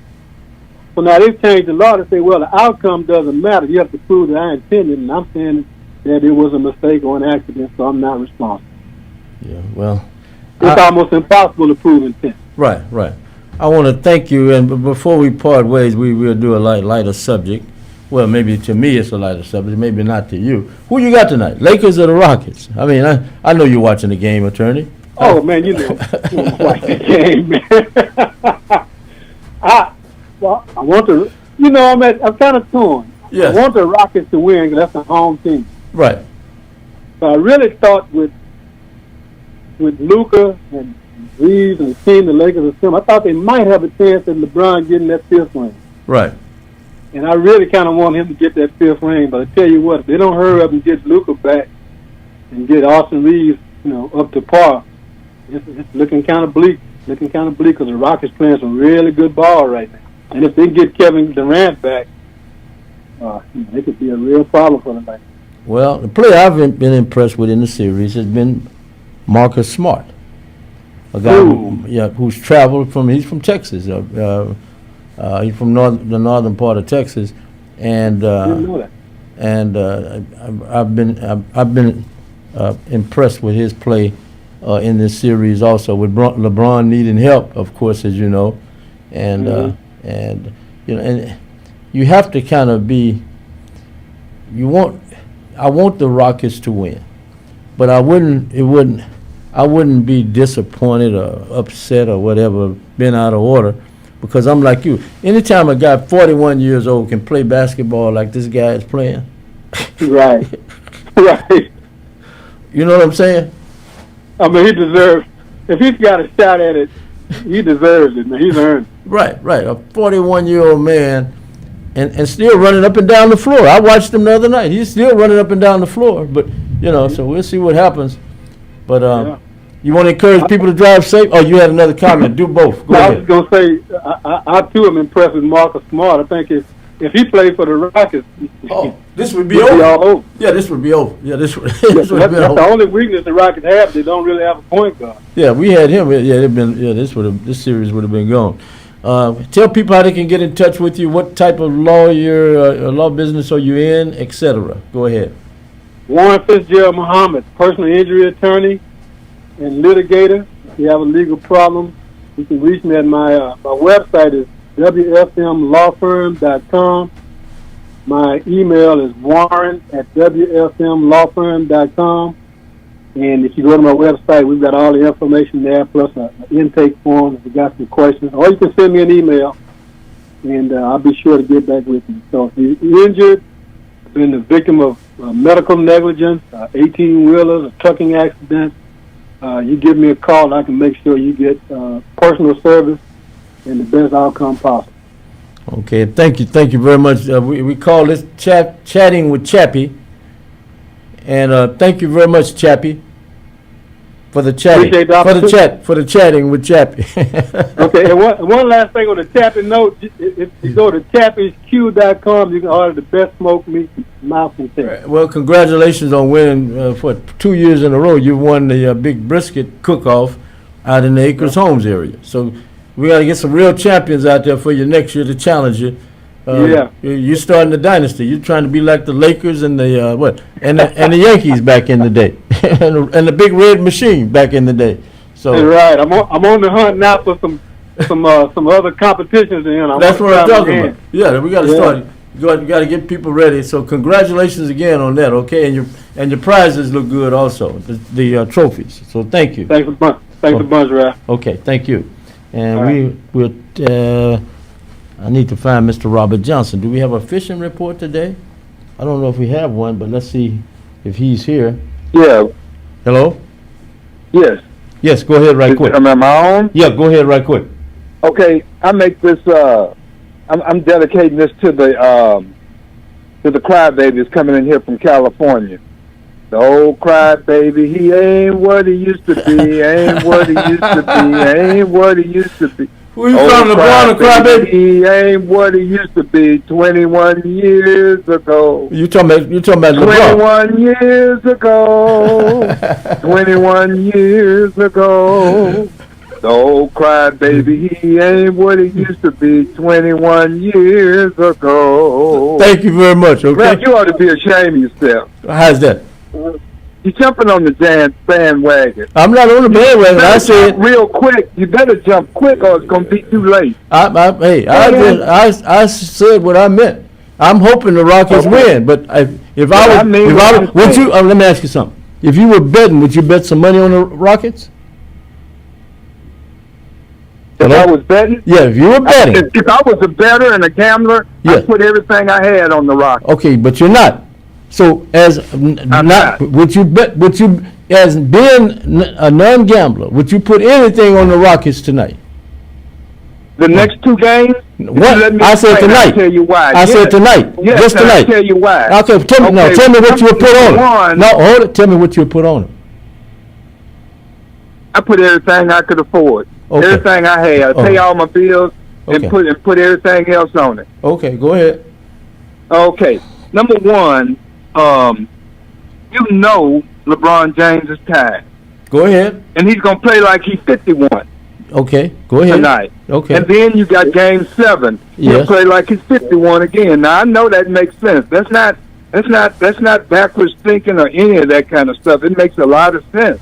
Right, but I'm okay. you But know- you're picking the but Rockets you- tonight. you know, So it won't be a Right, game yeah. 7. It won't be a game. It would be a game 7. But you're picking the Rockets tonight, and you're picking if there's a game 7, you're picking them again, right?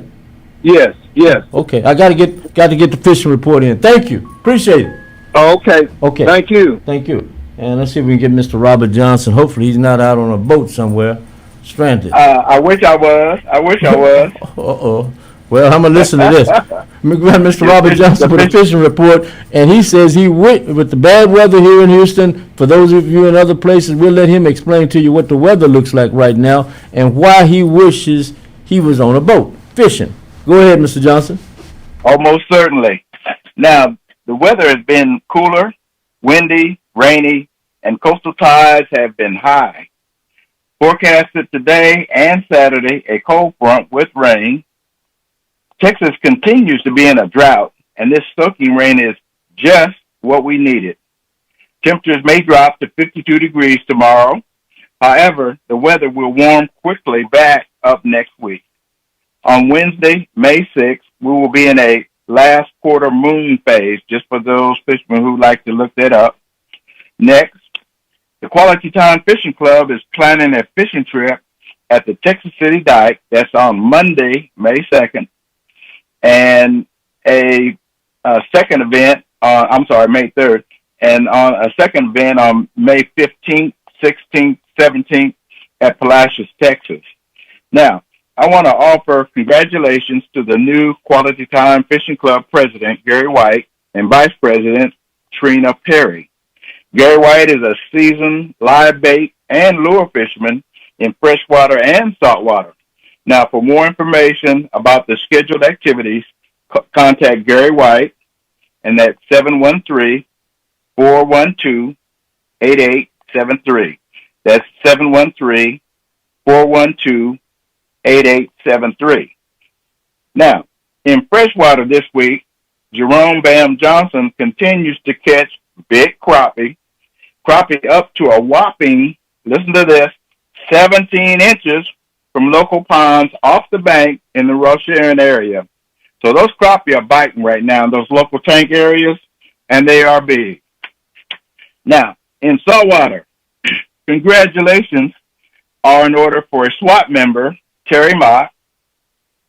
He caught a 27-inch, 7-pound speckled trout last week. This gator trout was caught in Baffin Bay near Corpus Christi, wade fishing. This trout is Terry's PB. That's his personal best. So he's feeling real good right now. He's getting a lot of shout-outs. Way to go, Terry. Also on this past Wednesday, Daryl Ballard caught a limit of speckled trout off the bank at Texas City Dike with live shrimp. I've had people tell me the fish ain't biting it at Texas City Dike, and I'm just saying that's not correct. Now, I fished there this Saturday. In 2 hours, I caught 4 keeper speckled trout. Now, obviously, I had to let one go, but the limit is 3. But I did catch 4 right quick. Those trout are there, as well as the reds and drone also, and some flounders. Now, those female trout that I did catch were full of roll, that's full of eggs, and they're ready to spawn. Next, the Coastal Conservation Association, that's a CCA Star Tournament, will begin May 23rd through Labor Day, September 7th. Now, correction, they have released 120 tag redfish, that's red drum, along the Texas coast. Now, CCA gives out more than $2 million in boats, trucks, and scholarship each year.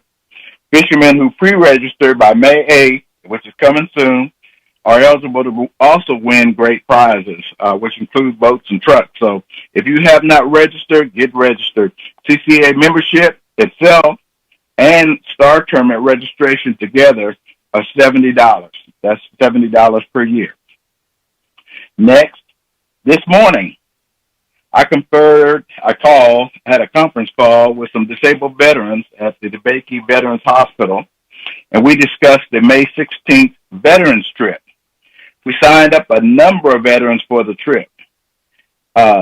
Now, during this time of war and in post-war in America, we need to recognize those individuals and family members who have sacrificed. So this is important. Now, to participate in this activity on May 16th, disabled veterans will need to contact me and they'll need to sign out. Now, this will be a first-come, first-serve. The club does continue, the SWAT club does continue to need boat captains, volunteers, and donations for the events. So we're all looking forward to this. This is about our second year of doing this. We had 2 veterans events already last year. Now, next, the June 4-day Saltwater Anglers Club fishing trip in Calcasieu, Louisiana is booked up. It's booked up. So 20 fishermen have enrolled to go. Now, this is for the ladies. Ladies, listen up. The 27th Babes on the Water tournament for women is scheduled for May 15th and 16th in Rockport, Texas. Now, for more information, Google Babes on the Water tournament. Now, again, that's for women only. Lastly, I received 3 requests for Derek Hayes' recipe for grilling bull redfish on the half shell. He also has a short video on how to clean the redfish. So if you missed out on that recipe and also how to clean those redfish, you need to give me a call, and I'll certainly shoot you that video. What's the number? Now, because, hey, wait a minute. What's the number? Because I had a number of people ask. I was about to ask you for the number again. Go ahead. All right. Call me at 713-826-0677. One more time. Yeah. 713-826-0677. I sent Ralph a copy of the pictures of the fish prepared. Right. Those pictures look so good you could eat the picture. Yes, they do. Yeah, they look good. And like I said, I've had 3 or 4 people call off the air who wanted me to share with you to repeat that or either give your number out so they can get in touch with you. Okay. Oh, most certainly, and certainly if they have really deep questions, I'm going to put them in contact with Derek Hayes. He is an excellent fisherman and cook. Right. So he cooks a variety of things, but he knows how to grill those bull redfish. And happy birthday to Captain Steve Coffey again. I understand he's still celebrating his birthday. He's listening to you. Yeah, I understand he's still celebrating his birthday. Did he invite you to the party? Not yet. Me either. I haven't been invited either. But go ahead. That's basically all I have to say. And the last thing I have to say is go Rockets. We're going to defeat this team tonight, 98-97. Okay, that's cool. We're going to take them. Yeah, okay. And again, you want to encourage people to drive on the safe side. I see people out here. I'm looking. They're not doing 50 and 40. They still driving up and down this highway and rain is coming down. Oh, yes. Water everywhere. So you want to encourage people to drive safely? Drive safely. Sunday's going to be a good day to start fishing again. So don't let this little temporary rain, it's going to help us out a lot through the summer. Right. And it's just what we needed. And the way it's coming down is just the way we needed it. And I watched some ducks earlier today with the temperature drop. They seem to enjoy the weather the way it is. It wasn't raining that hard then, but they seem to enjoy all of it, the temperature and the weather. Oh, yeah. Yeah. Oh, yeah. Yeah. Well, thank you very much. Keep up the great work, okay? Thank you. All right. Thank you. Okay. Thank you. And let's do this. Saturdays, we're taking you back with Carrie Lewis on Inside Tracks. Soulful, funky, rhythm and blues, disco, doo-wop, rock and roll, new jack swing, and everything in between. Inside Tracks has all the classics for you and even those forgotten gems too. So join Carrie Lewis on Inside Tracks every Saturday afternoon beginning at 2 p.m. only on KCOH 1230 The Source. After seeing what's happening around this country, if you think your vote doesn't count, think again. Make your voice heard by voting in the Pearland municipal elections. Early voting is April 20th through April 28th. Election day is Saturday, May 2nd. Your vote shapes local priorities. If you don't vote, you don't count. Sponsored by Fight for Democracy. In life's most difficult moments, comfort matters. At Lord Edward Memorial, we believe every life is a blessing worth honoring with dignity